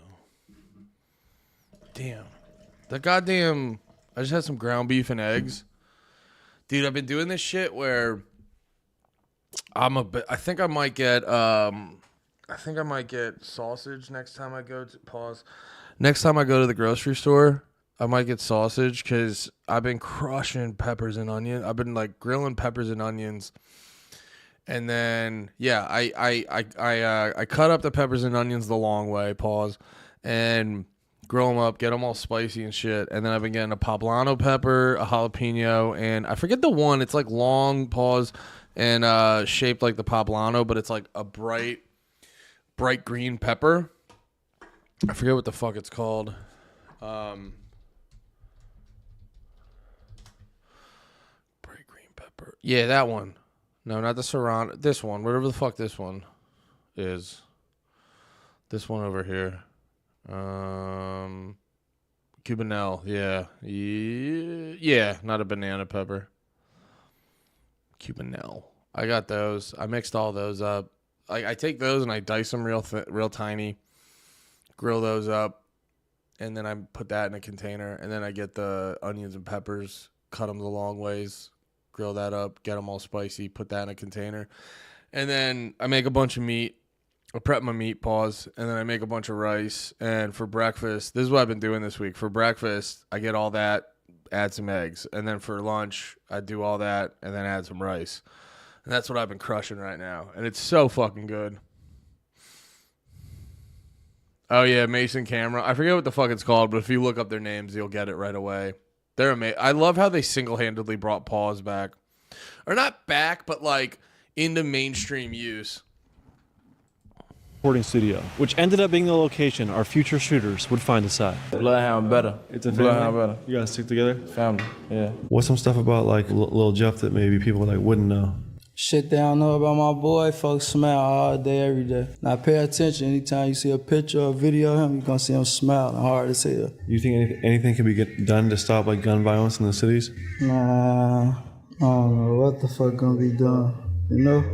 I do these videos and people think like, oh, you're like glorifying it or you're like making it worse, but I don't know what can be done. We ain't got shit to do with glorifying nothing. Like, what could I do to make anything better? Realistically, shit, positive shit. Keep putting positive shit. Is there any positive messages or shit we want to get out right now? Be yourself, like I said. Be yourself, man. It costs $0 to do that. Don't do drugs too, bro. Yeah. Don't do drugs. That's big. These are the final moments I filmed before we exited the recording studio, and were met by 6 masked gunmen who emptied over 60 rounds at us at close range, injuring 4 people. The shooting happened right outside of Studios. As a matter of fact, I want you to come take a look at this. One of the bullets pierced this door, and that's not the only one. We found a shell casing on the sidewalk, the same sidewalk where 4 men were shot. One of which was my cameraman named Matt, who among all of the chaos of being struck in the jugular by a bullet, actually picked up the camera and began filming his immediate reactions to being shot. Holy fuck. Holy fuck. Holy fuck. Holy shit. Yeah. Holy fuck. Yo, I hope Brandon's okay. Guys. Holy shit. Guys, they just shot.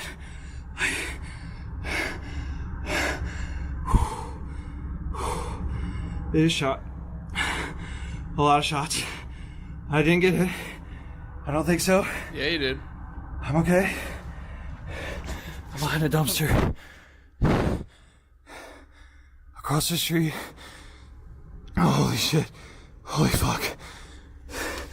I busted my knee and my hand. Well, there's blood all over me. Did I get hit? Or is that my hand? Did I get hit? Oh fuck, did I get hit? Did I get hit? Yeah, that shit don't hurt. Like, I've never been shot. I'm not trying to one-to-one this at all. But when I got my pinky hacked up in the gate at my old job, it hurt a lot. But it wasn't that bad right away.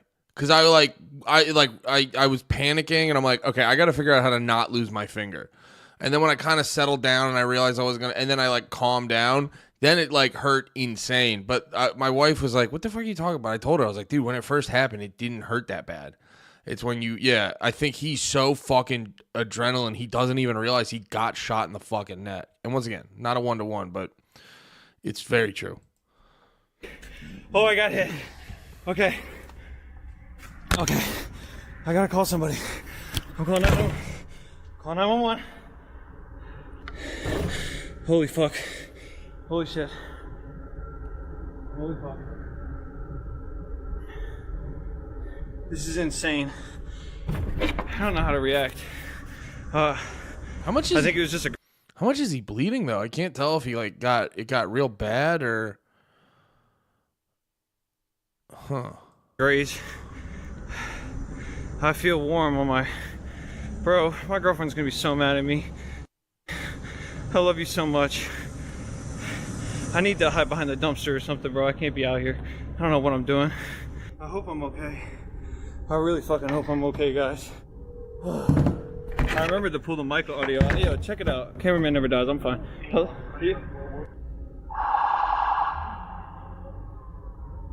That whole time Matt was recording, he unknowingly had a 9mm bullet fragment lodged in his jaw. Then the police arrived, and we captured my initial interactions with them as Matt was being taken off in the ambulance. Yeah, here's the camera. Were they shooting at you? I have no idea what happened to her. I have no idea what happened to her. I have no idea. You came out of right here? All I heard was gunshots, and that's all. You came out of you started hearing gunshots? All I heard was gunshots, yeah. You were in right? I don't remember. I do not remember where we were. I didn't see anyone. I don't know what anyone looks like, and yeah. So as you can see, I refuse to cooperate with police. And while some fools on the internet like academics are asking me if I'm gonna go get revenge for my cameraman, I don't gotta say nothing. You probably know who was responsible for doing it. Are you gonna go spin? yeah, I'm not gonna be. What? Wait, what's academics trying to say? With police. And while some fools on the internet like academics are asking me if I'm gonna go get revenge for my cameraman, I don't gotta say nothing. You probably know who was responsible for doing it. Are you gonna go spin? Academics is an insane person. I'm very fat. I think he exists in the moment, and he like never. I think he just thinks about like what's gonna get a clip, and he does not ever. What are you talking about? You think he's gonna go fucking get at that guy? Also, academics, you're not this like hood dude. yeah, I'm. Wait, what was that? What was the thing that popped up? Spinning any blocks or getting any violent revenge. You probably know who was responsible for doing it. Are you gonna go spin? Internet clowns, Brandon. Oh. It's like, what do you... I don't know. Yeah, I'm not going to be spinning any blocks or getting any violent revenge on the people who tried to kill us out in Chicago. But what I will do is ask you guys to take 1 minute out of your day to subscribe to the channel of my cameraman Matt called Acty. He's been with me since the start and actually filmed the first ever episode of the Buckingham show. So I'm hoping that some of y'all will subscribe to him, show him some support, and watch a few of his videos. While not cooperating with police or getting vengeance of any kind may seem dumb to some of you, Matt and I really don't want to perpetuate the cycle of suffering and violence in any kind, and only wish to continue filming our videos and documenting different walks of life from Lebanon to Canada to the streets of Chicago. So as always, thank you guys for watching. Thank God we are alive. And please consider taking a minute out of your time to check out the channel of my cameraman, Matt. I mean, I'll keep it a buck. You don't want to go talk to police. Then he's going to create to bigger problems. But it is very funny to frame it. Because he's going to, it's not going to get found. They're not going to figure out who did it. And then, but the people who did it are going to know he talked to the police. So they're not going to solve the problem. It's going to be big problems for him. And yeah, it's smart to avoid that. Now, it's very funny to frame it in the context of racism or whatever the fuck he said, like not wanting to perpetuate the cycle of like, no, you just don't want it to come back on you, which is completely smart. Academics is a bitch. Very true. He's truly hit it in the hood. Yeah, and he earned it. So the cameraman didn't die. Someone else he knew died around that time. I was mistaken. Yeah, I was like, I had a feeling he didn't die because I was like, it's crazy this video got posted if his cameraman died. But, you know, weirder shit has happened. Excuse me. Oh, fuck. Excuse me.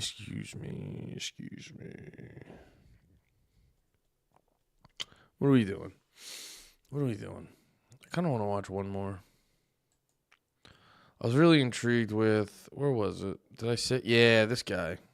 KingCobraJFS is an internet legend. We'll do a little bit of this. I don't know if we're going to make it through the whole thing, but we'll do a little bit of this. You've likely seen on YouTube before, but don't know his whole story. KingCobraJFS here, back at it with another video. KingCobraJFS is an internet eccentric that has been posting videos online for over a decade at this point. A simple FBD doll was the one that died. His friend Donovan died like a week after his shooting. That's what I was thinking of. Oh. I know there was that one Mr. Disrespect that died.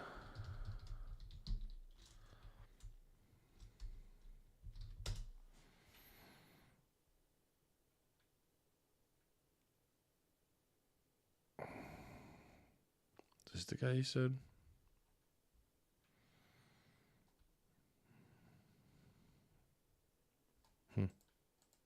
Simple Google search of his name will show you images of a grimy man in his apartment, likely to leave you with more questions than answers. Join me today as I tell you the story of Josh.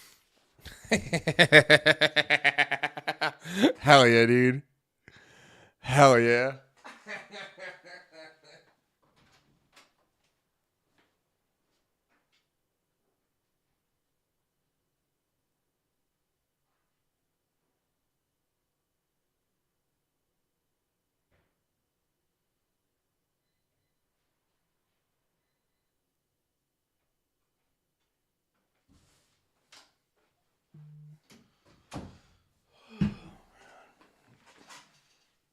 Yeah, Mr. Disrespect was that Philly rapper.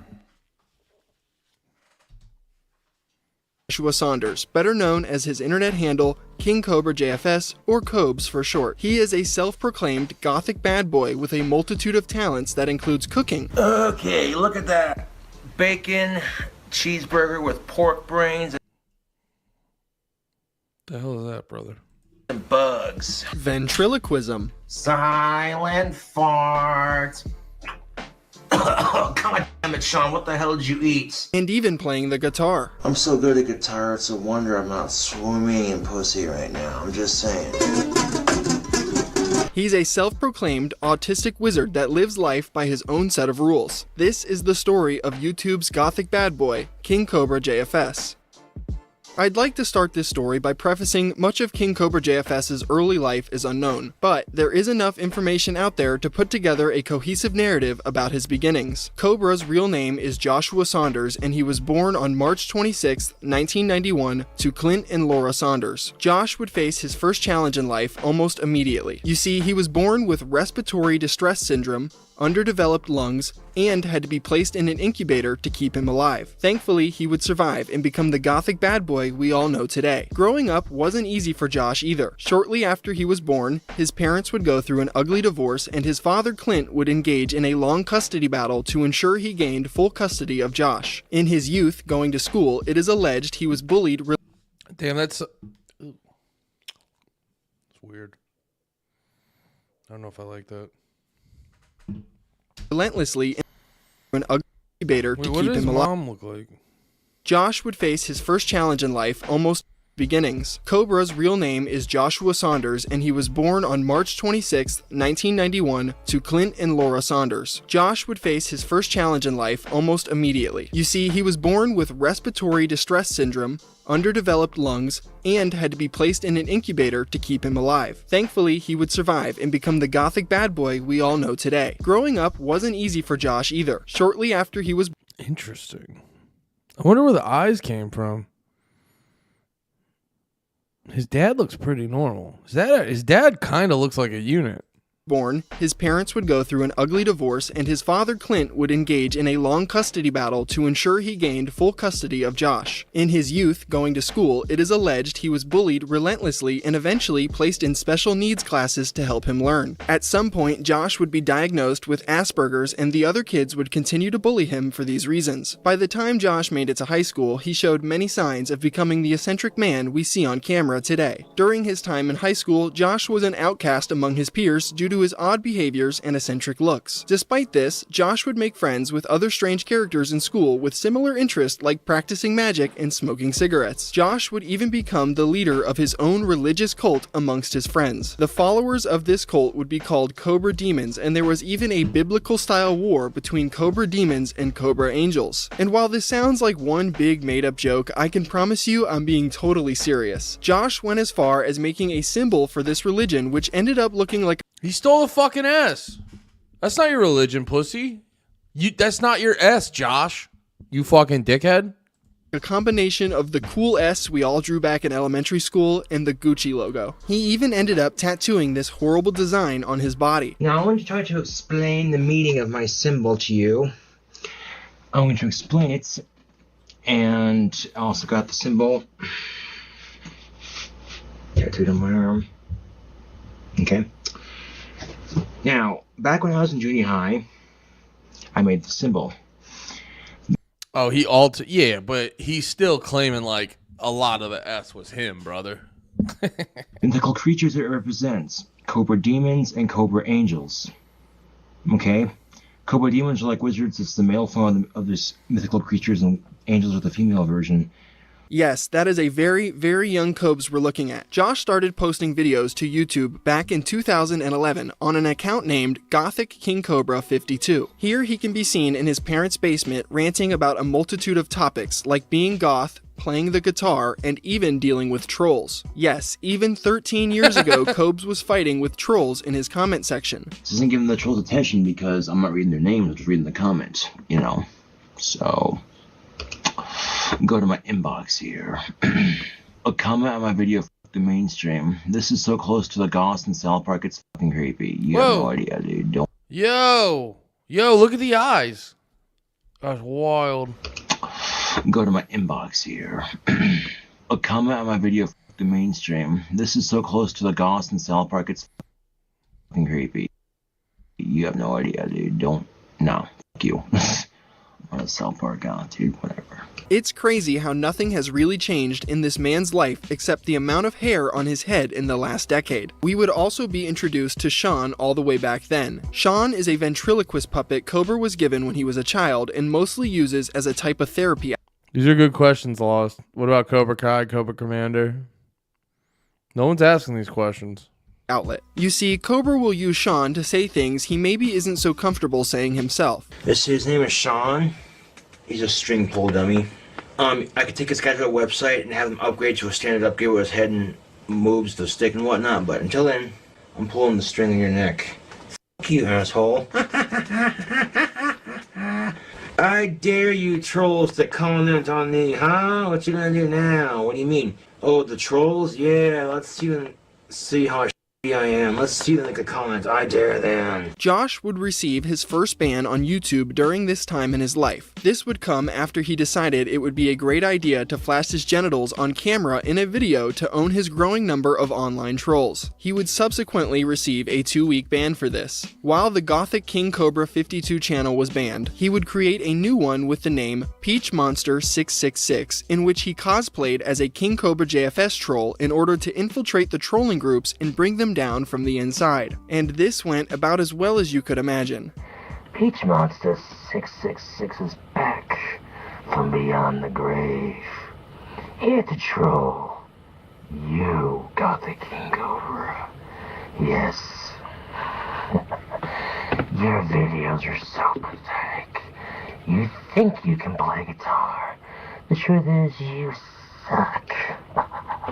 Cobra would only post 2 videos on his Peach Monster channel, and eventually the ban on his original account would be released, in which he would go back to posting over there. While Josh was living in his dad's basement and posting YouTube videos, he would enroll in the Job Corps. The Job Corps is the largest nationwide residential career training program in the country. The program helps eligible young people ages 16 through 24 complete their high school education, trains them for meaningful careers, and assists them with obtaining employment. So to summarize, Josh was going to a year-long job training school to gain employment. It was during this time he would meet his first girlfriend Stephanie, and he would even lose his virginity to her in the bathroom. While this may sound like Josh was starting to get his life together, he would end up getting kicked out of the program when he was caught smoking weed on campus and was forced to move back home to his dad's basement. From here, he would start working a variety of different fast food jobs like McDonald's, Taco Bell, and Wendy's. One extremely funny note about Josh and his time working at Wendy's: Josh was so bad at his job, he was relegated to one 2 to 4 hour shift a week that consisted of cleaning the bathrooms and refilling the tea dispensers. Regardless of this fact, Cobra would still manage to save up enough money to finally get his own place. With the help of his father Clint, Josh managed to find an apartment just 3 miles away from his current home, and he would finally move out of his dad's basement. It was here in the first apartment that many of Josh's fans consider a truly golden era of Cobra content. He would officially create the KingCobraJFS channel on November 17th,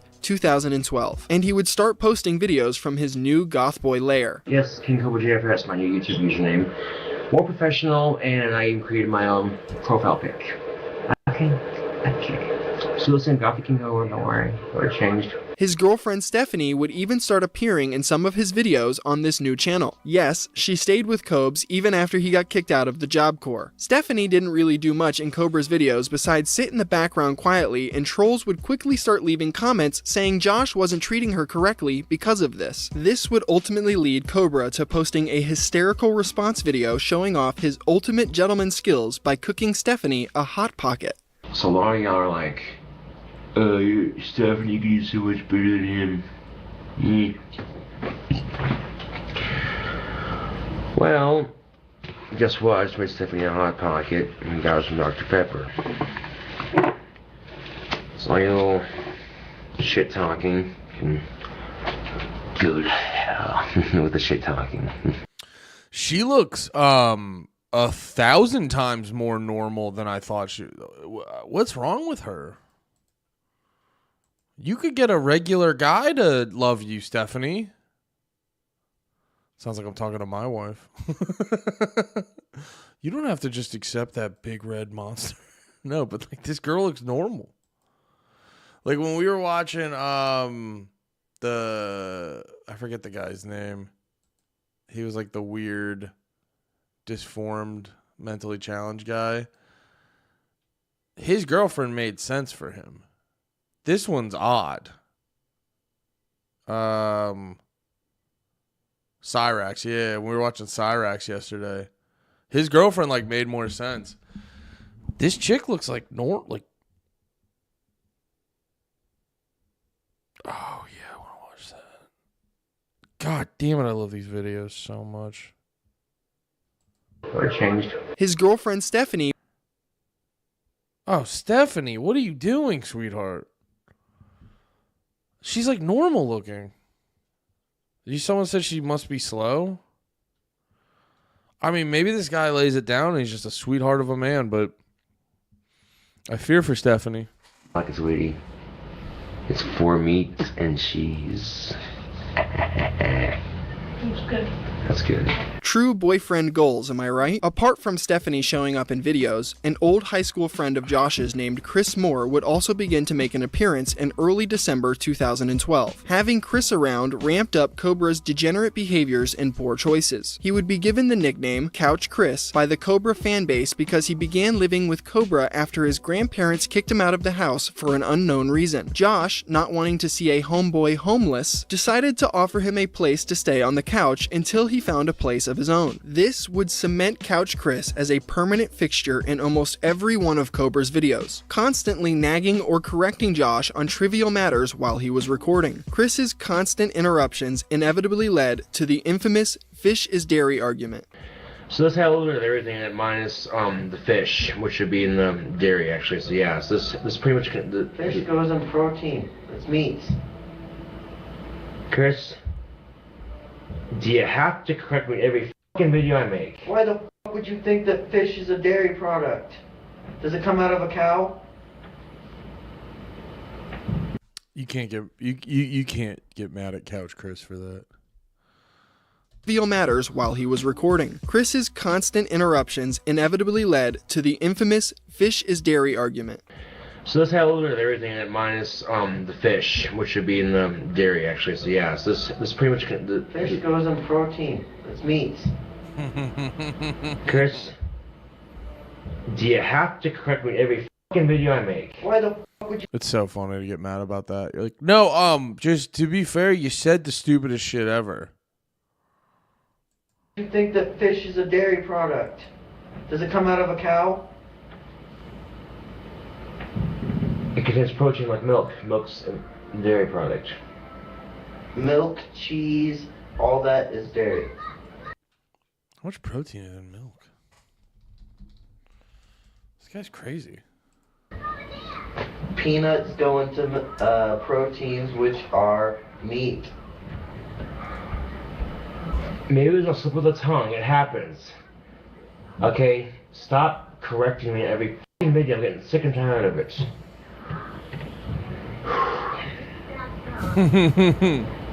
He's talking about the band fish. Anyway, Cobra's fans would begin to leave truthful comments about how Chris was taking advantage of Josh on his videos. And eventually, Cobra would give Chris a reality check by reading them to him. why the is that giant retard wearing camis? Josh, stop listening to Chris and get him the out of the apartment, like right now. Chris should be put down. Chris has a terminal case of dumb titus. Symptoms include being a lazy piece of shit, mooching off your friends while not contributing anything, avoiding work like the plague. That fat bastard really needs to go. He's abusing your kindness, Josh. Man the fuck up and kick him out. Jesus Christ. At a certain point, Cobra would become fed up with the squatter that was Couch Chris, and, with the encouragement of his home dad Clint, would finally evict him from his apartment in January 2013. This, of course, would come at a cost because Chris would take Cobra to parties in Casper since Josh was self-admittedly socially awkward and did not know many people. In fact, Chris took Josh to his very first house party, which Cobra promptly ruined by smacking a married woman's ass without her consent. We're all drinking, having a good time. Some chick gets picked up by some guy. Some guy smacks her ass. But doesn't sound like Yeah, dude. Sometimes you need to be Couch Chris. It's fine. I was spare bedroom Andy for a little bit at Pat's place. Sometimes you got to be Couch Chris. And her sister's like, "Who the fuck do you think you are?" Starts cussing me out. I'm like, "Whoa, I'm sorry, geez, I did it." She's like, "Whatever, just fucking watch us." And turns out she's married, and the guy who smacked her ass is her husband. I didn't know I was drunk. I didn't see the ring. Yeah, I know. I started fucking out that she might be taken. It's not my place to do that. I'm not close to her enough to do that. Whatever. Regardless of this fact, Cobra kicking Chris out of his apartment would ultimately be a good thing for Cobes because, like I said earlier, Josh's poor decision-making skills only ramped up with him around. One of the worst things Cobra decided to do with Couch Chris was partake in a drunken threesome with a pregnant woman they met at a gas station. Jesus. That's right, Cobra would cheat on his girlfriend Stephanie with a pregnant woman and his homeless friend Chris. Cobra. Come on, man. You haven't been the same since you and Couch Chris started hanging around. That's no good, dude. It's no good, Cobra. Cobra would say this woman agreed to sleep with the two of them for one single cigarette. Stephanie would eventually find out about this, and she would forgive Cobra. The two would continue to date, however... Oh my God. Oh my God. Wait, they made one on MisterPissAIr? Have you guys seen this? Oh my God. King Cobra, we have to take a pause. Oh my God, they made one on MisterPissAIr. You guys gotta, this is the craziest shit ever. Ever. Like literally ever. You guys have never heard of MisterPissAIr? Brother. All right. Dude, executive order. Executive order. Dude. MisterPissAIr. Let's see if the shit's up or not. Okay, that's the video. Wait, they went to PissAIr's place? What? Everybody get down! What? What? He went to PissAIr's place?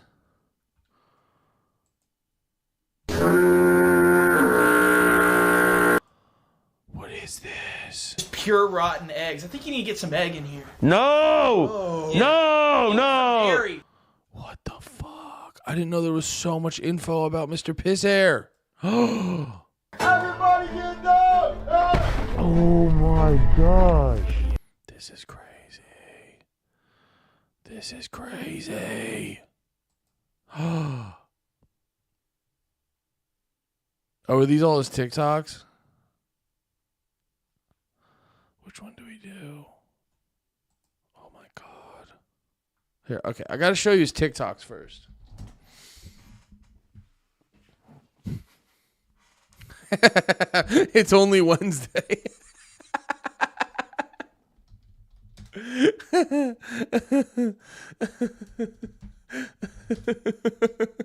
So funny, dude. Dude, these are insane. It's insane. Alright, what's up guys? So today I'm gonna be teaching you how to make piss air. So right there, that's 7 jugs of piss. And right here you need a fan. What you're gonna want to do, take the fan, put it in front, and then so the piss air will go in the back of the fan, and then the front of the fan will spray the air.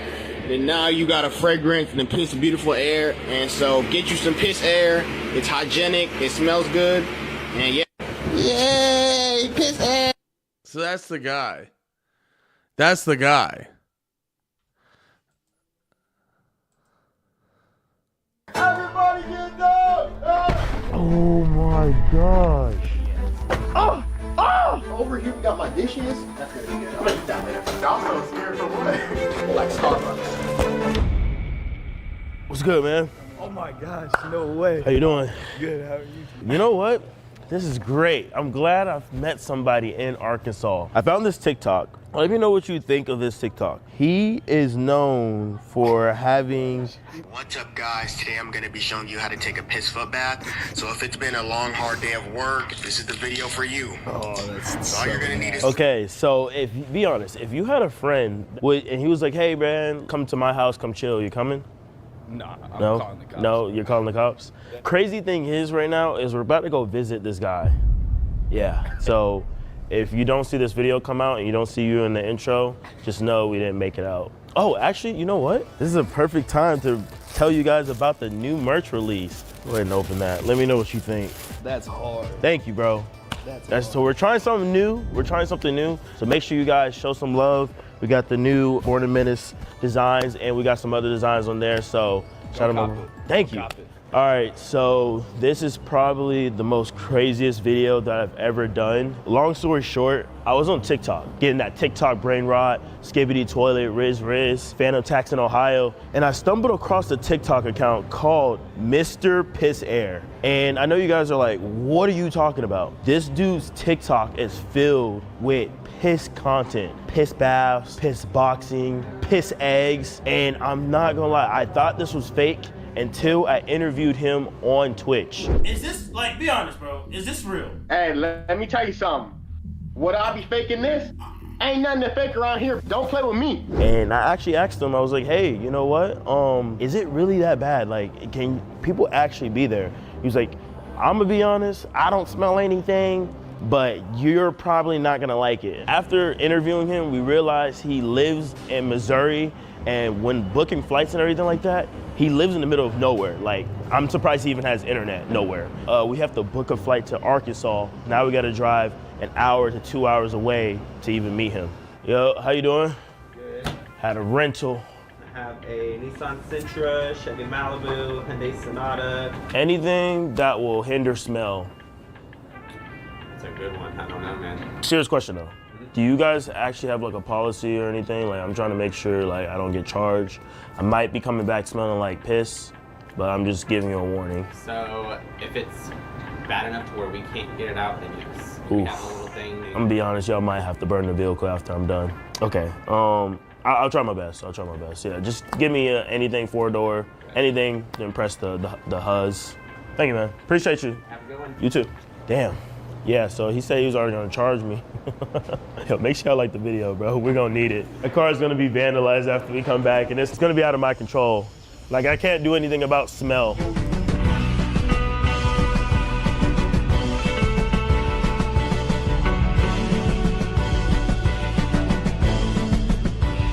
All right, so we're in Buckingham, Missouri. The population is 53,000 people. And I'm not gonna lie, this looks like something in the 1900s. It's so outdated here. It's actually like crazy nostalgia. I'm just gonna see if we can talk to people. What's good, Unc? How you doing, man? This is the first time in Buckingham, Missouri. Is it a fun place to be here? I'm just gonna see if we can talk. He hit him with the "What's good, Unc?" I thought Nate was gonna be there. Talk to people. What's good, Unc? How you doing, man? This is the first time in Buckingham, Missouri. Is it a fun place to be here? Yeah, it's all right. It's all right. Are you born here? No, I've been here since 15. Since 15? 2015? No, since I was 15 years old. I'm 49. Oh, you're 49? Yeah. Damn. What the? What did you doing out here, nigga? Bro, y'all have internet? Nigga, what the fuck y'all be doing out here, nigga? The thing is, the reason why we're here, we travel all the way from Texas. You guys have a resident here that is... Wait, who is this guy? What did he get big? Did he get big off of one specific thing?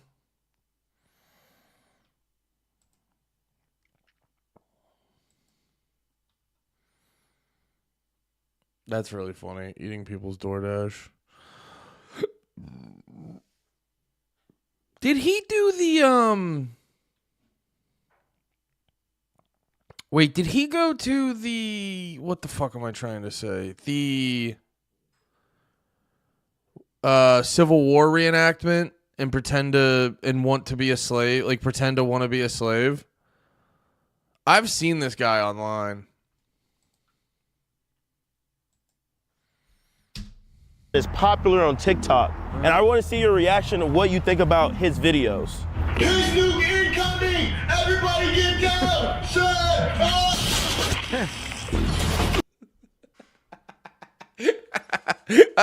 They're so funny, dude. It's so fucked up.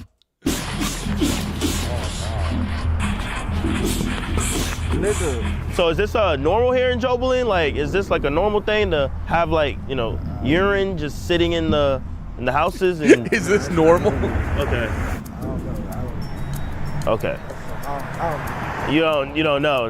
That's okay. All right. Well, I appreciate you, Unc. He was so bamboozled by the TikTok. He didn't have nothing to say. He was stuttering on his own words. Excuse me. What the? Oh my fucking god. Bro, I can say the same thing. I'm known out here? I'm a YouTube guy. I grew up on YouTube, all that shit. Bro, what the heck, bro? That's crazy. What's your name, bro? Call me Matty T out here. Matty T. I don't know if you know, but there's a famous TikToker here. Today I'm gonna be teaching you how to make some scrambled piss eggs. So I don't know if that's what you guys do in here in Missouri. No, he did piss eggs? That's crazy. We do have a piss jug problem. If you go out by the highway, you'll see piss jugs. For real? So the city's known for a piss joke? Like me and my wife always joke about it because you'll see piss bottles along the highway and stuff like that. Do you think his car is running on piss? Probably. Probably, okay, yeah. Oh, that's probably, you know what? They probably got a lot of truckers going through this town because you probably get mad truckers doing piss bottles. Yeah, I don't think his transmission sounds too nice. Bro, piss eggs is so fucking funny. This is the shit I live for, by the way. Like, don't get me wrong. I was thinking about this, like, I like paying attention to politics because I like arguing and I like debating and all this other shit, and I like having interesting conversations, but I get excited. Like, it's why I like Lemaire so much. He's a true one of one. He's not a perfect person, and he irritates me from time to time, but he's the fucking man, and he's a true one of one. Like, no bullshit. He's an absolute one of one. And I live for that. Like, that's why he's like one of my favorite people in the world. And it's like shit like this where you go, oh, there's no other piss boxing, piss egg, piss canning guys. And it's amazing. And it's fucking insane. And it's deranged. And I love every goddamn second of it. He's like, yo, he does kind of look like an Ewok. Yellow mesh kind of an Ewok, dude. Hey, I appreciate you, man. Yeah, that's no, actually that's crazy. Wow. There's a whole highway of just urine. Yo, we have to go see that, bro.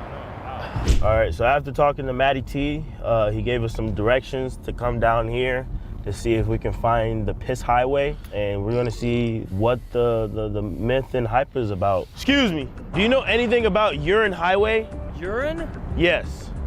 But yeah, there's a bottle of piss right down the road. Okay. On the side of the road. What's your name? Brian. I walk these roads all the time. Oh, so you walk these I roads? walk this road every day. Oh, and okay. The creeks and everything. Wet piss. I was green over here. Man, I throw bottles of piss out every day. I live in a room, dude. I have to piss because I don't want to walk all the way in the hall to go to the bathroom. Are you the person behind Urine Highway? No, sir. You haven't never heard of nicotine and piss? What is nicotine and piss? It's more pungent. It's more pungent. Well, this is our rental if you want me to drop you off.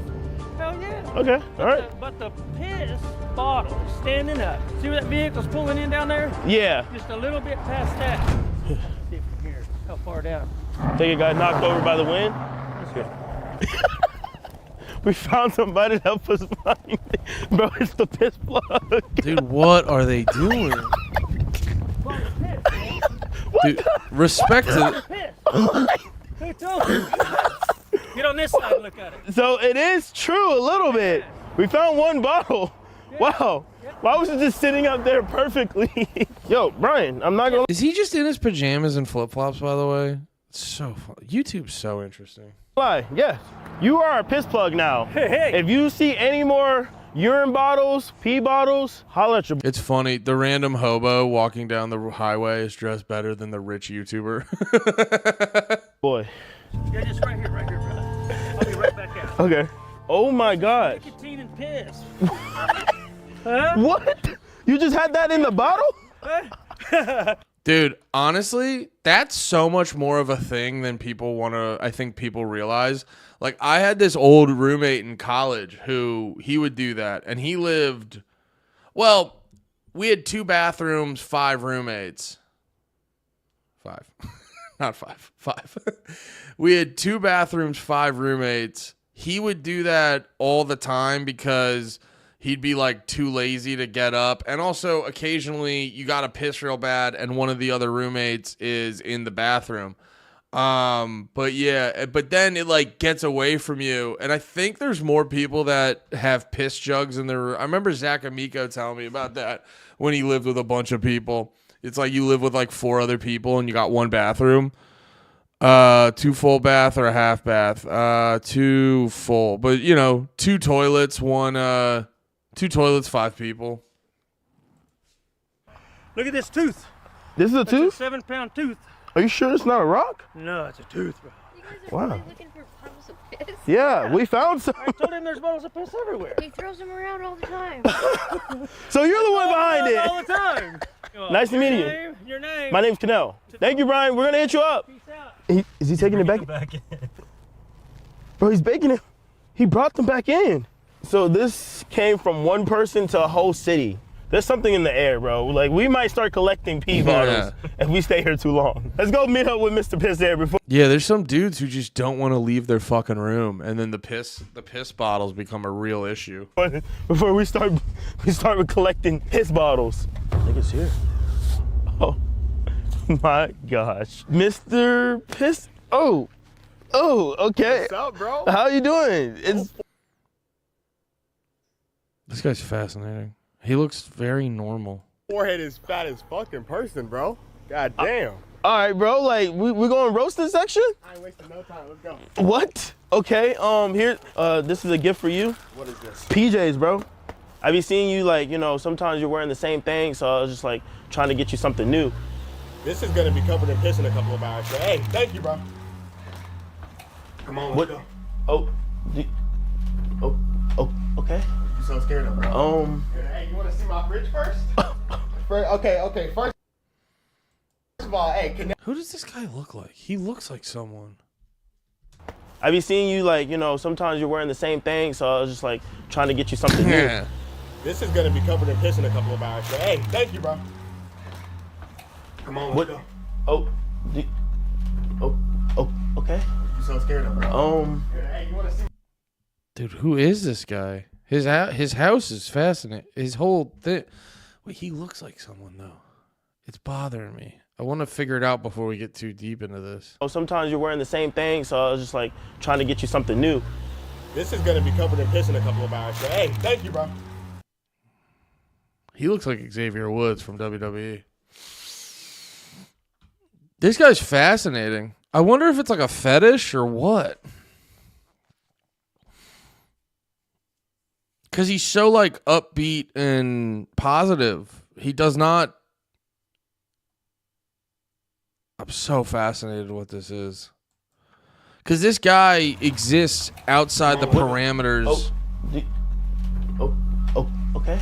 You so scared of, bro. Hey, you want to see my fridge first? Okay. First of all, hey, Canelo, you should be honored. You're about to get a personal fridge store. So, that shit from my video. Hey, I still don't know what these tiny little things are. I think they're bugs or something, but I don't know. You don't know what's in your fridge. Hey, not a single person on the planet, unless they're a genius, would know what's in here. Let's look at the bottom window.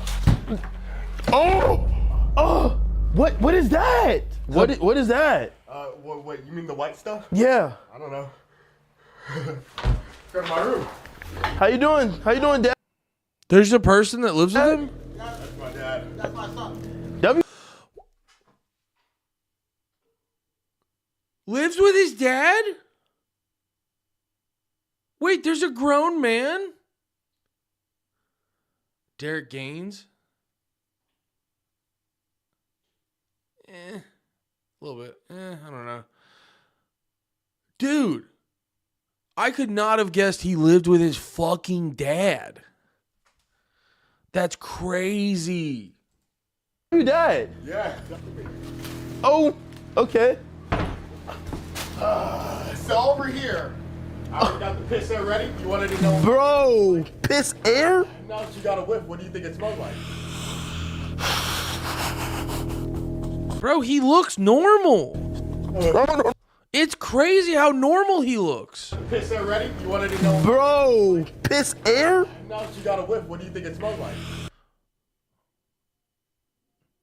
Is it? Oh, you know who it is? I think it's Jay Lethal. He looks like.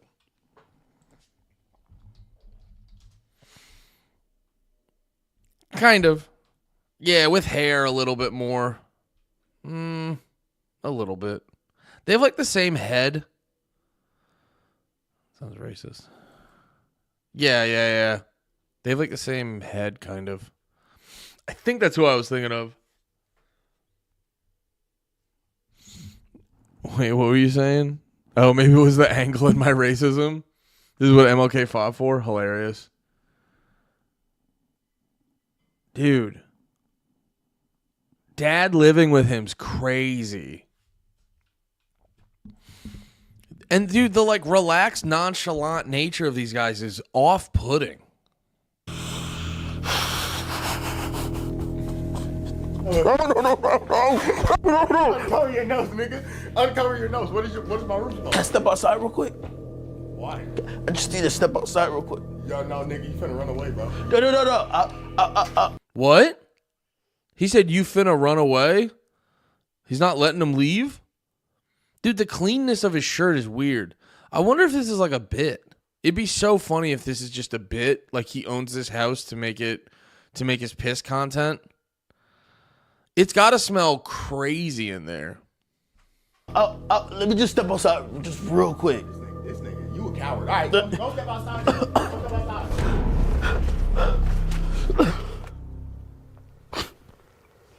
No warning? If you want to hang out with me, you got to be ready. You got to get down. That's how it is. There's no warriors around here. You got to be a soldier. I don't think I'm a coward. I think I just want to live for my safety and for whole Texas safety so I don't bring back. Yeah, you a coward is crazy. This guy's fascinating.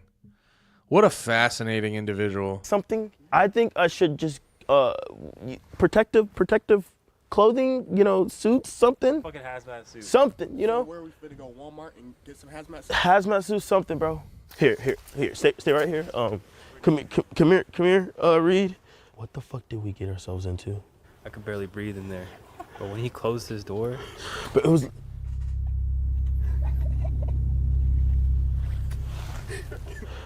They should get guns. This guy is not right. Okay, can we go to Walmart and get some hazmat suits? I don't got money. I'm finna steal that shit. No, I'll buy it. But I mean, I think you're immune. You have to be immune to this. I am, nigga. I've been living in this shit for 3 years. Come with I'm us. Maharaga. I'm more than immune. I'm adapted. Let's I understand it now. Okay. Yeah. I guess. Do you wear shoes? Oh yeah. Okay. Sorry. Okay. My feet are kind of ashy. Okay. Yeah. Let's go to Walmart, get some hazmat suits, and you just show us everything. Okay.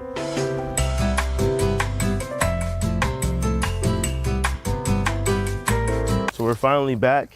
I'm gonna put this suit on and basically make sure we're protected head from toe, because bro, that look is crazy. So we're finally back. I'm gonna put this suit on and look at that shit. Look at that shit. Dude, this is crazy. Basically make sure we're protected head from toe, because we're gonna need it. You're gonna need it, nigga. What did we get ourselves into, bro? Go back into my room, y'all. So as you can see, It's wild how entertaining and like upbeat this guy is. starting off, you can already tell my level piss. Piss is right there. Piss on my table. This is all the trash. You know, I didn't really feel like picking it up, so I'm just gonna. So what is this? Oh, that's some. Moldy. Bro, you're touching it with your. I don't give a fuck. Oh, that's some moldy bread for my piss pizza video. There's flies coming off of it. Hey, if you guys look up my piss pizza video, it's There's. some shit went in my throat. All right, Bro, you're stepping on your bed. Like, where's the sheets at? Why is it my color? It shouldn't be my color. People always make fun of my bed, but it's fine. Why is it wet? Piss? All right, so yeah, this is Bro, really? You're gonna interview PissAIr and ask why his bed's wet? stains on the wall right there. Okay, can I ask That's really funny. I bet he's an R. Kelly fan. you a question? Have you ever tried to bring a girl over here? Yeah. I tried to fuck with the girl when we were hanging out. She said she needed to leave, and then she never came back. And I was like, "What happened?" And she said, "I'm a lesbian." So Bro, you changed her sexuality? I didn't change shit. She's just it's just like she was experimenting, and so yeah, that's what happened. Bro, there's some over here. Oh yeah, I didn't notice that. Do you ever knock them off? Do I never knock? Oh yeah, sometimes I accidentally tip some over. Sometimes. Oh my gosh. Oh, yeah, some eggs. Is that oh!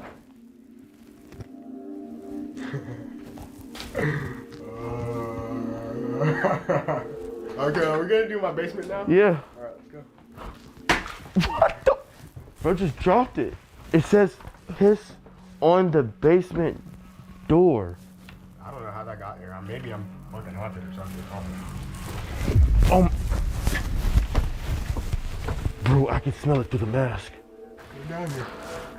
We come down the basement? Bro, no, I literally smell that through the mask. So you said you was gonna come to my house? You finna come down here and you finna look at it. Dude, I'm not joking. Oh, fuck.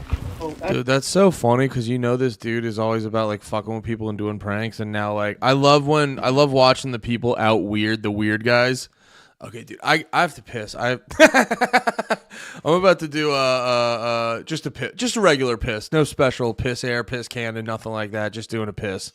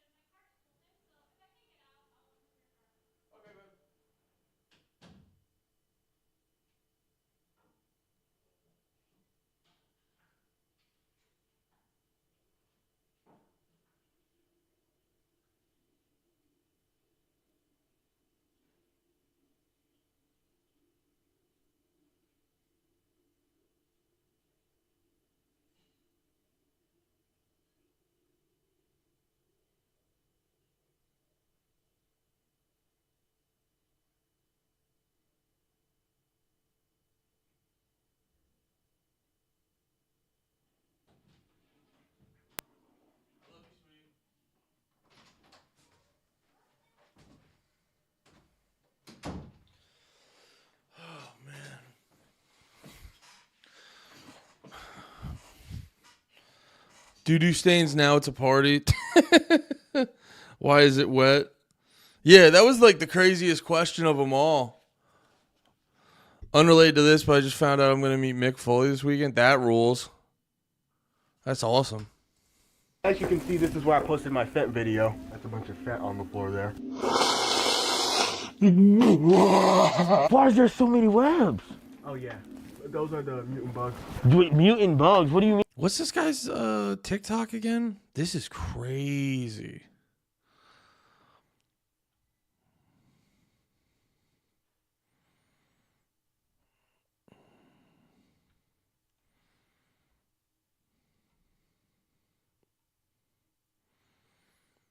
What the fuck is wrong with him? Why would you want to do a live stream with him? I mean mutant bugs. I haven't seen them recently. They don't really come down a lot anymore. What? I wonder why.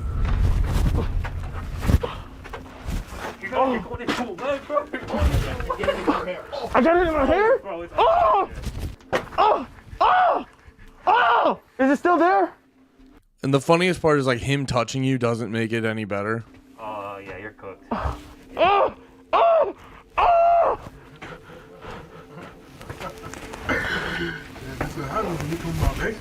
Do you ever chill over here? Oh yeah, yes. It's really comfy. Sometimes it's kind of chill here type shit, you know. Sometimes I'll have to like sleep with like a weapon near me, so I'll just sleep like this, and then when I feel a bug, I'll be like, yeah, like let's say it flies next to me. God damn. Over here, you know, this is my cooking station. I do my cooking. So like, where do you do your cooking? So like in my videos, it's in my room because it's like a tutorial. But whenever I actually deadass want to eat, I eat over here.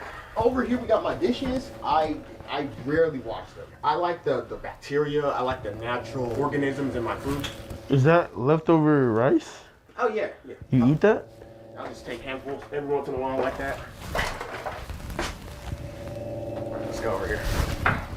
See, is this the trash can? What the fuck is that? What the fuck is that? What is that brown stuff? Bro, this is the bathroom zone. High chance it's shit. It's taped. What does that mean? What the fuck? You don't know what tape means? No, I know, but like, I don't know why it's taped. Who did this? Okay, it's probably better that we don't know what's in there.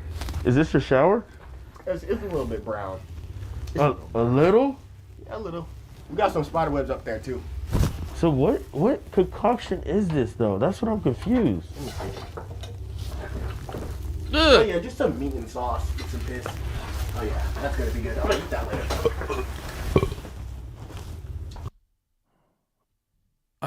Part of me just feels like this might be a troll. Like I know or this is actually making me not feel good.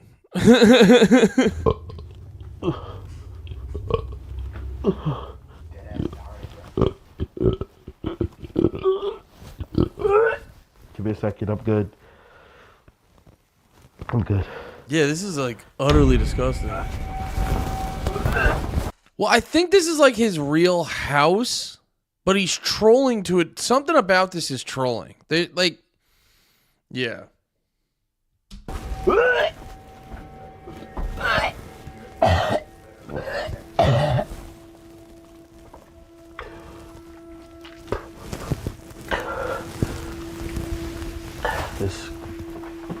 It's no joke. This is literally the craziest video this channel has ever seen, bro. I'm not joking. This is no joke. Okay. All right. I guess let's sit down real quick. Let's ask some questions. Got a little bit of a leakage going on here. Oh my God. Is that cool next to the electric stuff? Who cares? Life. That's life right there. Okay, so I'm gonna ask you some questions. Can you let them know how you got into piss? Okay, so I've told the story a ton of times. When I was in 5th grade, I saw a homeless man pissing in a jug, and I was like, why would he do that? And so I went home and I tried it. And so I put the jug of piss behind my fan, and I got high as fuck, and my room started smelling like piss. And I was like, I'm high because of the piss, and this is the best high I've ever felt. This shit is good. So I was like, if piss can make me feel this good, what else can it do? And so I'm trying to see if piss can solve world hunger. I'm trying to see if it can. How would piss solve world hunger? I don't want to make fun of you or anything, but that's like some rookie shit. So all you do is just piss in a bottle. You put it in the fridge. You take it out. You chew it. That's food. Therefore, world hunger has been solved. Okay. Were you born here? Did you move in here? Did you make it like this? We moved in here. This is a new era of my life. Before I was Pissmaster, I was just like you. If I came in this house before I moved here, I would have vomited just like you. But now, I've evoluted. I understand it now. I don't think you should understand it now. I think. I understand it. Okay. And I will continue to understand until I am a greater level than human, and I will bring my followers and take over the world. Okay. Some people probably in the comments are gonna be like, "Would there ever be a shitmaster?" Shitmaster? If there was, he'd be my arch enemy. Like, we would be two sides of the same coin. Batman and fucking Superman or something. I don't know. Oh no, Batman and the Joker. A superhero and a villain. So you're the superhero? Yeah. And he's the villain? Yeah, no doubt. What can you do with shit? What can you do with shit, nigga? Come on, but what are you gonna do? Blend it up, make a chocolate milkshake? So, like, do you want to stay here? Do you want to, like, I guess this, like, your laboratory, or would you want to move somewhere else? Yeah. The thing you said, I want to keep this place as my laboratory, but I definitely want to be somewhere else. Yeah, okay. Facts. Are you, like, by yourself? Like, do you, like, live here by yourself with your dad? Okay, yeah, I live here with my dad, but sometimes my family members come over here. Like, for example, for Thanksgiving, they're coming over. Hey, y'all, I promise, on Thanksgiving or after Thanksgiving, I'll do a video where we do mac and piss, a turkey, but it's piss. Yeah, well, it's weird because it's like you look at the house and you're like, this house is real. But, like, he's fucking around on something. On some level, he's fucking around. Piss pumpkin pie? Oh, you did it right there. Okay. One of my notorious videos that I seen of you was piss boxing. You want to see me do that right now? Oh my gosh, you can piss box right now? Yeah. And after we piss box, I could probably do a piss nuke too. Okay. Piss box. What?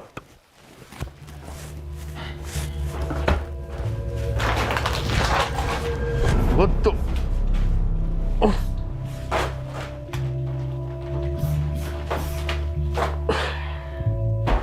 Those are like the basic fundamentals type shit, you know?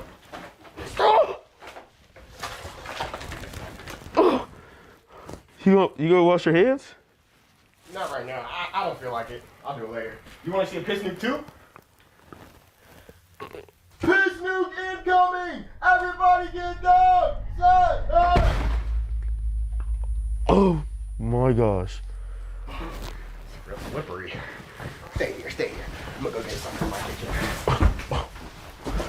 This would be R. Kelly's wet dream. It's actually piss. Bro, I'm not gonna lie, you can actually, like, I get where he's coming from a little bit. Like, you can use that as a weapon. If someone said, I'm gonna piss bomb you, you're gonna run away. Hey, here's a simple one that I haven't even done before. Some piss coffee. Piss coffee? Yeah, you know, if it's been a really, really, really bad night and you need to wake up for work, simple. Oh! No, don't drink it. Oh, okay. There you go, look at that. Like Starbucks. This shit'll get you up in the morning, bro. But the thing is, you don't drink it. You do not drink it. No. This is what you do with it.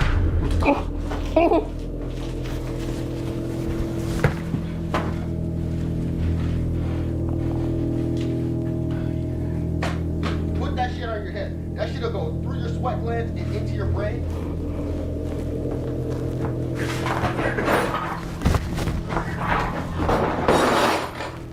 Y'all so scared for what? Yo! Who did we contact, bro?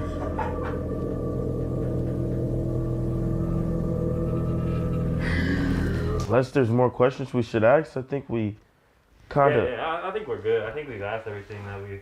Shit got so bad the cameraman started talking. But hey, if we're done, then we're done. How many followers are you hoping to gain by 2020, the end of 2024? 350. 350? Mm-hmm. I can't stop them, but I know, weirdly enough, they're gonna get you to 400K. Okay, probably gonna regret this. How many likes for part 2 live? Oh, 50K. Yeah, 50K. 55. Just to make it even, 55. MisterPissAIr, do you have anything for your fans and people out there? Stay pissy. And hey, not only stay pissy, we're gonna get ready. We're gonna get our piss missiles ready, our piss nukes, piss coffee to get ourselves energized, super soldiers, and we taking over the cities. Ain't nobody safe. If you feeling lucky, I might go in for the sweet.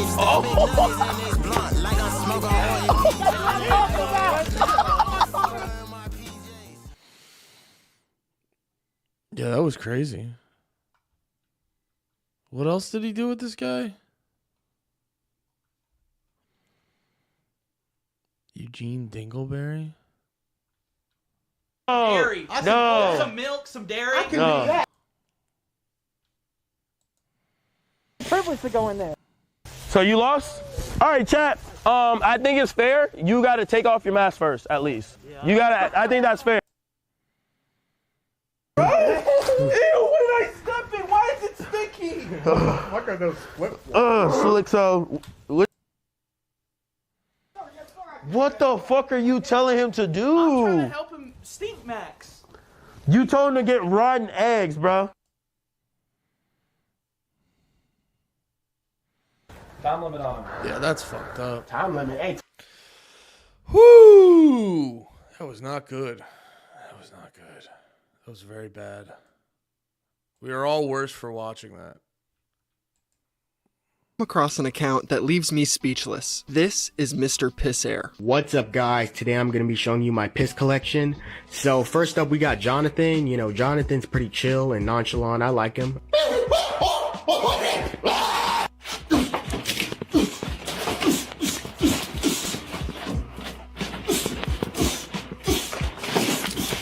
Okay, everybody, this is part 4 of trying to get rid of the roaches in my room. Oh my god, dude, they just keep coming back. I don't even know what to do anymore, man. Like, I don't even want to count them this time. Like, I'd say there's at least 30 here.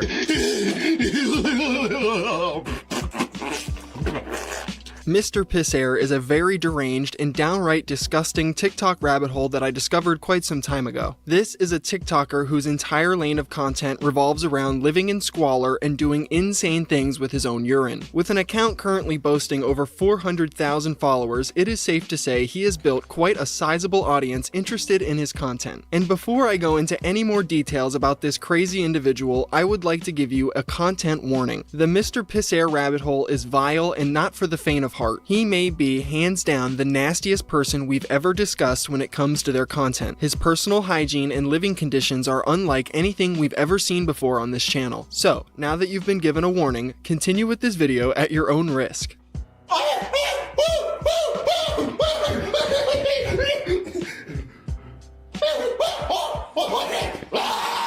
If you were brave enough and continued forward, you've likely already racked up a handful of questions about our piss-covered protagonist. One of these questions is...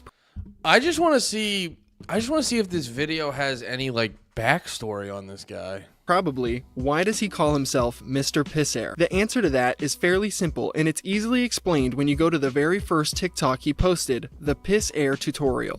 What's up, guys? Today we're going to be teaching you how to make piss air. So today we got 1, 2, 3 bottles of piss. So you're gonna need some piss jugs. And so basically the piss air will come up from the bottle and go in the back of the fan, and then the front of the fan will spray the air. And then so basically you got some beautiful piss air. It smells good, it's hygienic, women love it. So get you some piss air. Hey, I love the piss air, yay! This is why he is infamously known as MisterPissAIr. I couldn't even imagine how horrible that room smells. And if you thought that video was bad, it only gets worse from here. You don't have to have an observant eye to see the filth MisterPissAIr lives in. His room is disgusting. He's sporting an entirely brown-stained mattress, stains on the walls, and there's trash and piss bottles everywhere. Starting with his bedroom, I will show you some of the videos he has made. Now that your piss jug is all filled up. All right. This is all very... God damn it. This is making me not feel good, if I'm being honest. This is making me not feel well. I think I'm actually going to wrap it up on PissAIr. This has been a great stream. In about 40 seconds, it'll be 5.5 hours. Hell yeah, brother. Yeah, man. Thank you guys for hanging out. This was very fun. I will not be back tomorrow. I will probably be back Friday morning. And then we'll see about the weekend. Might use the weekend to reset. This was very fun. Thank you so much, guys. It was very great. Shout out to Big Man Waffle Monster for all the subs, and then M Fisher with the gifted subs. Shout out everyone involved. Just as a reminder, if you do like the stream, if you did have fun while learning about PissAIr with me, consider subscribing. Amazon Prime, got a couple bucks, consider subscribing. Or go over to the YouTube channel and subscribe there. Link for it down below. When we hit 500 on the YouTube channel, I can monetize it, make a couple extra bucks. Regardless, I hope you guys have a good fucking day. I'll see you when I